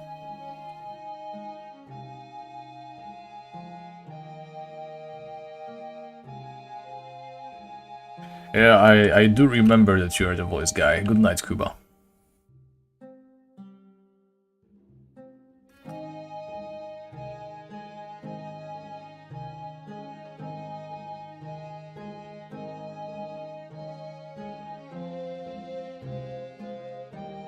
Yep, just like you say, Pop. I am quite certain he has so many accounts now. Though I do wonder what kind of items he prioritized.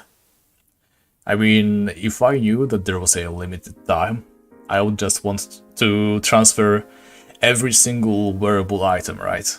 Every single piece of equipment. Like, forget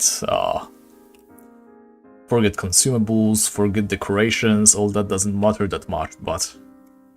Oh, well, actually, what I would do, transfer a bunch of spike swords, and then troll people, pretending I know how to do the Sword of Fury. Then again, everybody's going to call it out. It's no longer the 2000s, when everybody believes in everything you say.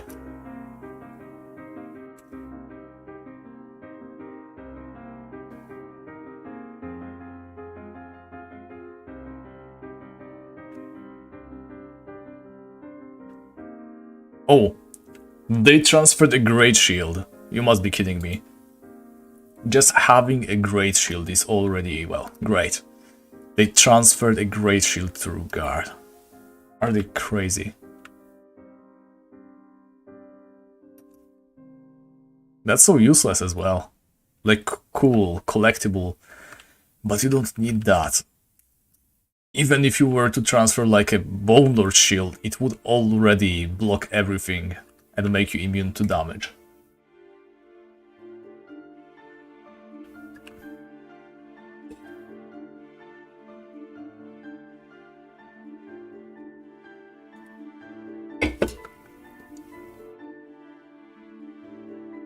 It is cheap as dirty. Are you sure you're not falling asleep, Bob? Because your grammar sure is. Yep. Since people got suspended, nobody is going to flaunt their items. Well, it all depends on how they resolve it, right?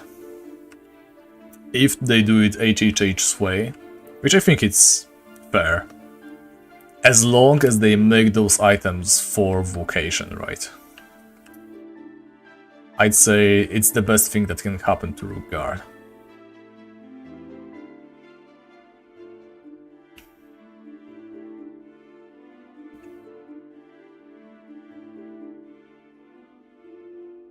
Yep, only non-PvPR. Fine. I mean, fine. Like I said, even the Dawnport set is already a little bit too much for Rook Guard. No, there's people who have it and can have fun, and those who don't.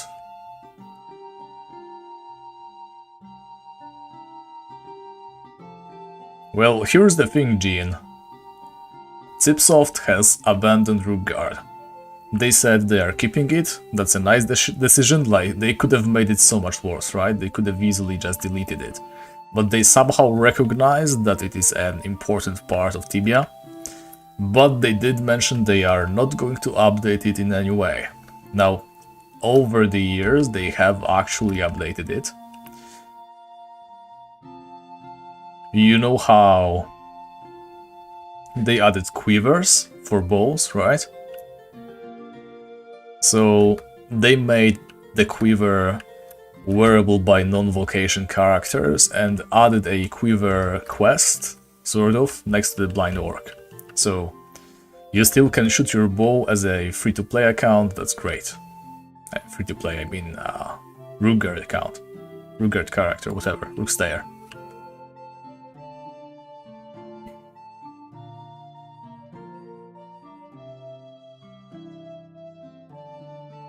Oh yeah, I cannot wait to have some more time and be able to check out that new Vanso TS update.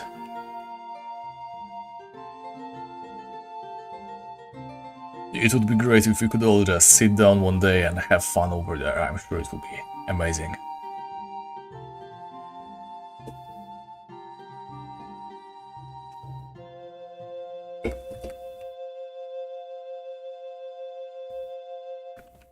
Yeah, like, I'm completely backing your project.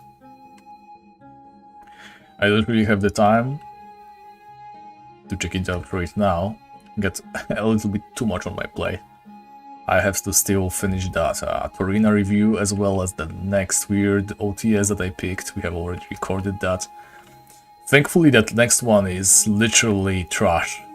Erotic dirt, should I say. So it's not going to take a long time.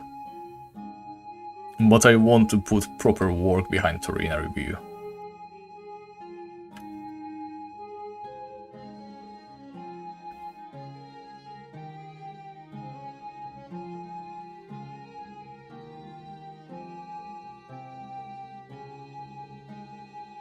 Yep.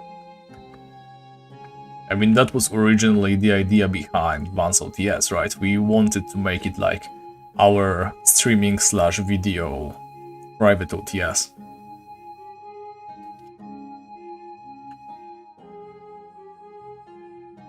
Yeah, I mean, not gonna lie, I think if we contain everything into Rook Guard, without going too far, because there's some servers that do like Rook Guard Plus, but they try to add way too much.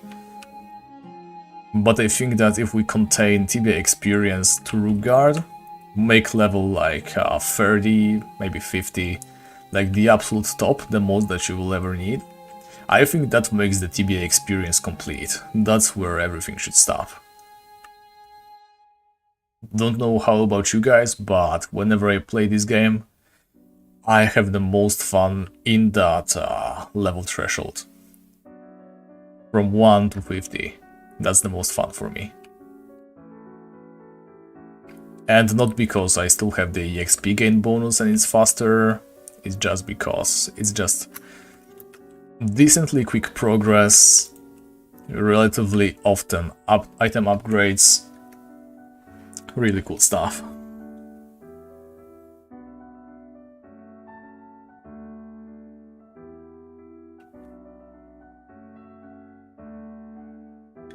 What?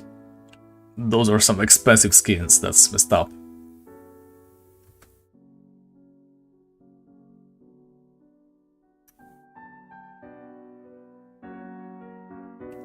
Yeah, that sounds really good, pup.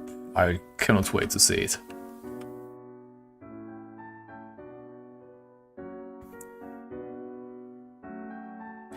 You're not gonna lie.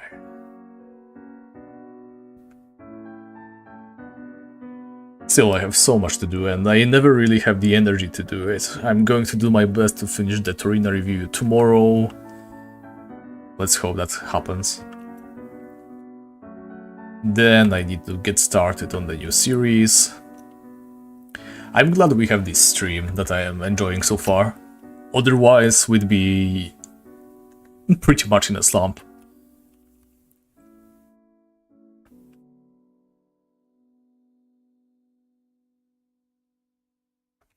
Yeah, that's really neat.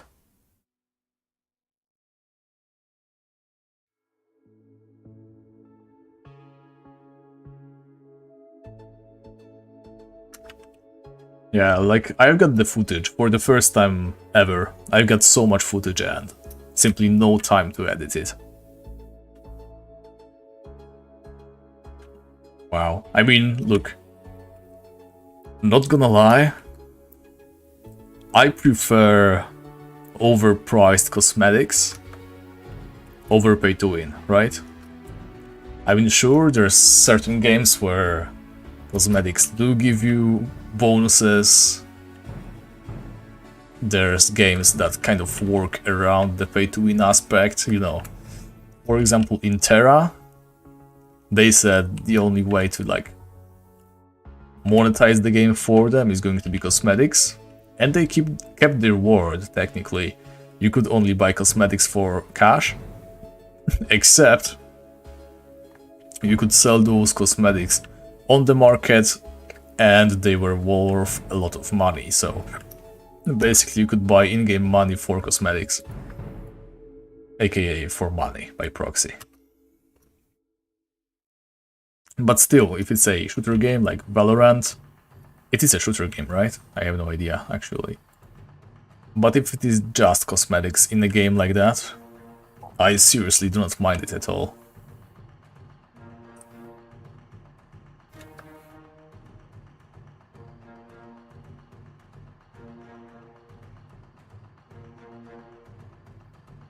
Yeah, that sounds pretty interesting. Not sure how much I like the Fishing Rod Plus idea. Like, you know, the more things you add that are a little bit too much, a little bit over what is already established, you might lose some interest from your players. Like, take a look at Torina. Me and Envy played it a lot, Kutson played a little bit as well. None of us ever cared at all. Not even a tiny bit for like farming or cooking.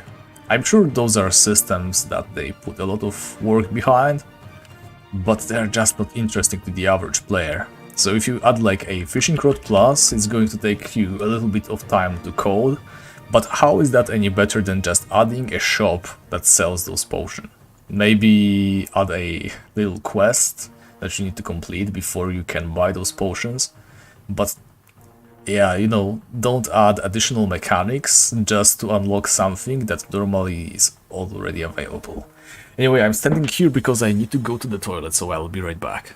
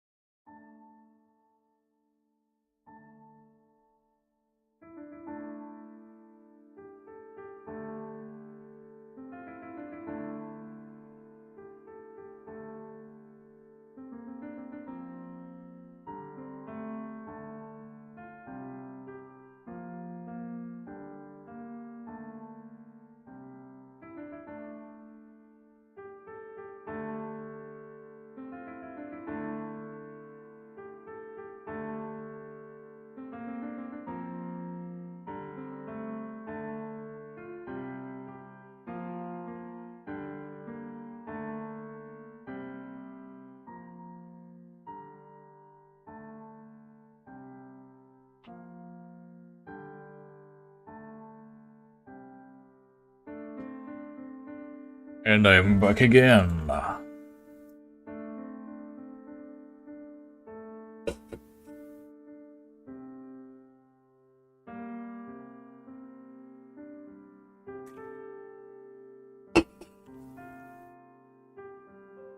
I mean, I see where you're coming from, but I cannot seriously say I agree with the Fishing Plus idea. Like, you know, if you, for example, make it the only way to obtain the better potions, right, bonuses, if these bonuses turn out to be mandatory to defeat harder parts of the game, then you're going to make the Fishing Plus a mandatory experience as well, right? If the bonuses Fishing Plus gives you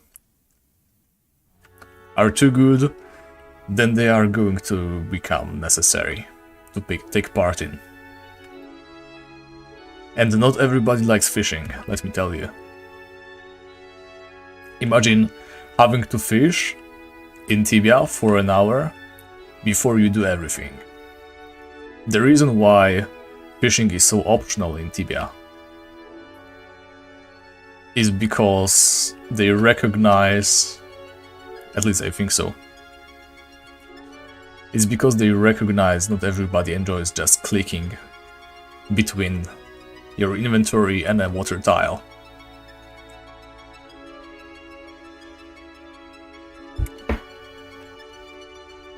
Like, look, people are willing to pay so much more money just to have like a +1 axe fighting weapon. The imbuements +3, those are big bonuses. You guys need to consider this carefully. You know, if fishing gives any bonuses that are too strong, any bonuses at all, and actually, you are going to end up making fishing an important part of the game. And I am not sure if you want to do that. It's not the most fun thing in the world. Like, everybody loves fishing in Tibia, but only in theory. If they were forced to do it all the time,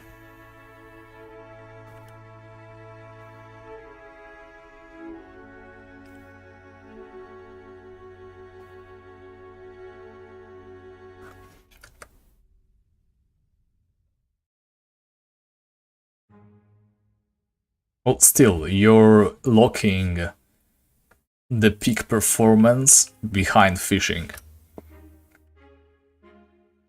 I understand that it's not mandatory and it can be worked without it, right? You can make it work without it, oh my god, yeah. But still, if it exists at all, there's going to be people who want it. If you want to be the very best, like no one ever does, you're going to need to fish.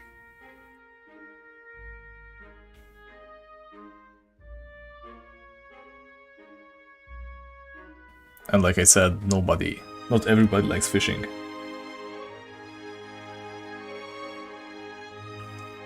Well, at the same time, if you make it too easy, then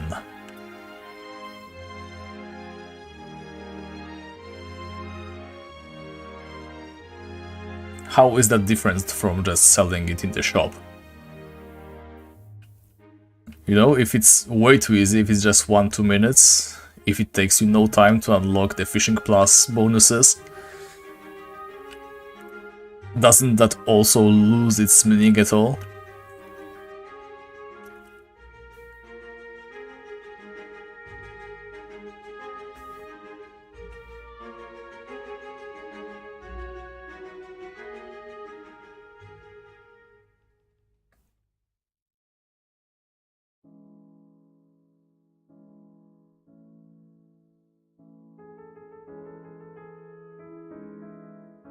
Like, you know, if you make fishing bonuses so accessible to everybody, it's going to be like 30 seconds and you're done, then what's the point? You're just going to start designing everything behind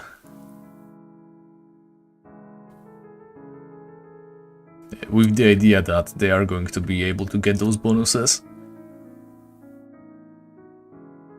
I guess. It's a delicate topic and I am way too tired to discuss it like coherently right now.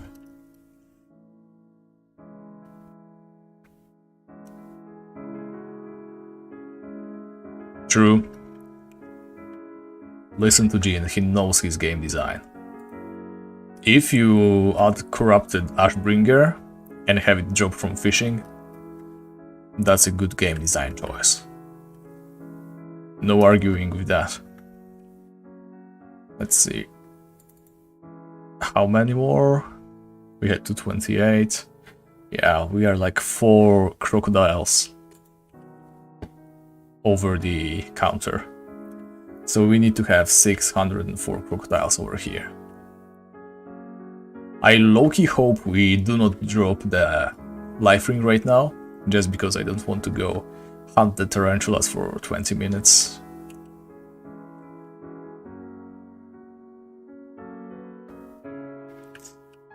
Yeah, exactly what you say, HHH. Like, fishing is a cool mechanic, but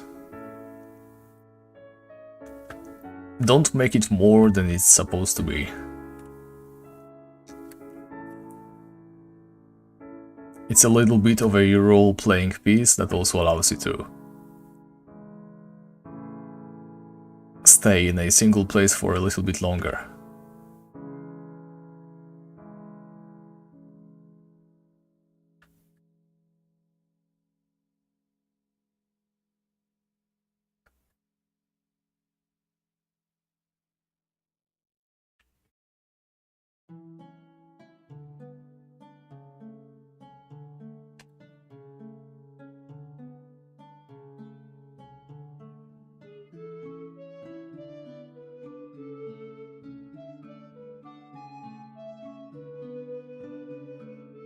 Yeah, I just don't know if I like the idea of...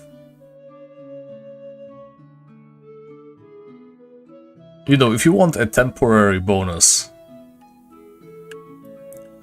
that is also not that super common, but helpful.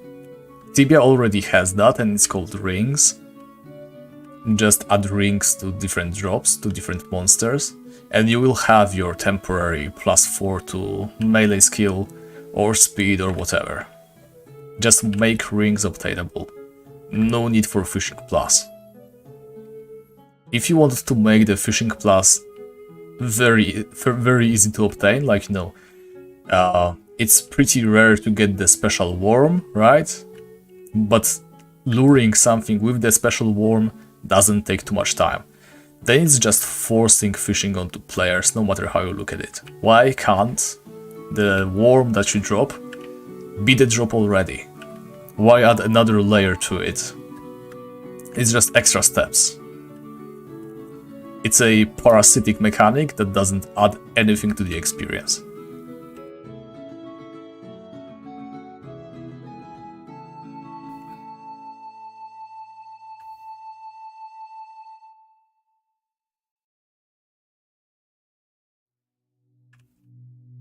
You know, it doesn't expand upon the idea of fishing, it doesn't make it more interesting. You do the same clicking, except you have different bait in your inventory.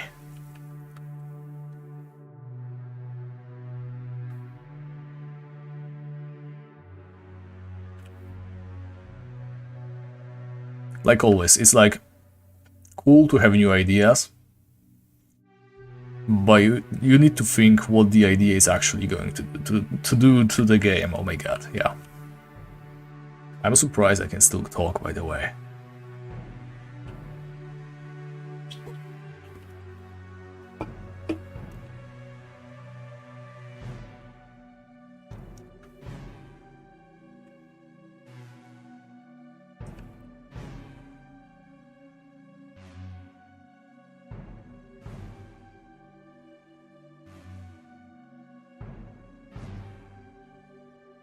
I mean, alright, I guess, for whatever reason, many games have fishing. There's like fishing in Minecraft, Terraria, all those games have fishing and it's pretty popular. especially since you can drop some pretty good things from fishing for whatever reason. I guess having that mechanic in Tibia as well would be nice. But you need to think about implementing it similarly to how it has been proven to work, right? So just add more drops to fishing rather than just regular fish, you know, add like special fish that you can use to get some temporary bonuses. Maybe add some items that can drop from fishing. Just like all the games that have successful fishing mechanics do. But don't use fishing to replace or complicate a system that is already in place, right?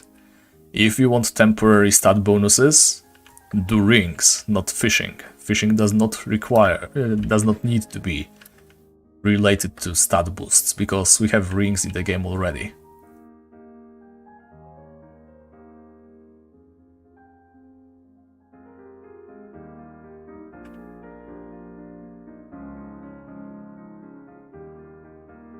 Remember, not every piece of additional content is fun.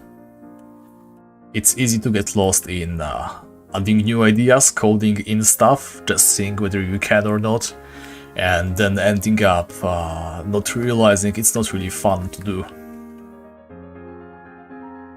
That's something that happened to Torina as well, right?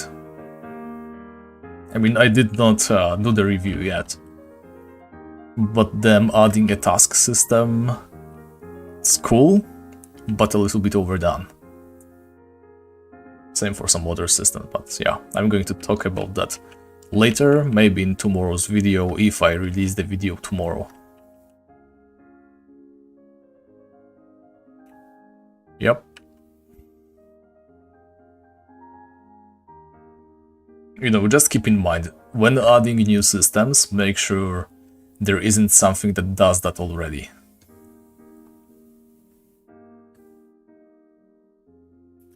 Yeah, I mean, it does feel that way a little bit, but it's also a passion project with no budget, no monetization, just people maintaining it and making stuff in there for themselves. I love that sort of thing, and yeah, you can seriously see the passion behind the project.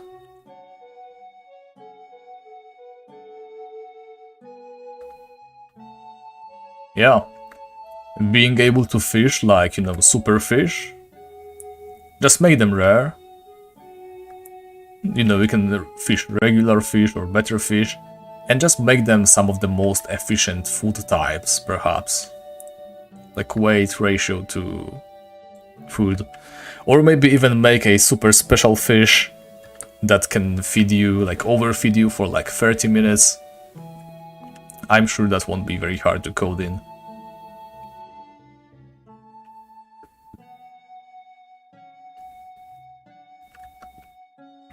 I agree with the idea that making fishing useful, more useful, would be great.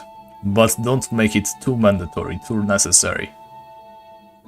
Better nutrition is a good idea on how to use fishing.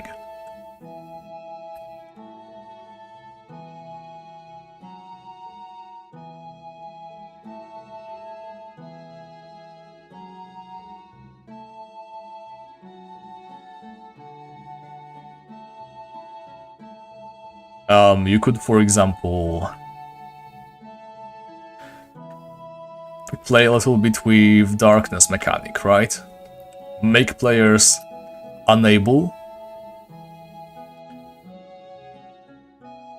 to, like, change their video settings, right? To turn up the brightness, so that they always have to carry a light source with them. I think that's a mechanic that Tibia seriously should play into way more than it does already. So make players unable to turn their light up, right? Always keep them at 0% so that they need to carry torches around. And for example, add like oil fish that you can use to fuel your lamp.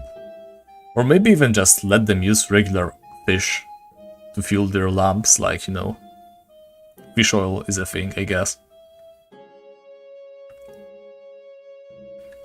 and just add tiny little like water reservoirs into dungeons, just like this, you know, just a little bit of water.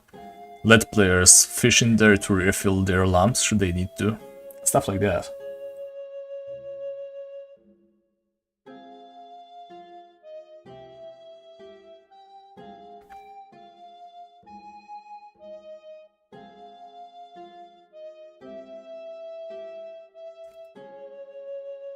Here's the thing, in Tibia, light, it doesn't indeed improve gameplay in any way right now, because it's vastly underdeveloped. If Tibia were to play into the light system a little bit more, right? For example, as you can see, I have a light spell, it lights like what, 4 tiles away. I can't see anything over here, I can partially see this place over here. If, for example, as a paladin, you couldn't see that well ahead of you, and that reduced your range when firing missiles, that would be huge already, wouldn't it? That would massively impact paladins, so a paladin would always want to have their best light spell on, or just, you know, light up the entire place they're hunting at. They would pay way more attention to light. The reason why light doesn't do much in Tibia is because there is literally no downside to not seeing anything, and there is also a way to completely disable the entire mechanic. If it played a little bit more of a part within the game, I'm sure there would be a lot of things we could do with it.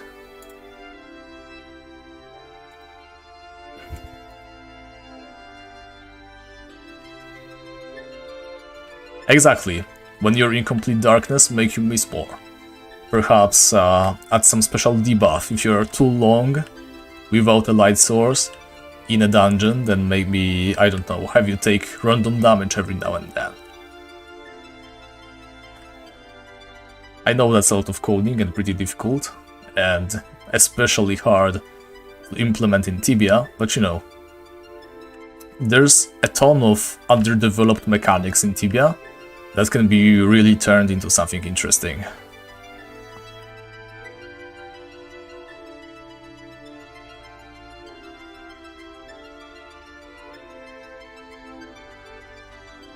I think the only people who hated it are grinders who do not understand how to play an MMORPG. Those people preferred to play an RPG game, or rather an MMO game, right? They wanted to disable the RPG part. And that's what basically happened.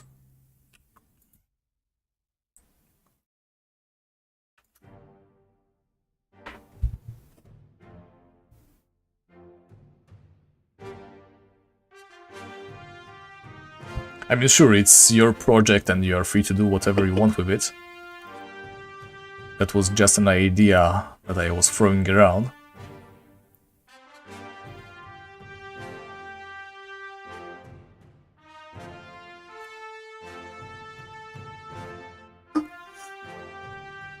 But you know, that would also open opportunities such as a blindness spell, have enemies cast blindness on you. That would be awesome. Disable your lights.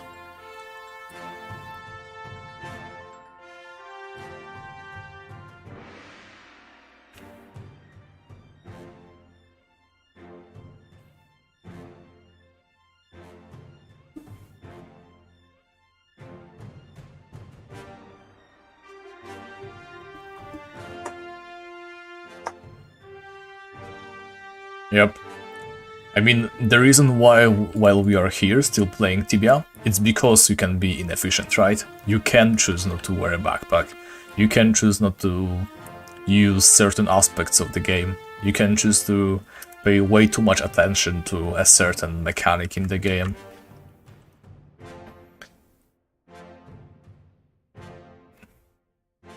Anyway. I killed the snapper, let's continue with normal task.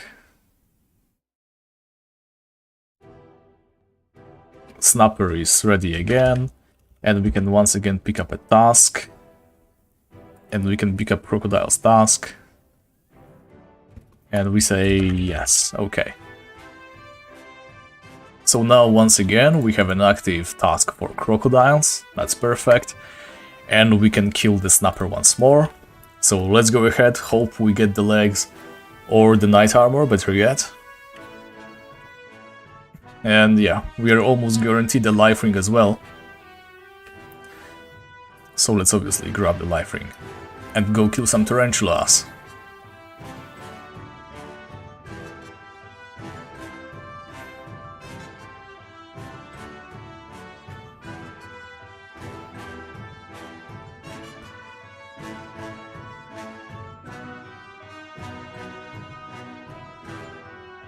Yeah, I mean, Rugard Plus, there's not that much you can do to improve combat in there, right?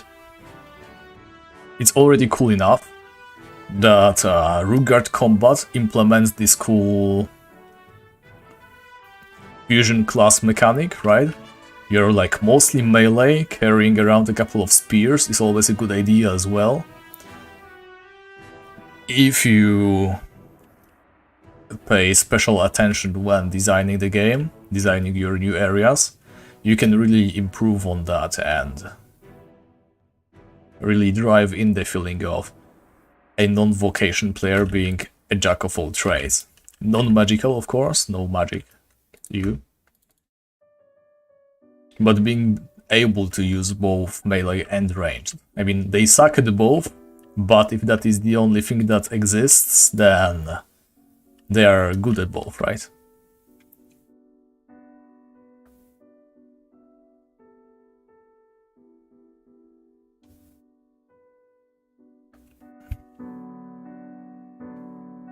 Well, yeah, obviously we don't want to punish players for making such mistakes, but if you drive in early on that they are going to need a light source everywhere they go, especially underground, I don't think it's going to be a huge problem. You know?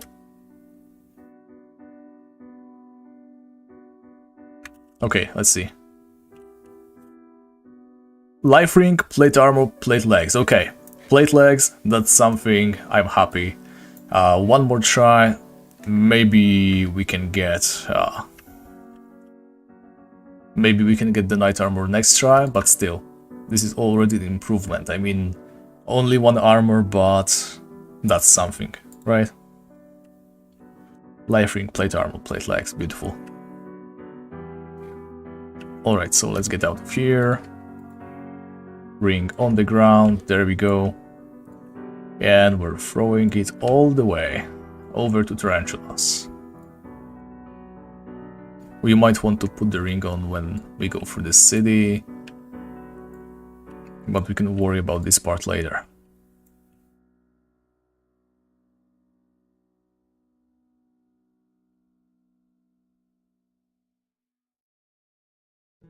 Yeah, I'm just going to put it on, honestly. Can't be bothered dragging it across. It's going to cost us a couple of minutes, but I'm too afraid I'm going to just lose it easily.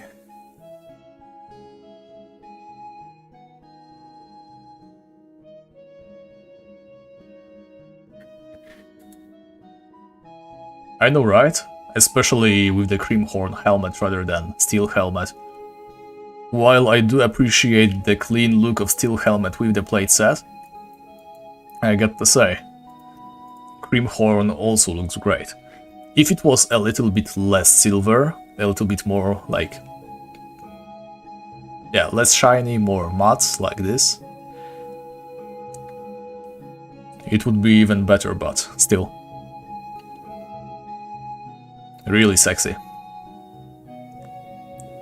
You can see like creamhorn and crystal sword, they are sort of similar, and plate armor, plate legs, they are a little bit of a different hue.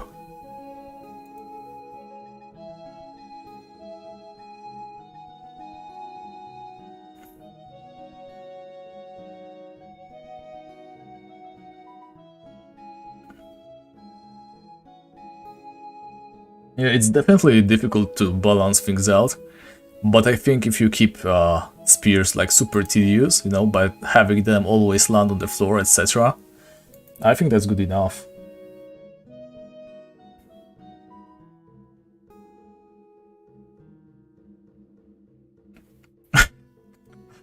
I mean, does Tibia need gloves?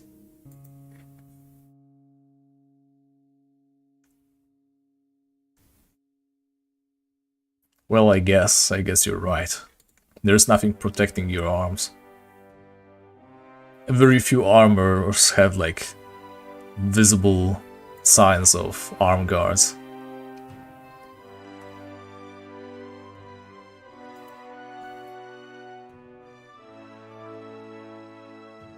And then again, this world has respawning, so I think everything is okay in the end.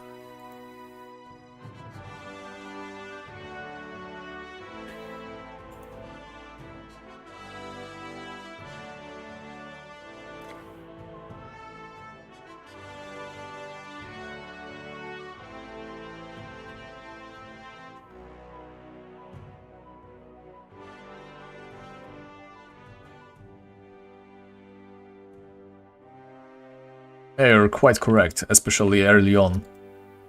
Because the more modern designs, they started implementing like sleeves sometimes, arm guard looking things. But you're quite right when you say that most armors, they, yeah, leave your arms uncovered for whatever reason.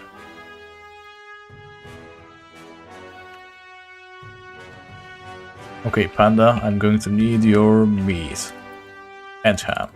Everything you can give me. That's good enough.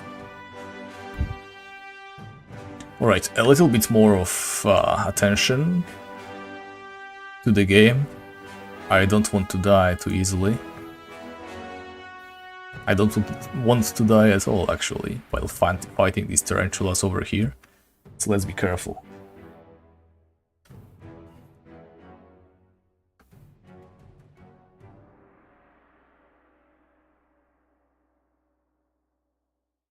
Well, yeah, like humans, NPCs that live here, they can die normally.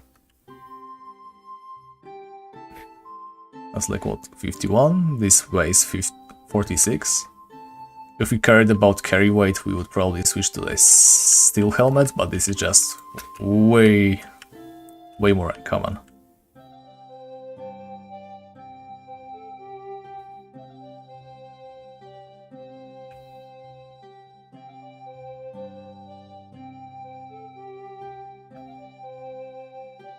What do you mean little changes in elaborate? Oh, like this. I mean, I think once they started adding world changes, it was already pretty cool. Like the entire shadow form thing, where you can, you know, cause the city to change, have it be on fire, or normal but weird. Normal but weird, wow. But yeah, the entire bog god stuff, really cool in my opinion.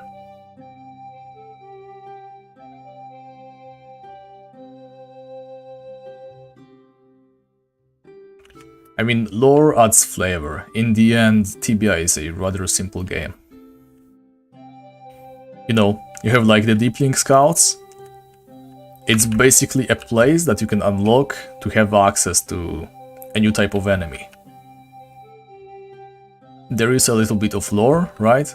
A dwarf that wants to unflood a pond where he lost his friend, trying to search for him. That's just flavor. The same goes for like Plains of Havoc cave, right? There's like that weird parcel full of bodies addressed to someone. There's like a hidden cave compartment with like ornate shield and other highly valuable limited items. Getting there does nothing, it's a little bit of lore.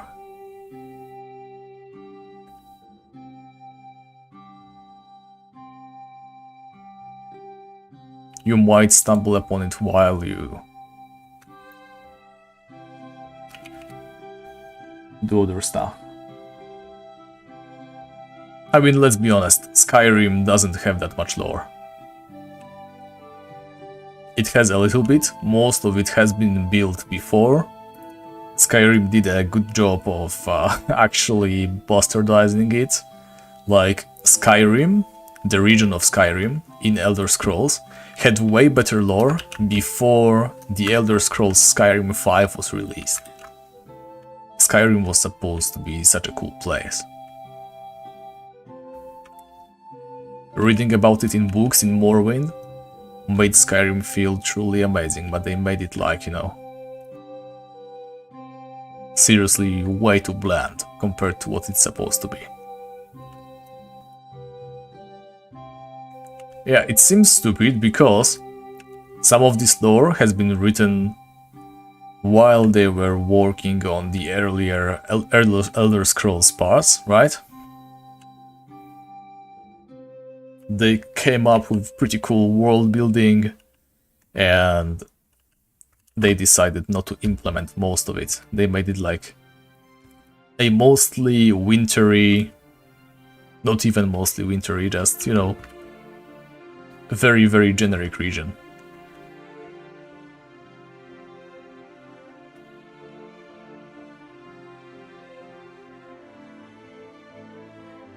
Yeah, they really rushed a lot of things. Like the entire College of Winterhold questline, there's like traces of something else being planned, something much more interesting, but they had to speed it up, I guess.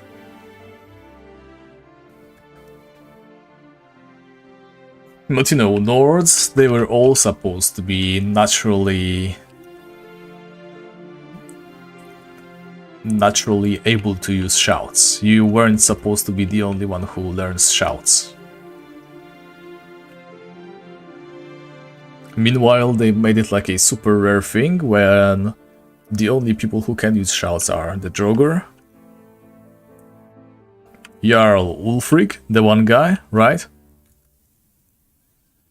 And the Greybeards, and of course dragons. 5 guys in the entire region, right? When it was supposed to be common for all Nords to be able to use shouts. They were supposed to be blessed by a goddess, right? Something like that. There was lore about that. Everybody was hyped for shouting Nords. That was supposed to be their take on magic, and nope. None of that. Yeah, just like I said, Ulrich, I think it's Ulfric. Ulfric Stormcloak. He shouts, yes. There should be dozens of guys like him. Maybe even more.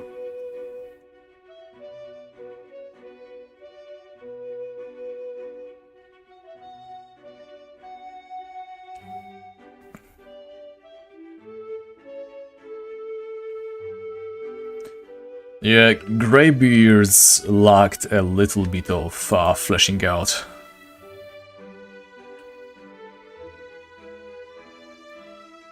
You know, I appreciate the idea of them being a little bit standoffish, right? Not really interesting in helping others or using the shouts for anything. But there is a couple of things that make no sense. Like, for example, they never ever help anyone. They have the ability to shout bad weather away. Like, remember what happened to Winterhold? You know, that, not Winterhold, Windhelm, no, it was Winterhold, yes, where the college is. There was supposedly some very, very bad weather that caused the entire city to sink down, right? Collapse onto itself. There apparently exists a shout that you learn during the game, by the way, that allows you to just shout bad weather away. You clear the skies, everything is back to normal. They could have shouted the bad weather away, they didn't. They didn't teach anybody how to do that. I mean, if there exists such a shout, they should be abusing it everywhere. It's not knowledge that you're just supposed to forget.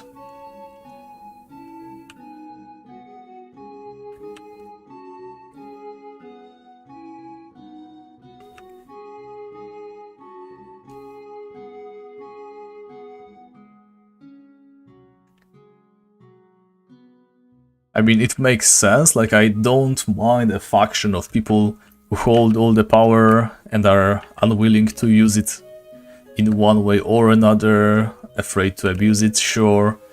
But add a little bit of content in there. Like, I understand all the old members, they are like, you know, not interested in anything, they just want to meditate and shout. Add like another character, like a young initiate, you know, just show that those guys aren't going to die and then everybody forgets about shouting forever. Add a young initiate who is capable of using shouts, but does not completely comply with Greybeard's idea of never using them actually. Have him be like envious of how fast Dragonborn progresses with his shouts. That would be cool. You know, a little bit of character, actual people in there.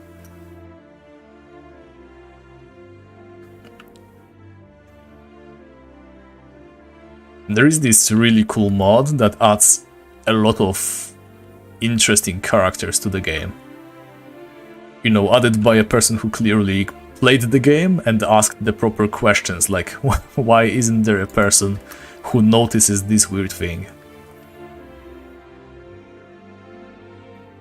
So there's this mod adds this Khajiit who sits all the time in a tavern in that city, I mean that village that you go to first before you start climbing all the 7,000 steps, right? And he tells you, okay, how many steps is it? Is it really 7,000? Is it more? Is it less? Is it exactly 7,000? Because he was on the pilgrimage, he looked at the steps, he didn't count them, but it seems to him that it's not exactly 7,000. You know, no way they counted them so perfectly. And he asks you to count the steps for him. And if you count the steps, actually count them, you can tell it's actually a little bit over 700, not 7,000.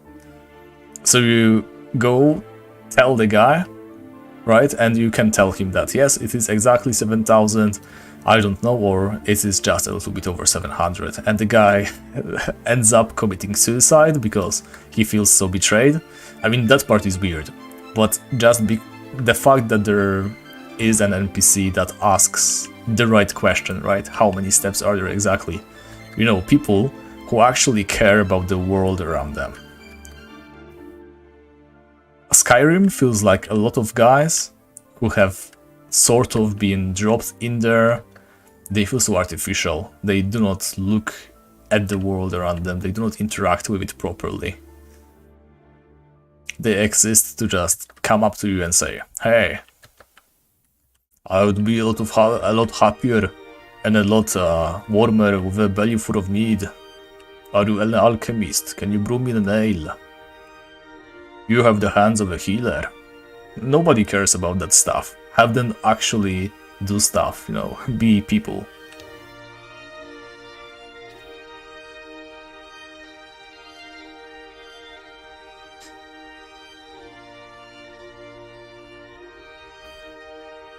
Yeah, I really love Morrowind. I spent so much time on that game.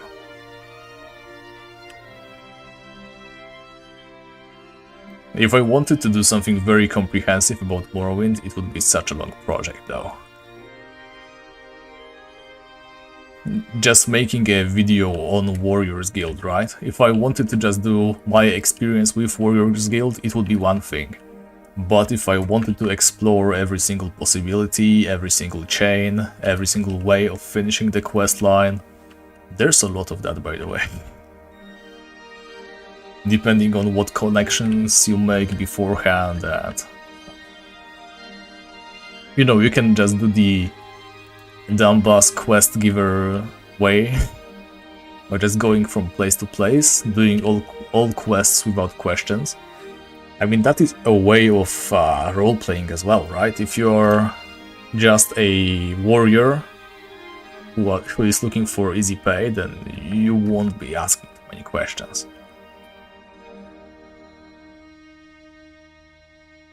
My favorite? Well, I'd probably start by joining the Imperial Legion.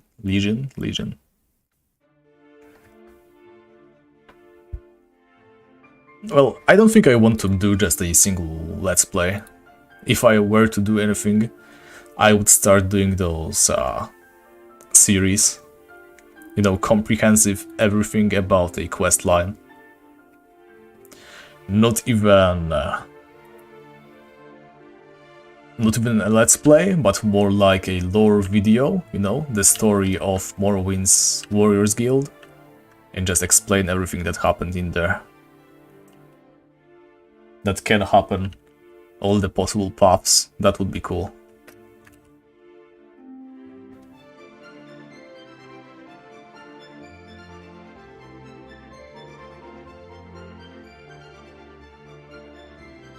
But yeah, I have so many other projects going on. I might not be able to start Morrowind stuff anytime this year.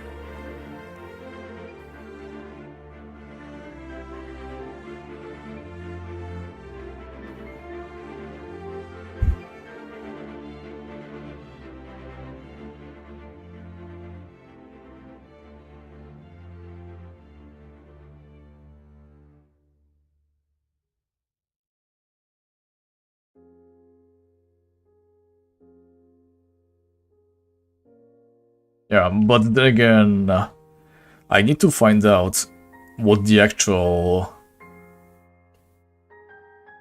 time limit on videos on YouTube is, because I heard recently that you can only do 15 minutes if you're like not verified, not sure how to get verified either. So if I can only do 15 minutes videos, then Morrowind is not going to happen, not anytime soon. If I want to do anything on Morrowind, it's going to take way more than 15 minutes per episode.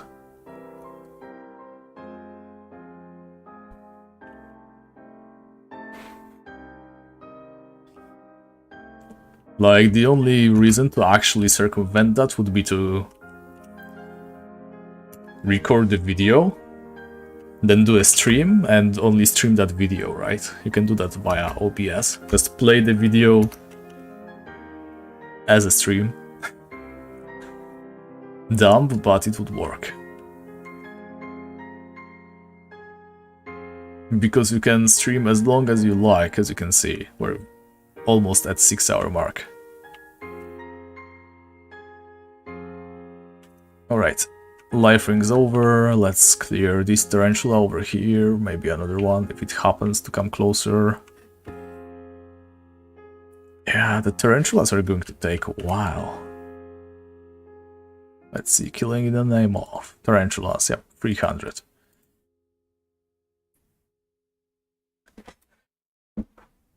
No real breaks.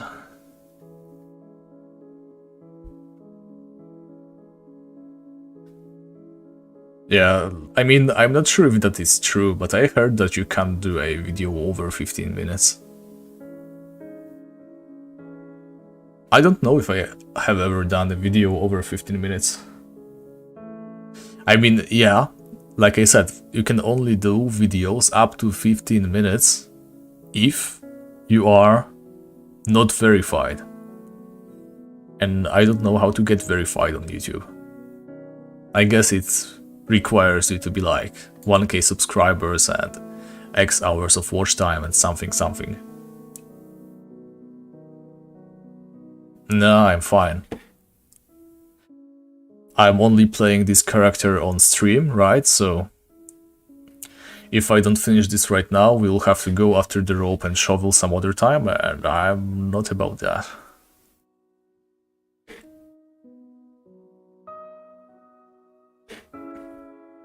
Besides, it's just one last trip to the snapper.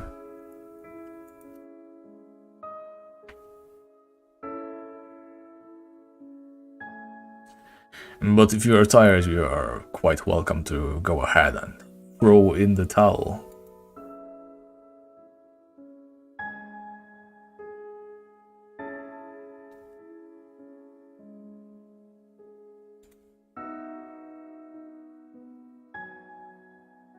Yeah, I remember at some point, before I started doing Tibia, I had this idea.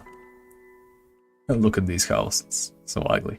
Anyway, I had this idea of a video series where I'd be reading books from Morrowind, right? And then doing some interpreting. Yes, I know it has been a long time since a regular episode. Like I said, I do have the footage. All I need is a solid kick to the butt so that I can finally start doing things.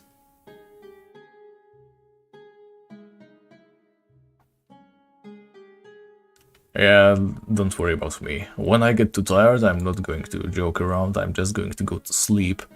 I still need to be doing stuff tomorrow, so I'm fighting a losing battle.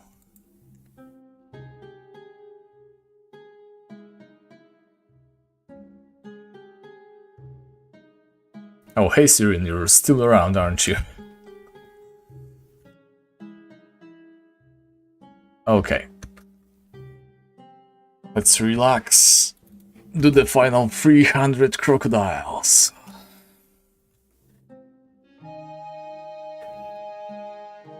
Right, let's see. How many is it actually? Killing the name of crocodiles.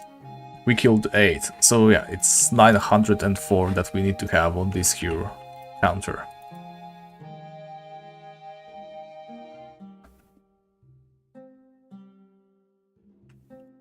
Oh. Your eyes are tired, your knees are weak. Yeah, thanks for watching, Siren. Sweet of you that you have stayed up so long for us, by the way. What do you mean? No, the terms are way too simple. There's no such a thing as a draw.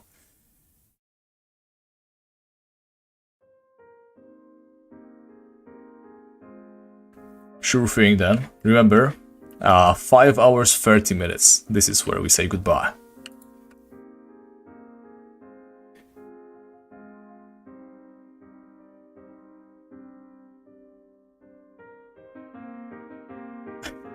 Is it really? Well, it certainly has started going.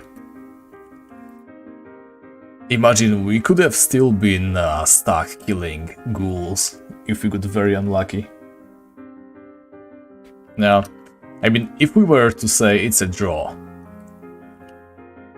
and we stopped the stream, right? That's pretty much you winning. I'm not sleepy at all, that's the problem. I'm beyond being sleepy, which is not very good.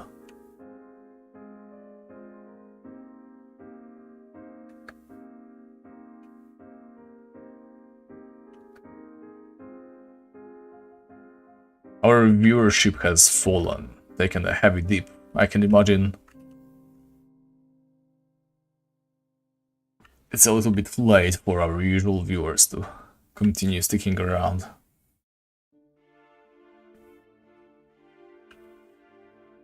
And I'm quite sure my commentary isn't on par anymore, but we are definitely finishing the snapper today. I said that's going to happen, so that's going to happen.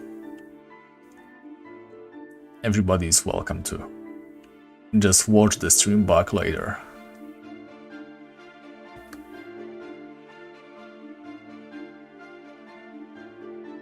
We have one more try on the knight armor. How much I would love to get it.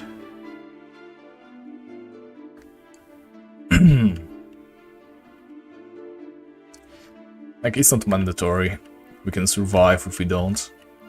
But having knight legs from hide and plate armor, that's going to look pretty ugly, let me tell you right now.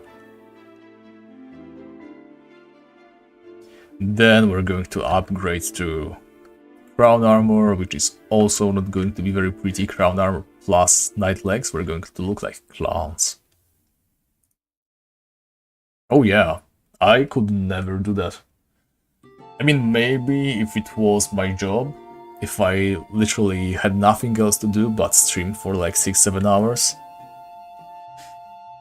I mean, it's something you probably get used to, right? Once you go full-time, when it's your job,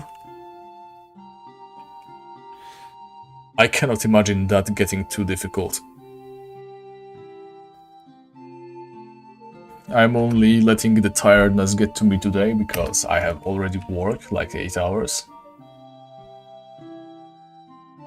And now I'm losing sleep over this, so...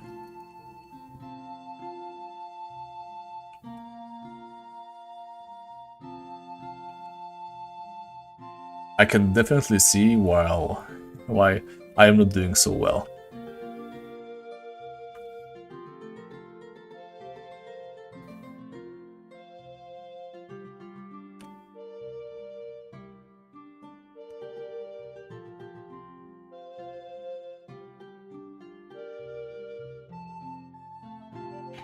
Yes and no, well, please do elaborate.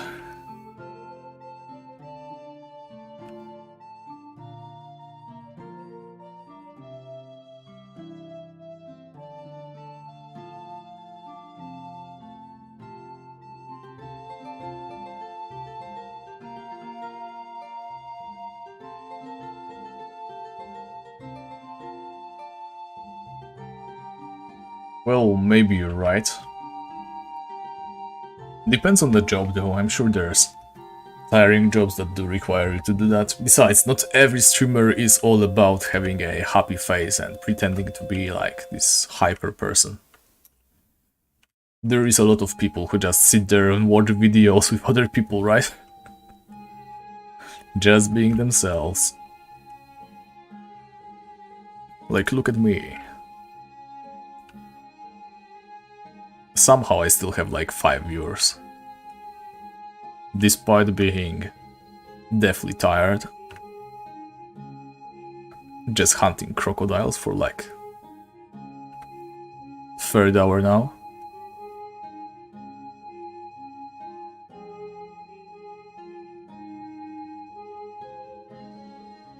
Well, is that true though? Like, Asmongold is pretty big, right? And he's not a hyper person. Moist Critical. He's... Well, I guess he has his hyper moments, right? But I think most of the time he's like chilled and cool. He's either a very good person at... he's either very good at pretending to be a different person, or he's just being mostly himself in his videos, streams, whatever. I don't know many other streamers though. No, he's not. Like, I know that all of his most popular clips are him shouting and being like, woo, but he's not like that all the time. Most of the time on his stream, he's like, oh, okay, let's take a look at this one then. Oh, I had no idea about this. Well, that's interesting. Well, let me tell you. Yeah. Stuff like that, you know, he's just normal. And every now and then when something happens, then obviously he reacts quite emotionally, but it doesn't happen all the time.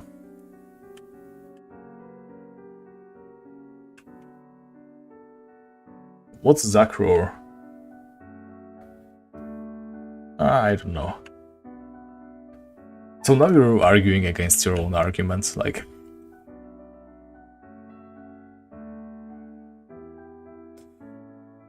I can already tell this is going nowhere. Alright, oh my god, 666 crocodiles.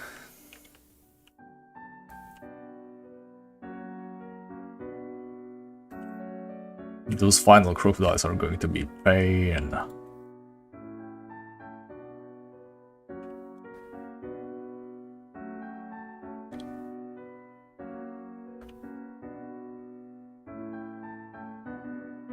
I mean, there's this one guy who just watches video, often without saying anything, actually usually without saying anything. Sometimes he's not even there. And somehow still he gets views. That's crazy to me. Why do I stream on YouTube instead of Twitch? So if I wanted to do Twitch and still keep my videos, like VODs or whatever they are called, then I would need to be downloading them and uploading them here, and that's like a couple of hours of video every single week, sometimes even more often. That's just a lot of trouble, honestly. Like, probably Twitch is better for streaming, right? I don't doubt I would get more viewers if I were to stream on Twitch, but I don't really care for viewers either. I'm doing this as a hobby and I find streaming on YouTube a little bit more convenient.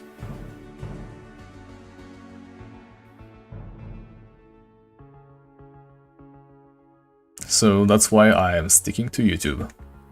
Like, you know, I started off with a YouTube channel. Videos, like regular videos, are the main kind of content on this channel. And streams are like a small addition. So I don't want to put too much work or too much pressure on streaming either.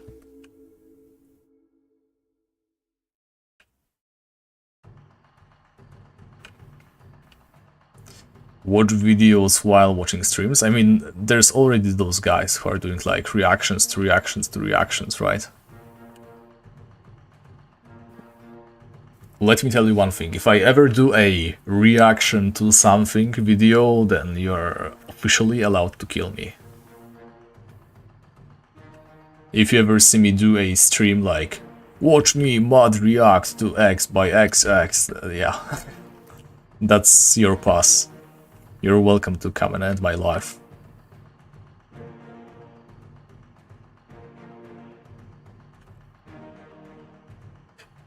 Items only from Isle of Evil? Well, I have no idea.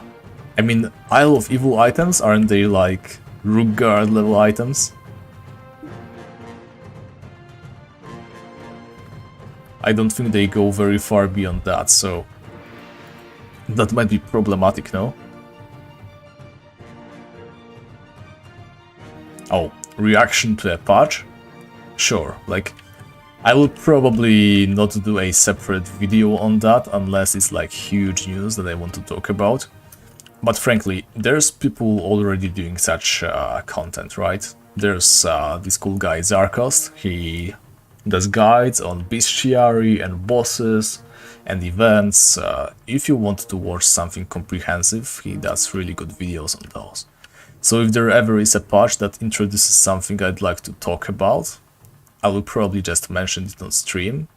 Like, I assume everybody who watches my streams is at least up to date with Tibia. If not, then I'm happy to talk about it on stream, right, if they care about that sort of thing, but I'm not going to make instructional videos. That's not my sort of thing. I almost fell into that hole again, I wasn't watching. Level 5 Crocodile, wow.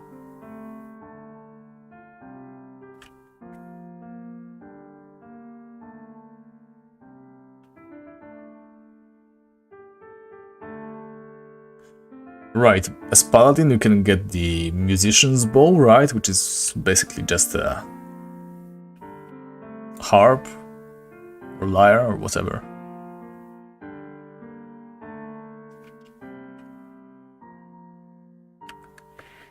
But I don't know if I find Isle of Evil items so cool. It's a neat concept, but basically it's just using hard to obtain, rare, and ultimately underwhelming items. How far can you get with that? Like, you know, most of the fun in the game is obtaining new items, right? Just like right now. Sure, we are getting some levels on the side, but levels not once have been the main event during this challenge. We are all about items. if you make your challenge to be based around limited items, right? So you get the items very quickly or straight away, and then just continue playing. I don't think that's very, very interesting. That's what happened to a Fairist only challenge, right? Basically, I dropped all the items way before I could use them, and I would need to level to like level 80 to be able to use them. Not fun at all.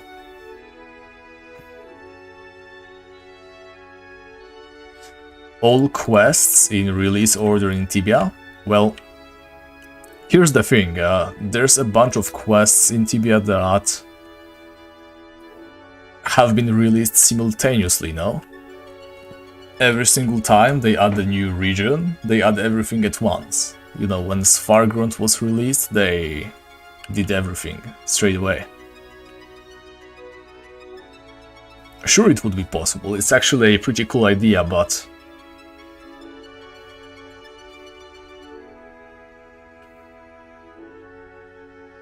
you would need to take a lot of educated guesses, like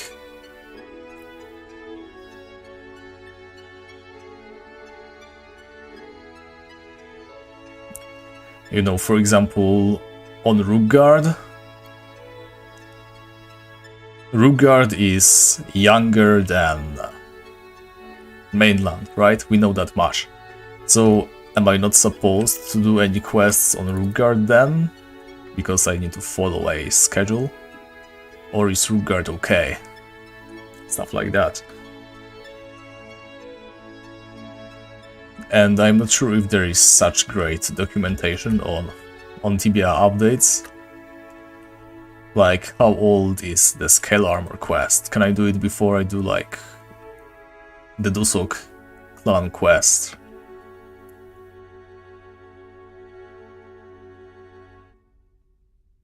Yeah, I don't like doing challenges when I don't have any answers from the get-go.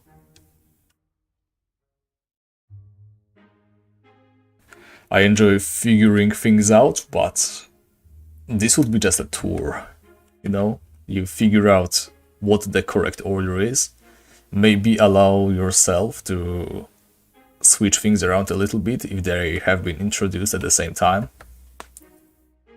But, you know, for example, once we get to Svargrund, or better yet, once we get to Edron, right, we instantly have to do all the Edron quests, and some of the Edron quests, well, they vary from Fire Axe quest, which is relatively easy, all the way to Annihilator, which is a very high level quest. So we would either need to take like a high leveled character who somehow has 0 quests done and do all the quests one by one to make that possible at all, or spend a lot of time leveling between quests. Yeah, and the longer I think about it, the less I like the idea. Yeah, exactly, deeper fibula, stuff like that. There's a lot of quests that don't really make sense like that. I mean, instead of by release date, because the reason why the RuneScape challenge works, right, the all quests by release date, the reason why it works is because quests have been tied to progression in RuneScape, like all the time, right? They released the first couple of quests. The final free-to-play quest was the Dragon Slayer, and then quests that they added onwards were premium account, and they were usually slightly harder than the Dragon Slayer, right? Quests are heavily tied to RuneScape progression. Like, sure, there's also quests that don't exactly fall under this rule, but generally, you know, Dragon Slayer 2 comes after Dragon Slayer 1, and it is harder than Dragon Slayer 1. And you need to be a stronger character to complete it. That's why it makes sense, because you can always get a less difficult quests, but you will never find yourself in a much more difficult quest. However, in Tibia, you have level requirements for quests, right? That is how we decide whether we can do it or not. We have those level gates. So maybe if we took all the quests in Tibia, sorted them by level required, if there is a tie, then allow to do them in whichever order we want to, that would make for an interesting challenge. Though then again, we might still find ourselves doing a difficult quest pretty early on. Like, for example, in Svargrond, right? There is a quest that basically doesn't require you to do that much. I don't think there's any requirement to finish what's its face? The first couple of quests in the quest line of Frozen Isles. And one of those quests takes you on like a pirate ship with a lot of pretty high level pirates that we want to be able to clear early on. There is the part where you have to go like into Helheim, and there is a mini quest where you just click on a dead corpse and get a bullseye potion, I think, or was it a berserker potion? You get some random items, but it counts as a quest in Tibia terms. The only requirement is the Shattered Isles. The Frozen Isles.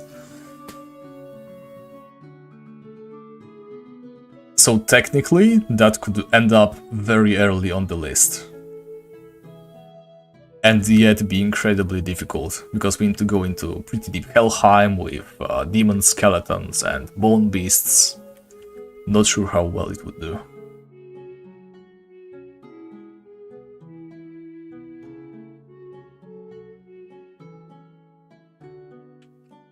Yeah, exactly. Like, how early can you start doing Queen of Banshees? Doing it like, what, level 50?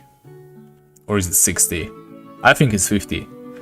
I mean, I have seen people do Queen of Banshees at 50. Even as an Ironman, so with limited items as well.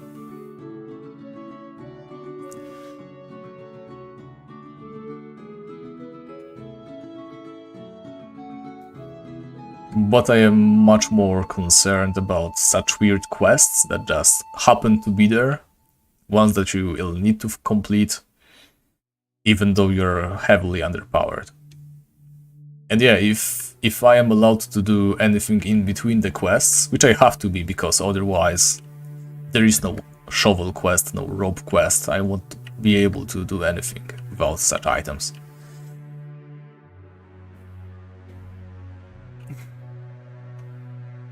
I mean, tasks appear in your quest log. We definitely need to categorize them as quests. I mean, it's a cool concept. I might look into it at some point. You know, it doesn't have to be 100%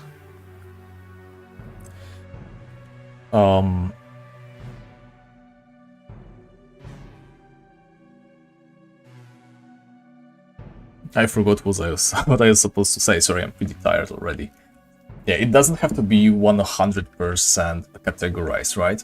But if we did the challenge to work like I can only equip items that I got from a quest, but when it comes to tools, resources, potions, supplies, I can play normally, right? So just gather, sell, buy, etc. But armor, weapons, and other stuff like that, I can only obtain from quests, and I need to do those quests in order from lowest level to the highest.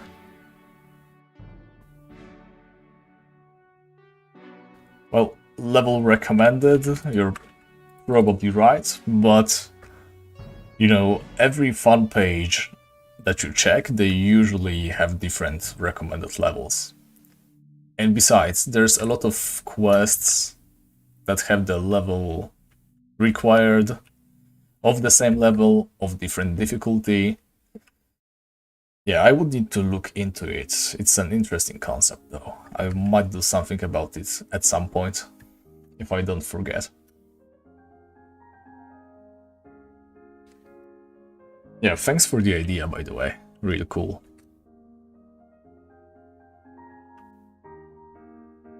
You can definitely make something of it. Wow, level 5 crab. I am also full on dust. However, I have nothing to do with the dust. The best thing I can do is expand my dust capacity.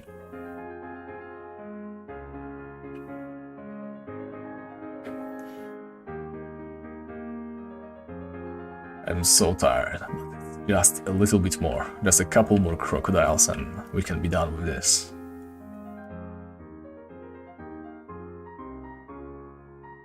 Thankfully, it's just crocodiles. If it was something more difficult, something that requires us to pay more attention, I would definitely give up. But the crocodiles I can do with my eyes closed.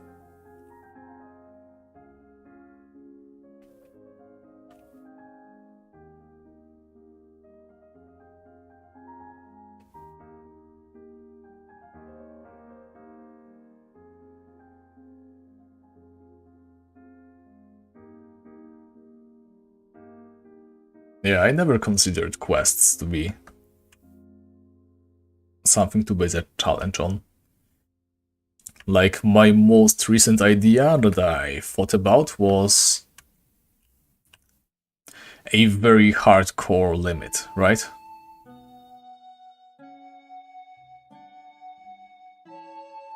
I have done like Spargrund only already, I have researched other regions, and they all offer like pretty legitimate progressions, right? If you go Edron only, you can go all the way to MPA and stuff. Same goes for Svargrund. There's demons there, so there's a pretty well fleshed out endgame with Warlord Arena, etc. But what if I limited myself to a very, very contained area? For example, only Maze of the Lost Souls, or only Helheim. Hellgate, I mean. Helheim as well, by the way. It would also work, though there's way more unlocking to do, so I guess Hellgate would be better. That would definitely be a way shorter series. Because, for example, Hellgate, if we count Draconia in, that makes pretty much the Dragon Lord the best enemy you can fight, right?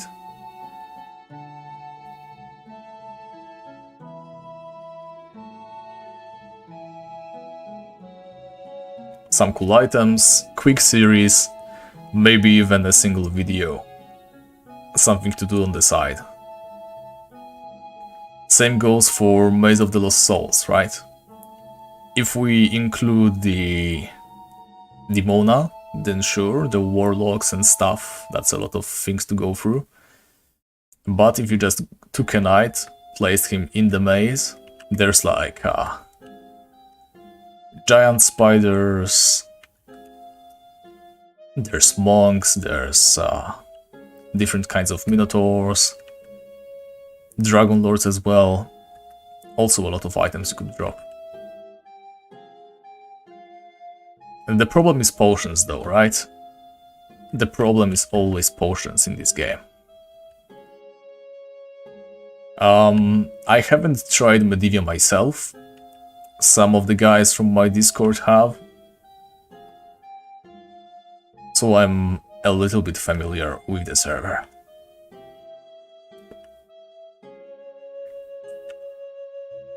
From what I have gathered, it's pretty cool, so yeah.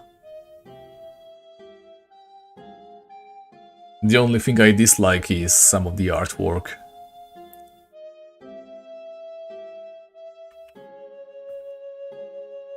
But other than that, it seems rather well made.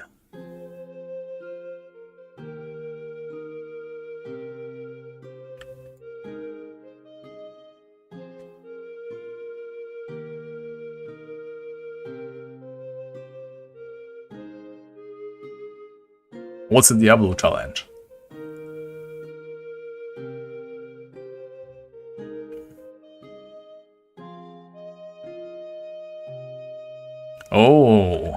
Oh yeah, I forgot that we have our guild house.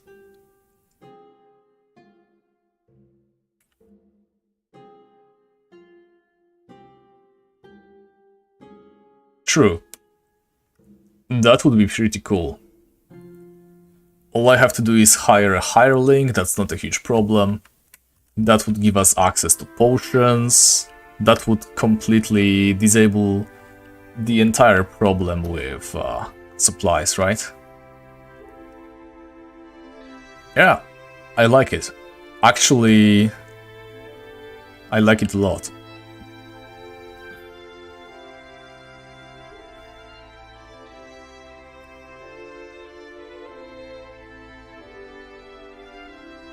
Yeah, the more I think about it, the more I like it. Oh my god.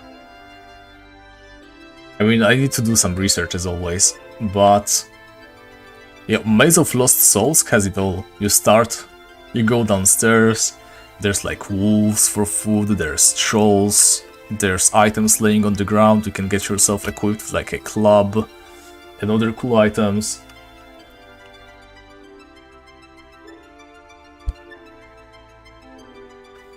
What else is there? There's like orc warriors pretty early on, so we can kill those for like chain armor. Regular orcs, I think there's regular orcs. Oh, there's some Amazons, I believe, and maybe a Valkyrie. Not sure if Valkyries are downstairs or not. But that means plate armor. That means protection amulets. What else is there? There's like monks. I don't think monks drop anything interesting. But there's ghouls for potential life rings, though that's going to be a huge pain in the butt. I mean, if we allow shops, then I will have access to life rings anyway. There's dragons, there's giant spiders, of course, we have established that already. But that's a little bit of a leap to make from plate set, right? I think it's going to be access, right? If we go in there. Actually, it's not going to be access. It's going to be pretty much all weapons. We cannot limit ourselves to access. Early on, sure, from Berserkers you get Battle Axe, you get Halberd as well.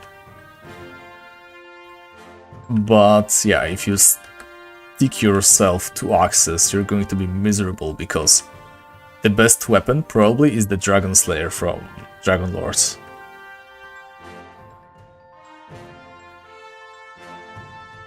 Yeah, I would need to pull up the entire list of all creatures from there and make like a drop list.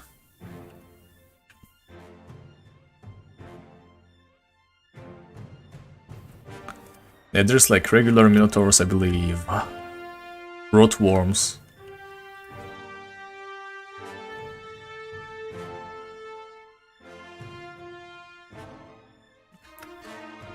Yeah.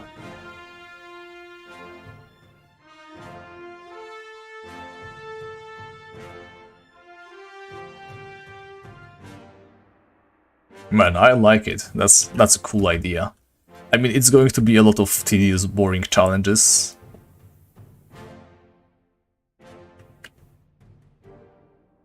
Best in slot Dragon Scale Mail, that's for sure. Not golden armor, are you kidding me? Dragon Scale Mail, there's 2 Dragon Lords in the Maze of the Lost Souls. What are you?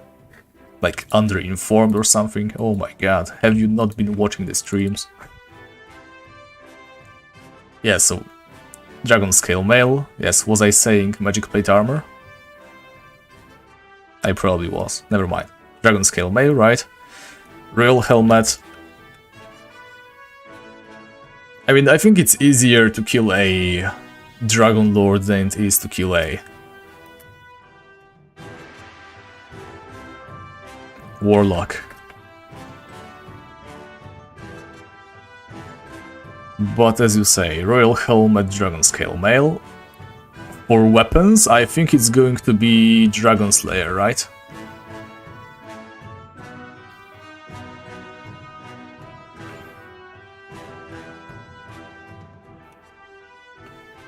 I don't think there's anything else we can use.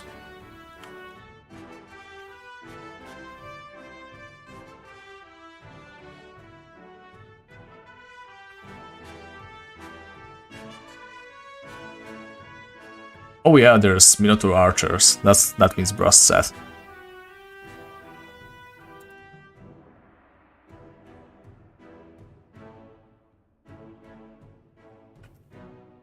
I'm more interested in weapons though.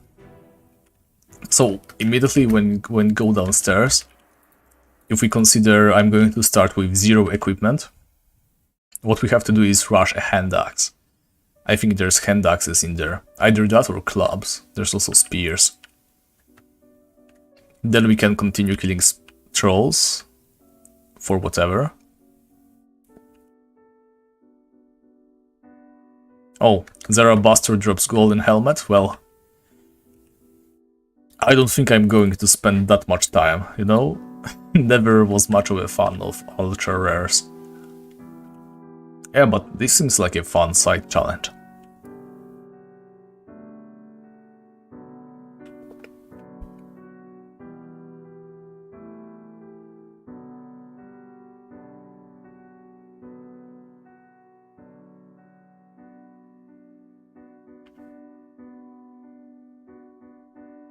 Also, we are almost done with the crocodiles.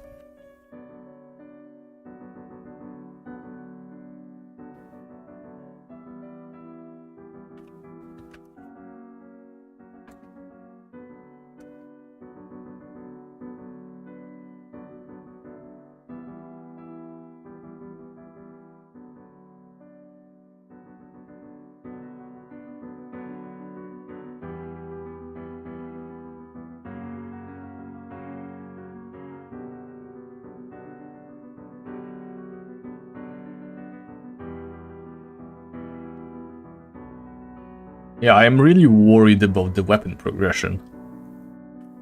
It might suck quite heavily.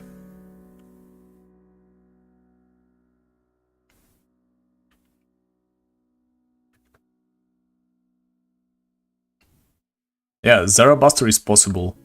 Don't forget that it would make sense lore-wise. Let me pull up the Wikipedia page on Golden Helmet.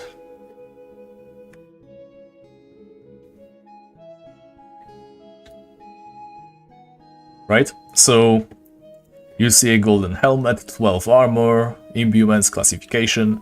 It's the famous helmet of the stars, right? And there is a ton of mentions that the warlocks underground needed to monitor the stars somehow. There's also the Ring of the Clear Skies, I mean the Spell of the Clear Skies, the Ring of the Skies, a lot of mentions of such stuff, so it would seriously make sense for a warlock to have a golden helmet on him. I know I'm not making too much sense right now, but yeah, trust me, it makes sense.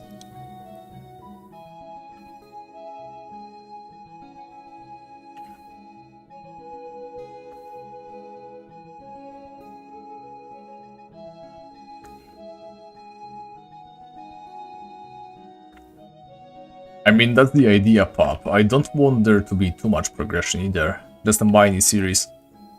Might be even a single longer video. New format, should I say.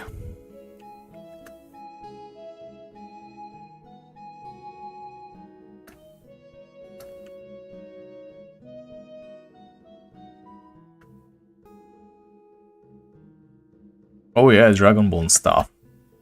Taurus Maze. Well, Baba said it lately, like I'm quite certain our friend Coney has been saying that for ages now. Don't know about Baba. Never really followed that guy.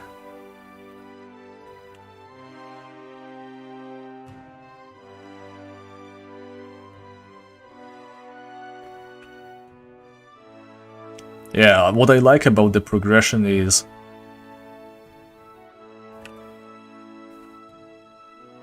it will make me use more than a single weapon type, which is very nice. Yeah, I need to write this down. So yeah, let me just pull up my Facebook page, my fake account that I always message note things down. First of all, quests by requirement challenge. That's a good idea. And number 2, moles only challenge in brackets plus G-House. There we go.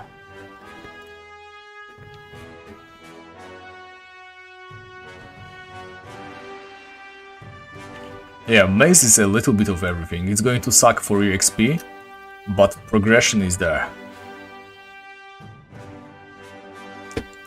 We are done with the task once we have 904 crocodiles killed, which means really soon.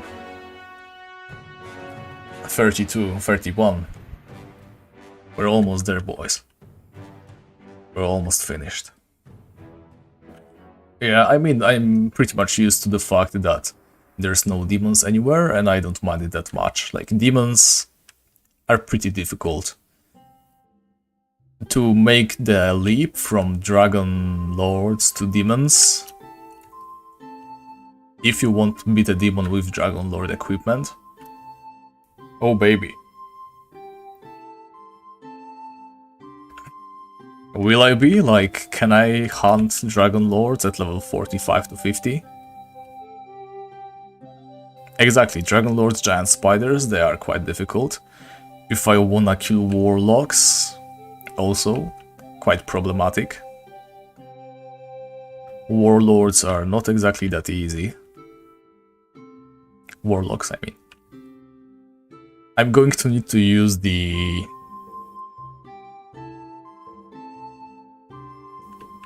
trap trick. Are there any poachers in Maze of the Lost Souls? And if not, do hunters drop closed traps?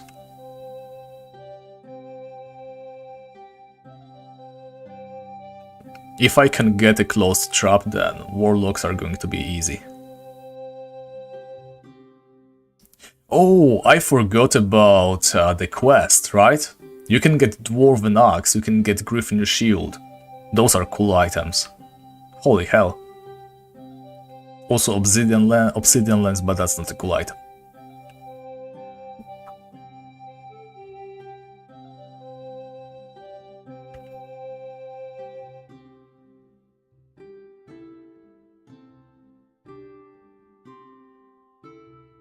Oh my god, just a little bit longer.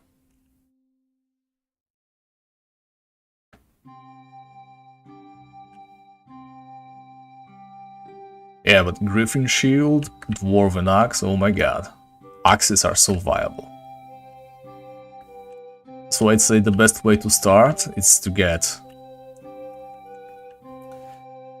like wait, how much damage is Taurus Mace?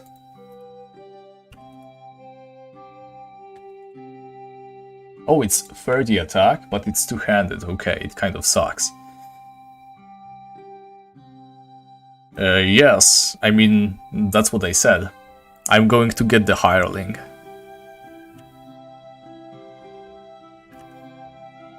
Wait, what? Random food? I mean, if I were to get a hireling, I'd get all the features of a hireling, right? Oh, hunters don't drop closed traps. Second question, are there any poachers in the Maze of the Lost Souls? Because if not, then we are a little bit out of luck.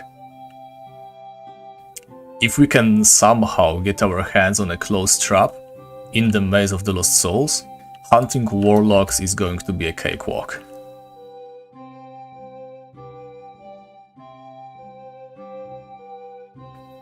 Yeah, I'd check it right now, but I don't want to accidentally fall down some weird hole when we are this close to finally being free.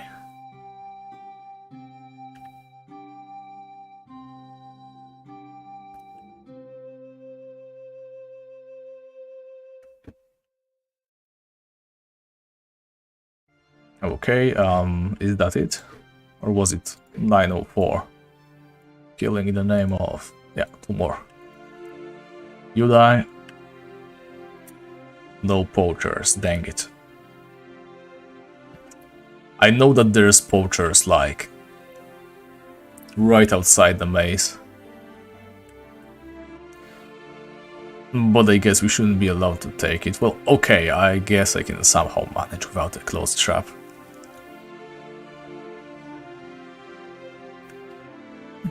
Yeah, but it would be so cool to have the closed trap in there. I was really hyped for that. There's this one place where you can stand in Dimona. If you place the closed trap correctly, you can pretty much cheese a warlock to death very slowly.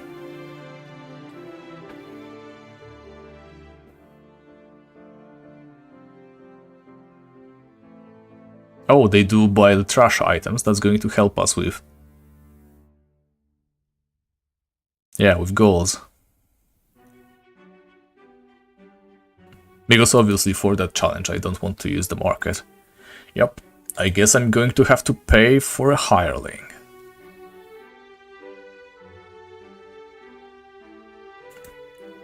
Yeah, I mean, I'll consider it. I still need to do a little bit of research.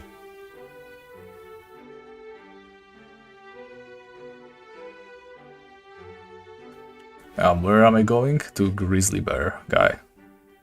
Adams. Oh my god, my back is killing me.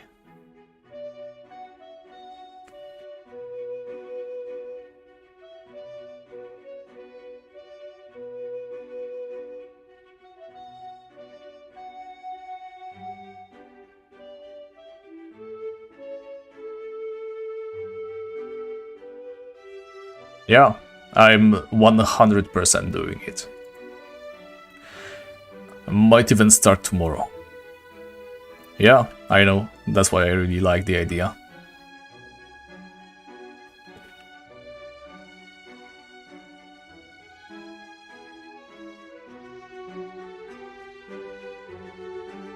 Alright, so that's the final task for crocodiles I could take, right? The 3 is the limit.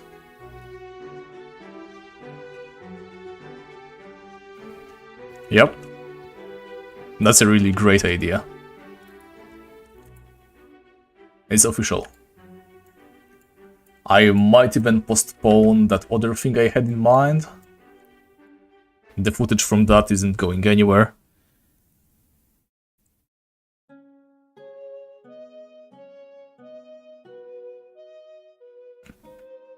Oh, so are we going to do like a duo?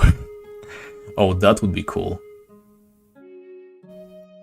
2 of us in the dungeon.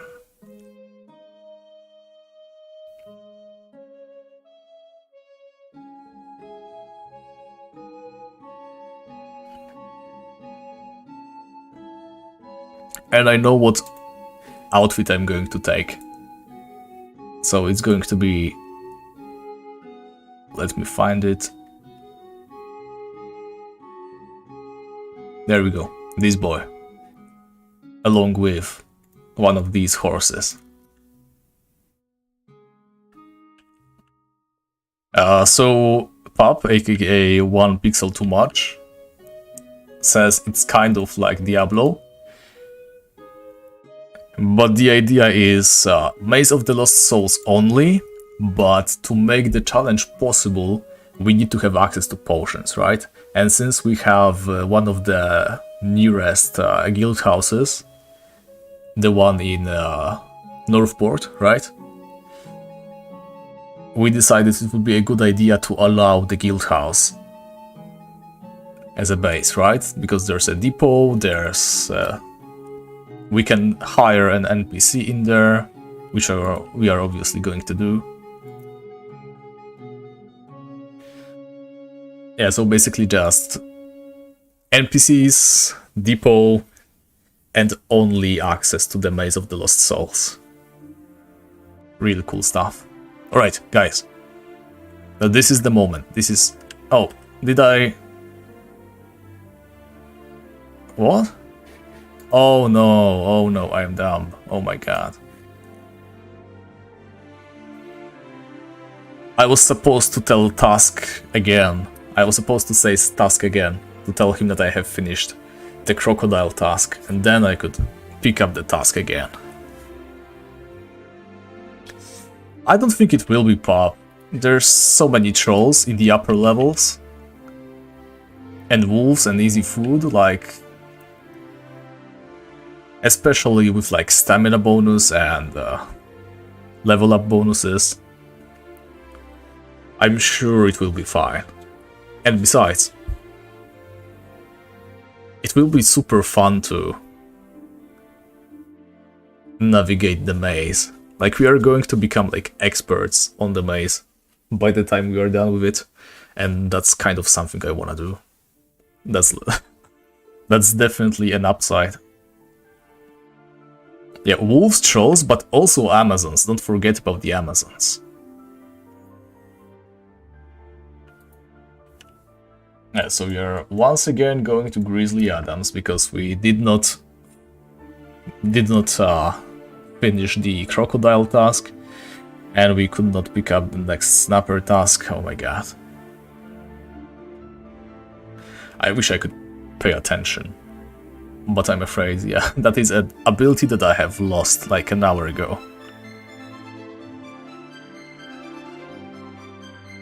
Yeah, I guess it's going to take a while, but... Did I ever mention that I really enjoy leveling between level 1 to 50, even if it takes a long time?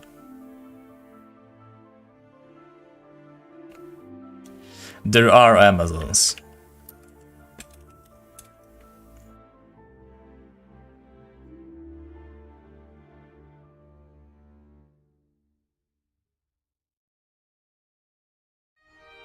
Okay, now we can kill the snapper again. There 100% are Amazons. No, it's not in the lower floors. There's Amazons easily accessible.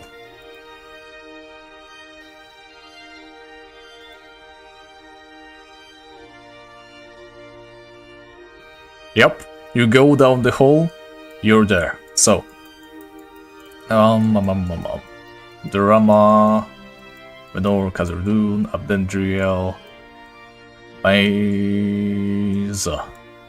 Somewhere here, right? Downstairs? Lower. Amazons. Right here. You go downstairs, like, here I think there's like rotworms, trolls, lots of different stuffs, Amazons. Not sure if Valkyrie.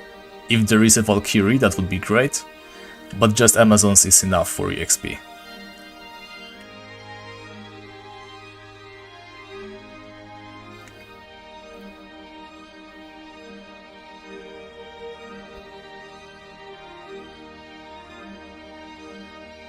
Oh my god, I'm hyped for this.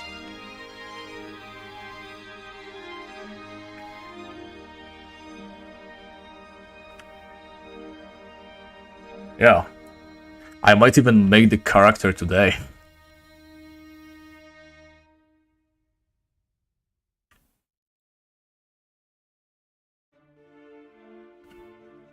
Right, so here's a closed hole, But this is an eternally open hole.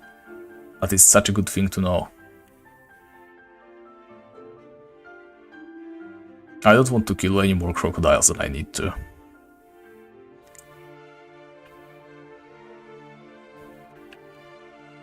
Yeah, and it has the part that is the coolest of all, which is exploring Maze of the Lost Souls.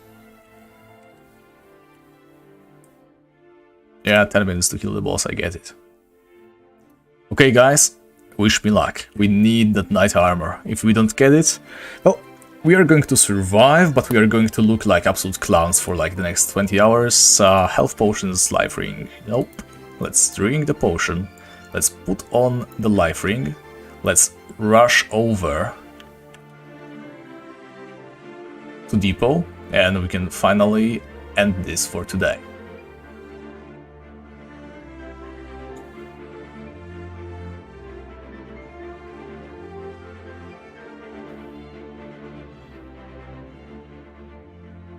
Oh yeah, that would be cool.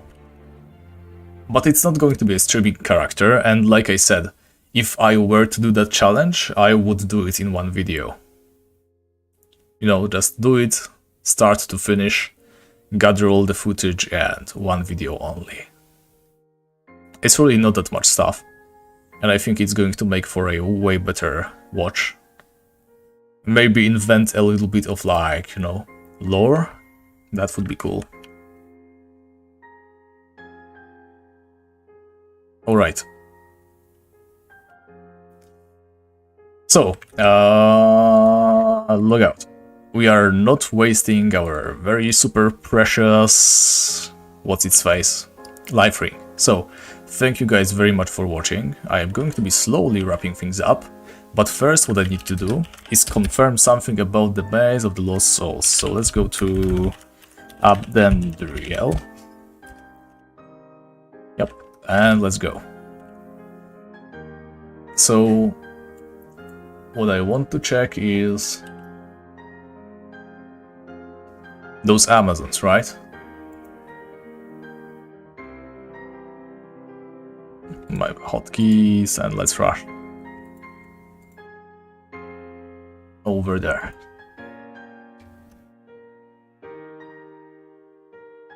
Well, 2-3 weeks, I don't know about that, depending on how much I care about the channel. Well, yeah, maybe 2-3 weeks. Some additional art. I think we can make it work. I think it's going to be pretty good. But it all depends on one thing.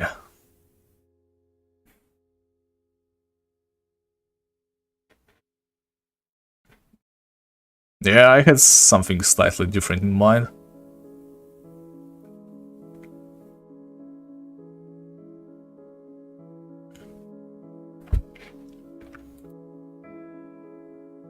Alright, and right there we need to go. Hee hee ha ho.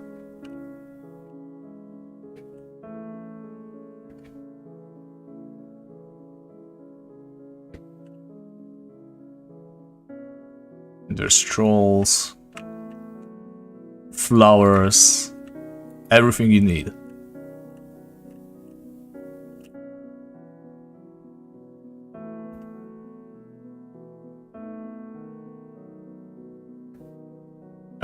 Yeah, everything that you saw on my channel, like all the banners or whatever, has been drawn by me.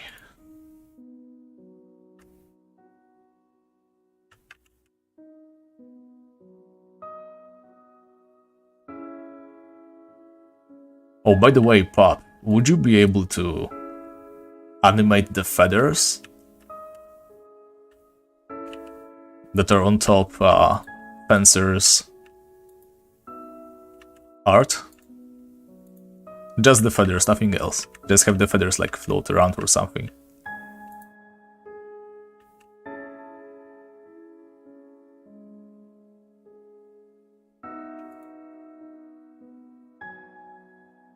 That would be cool, I think.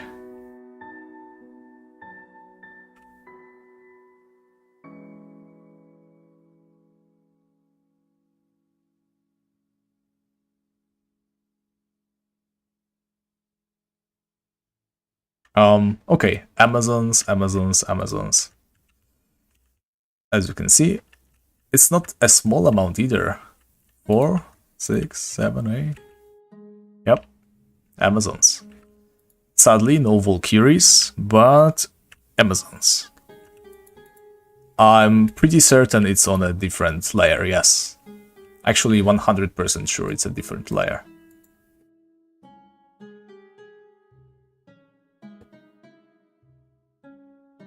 Definitely different layer.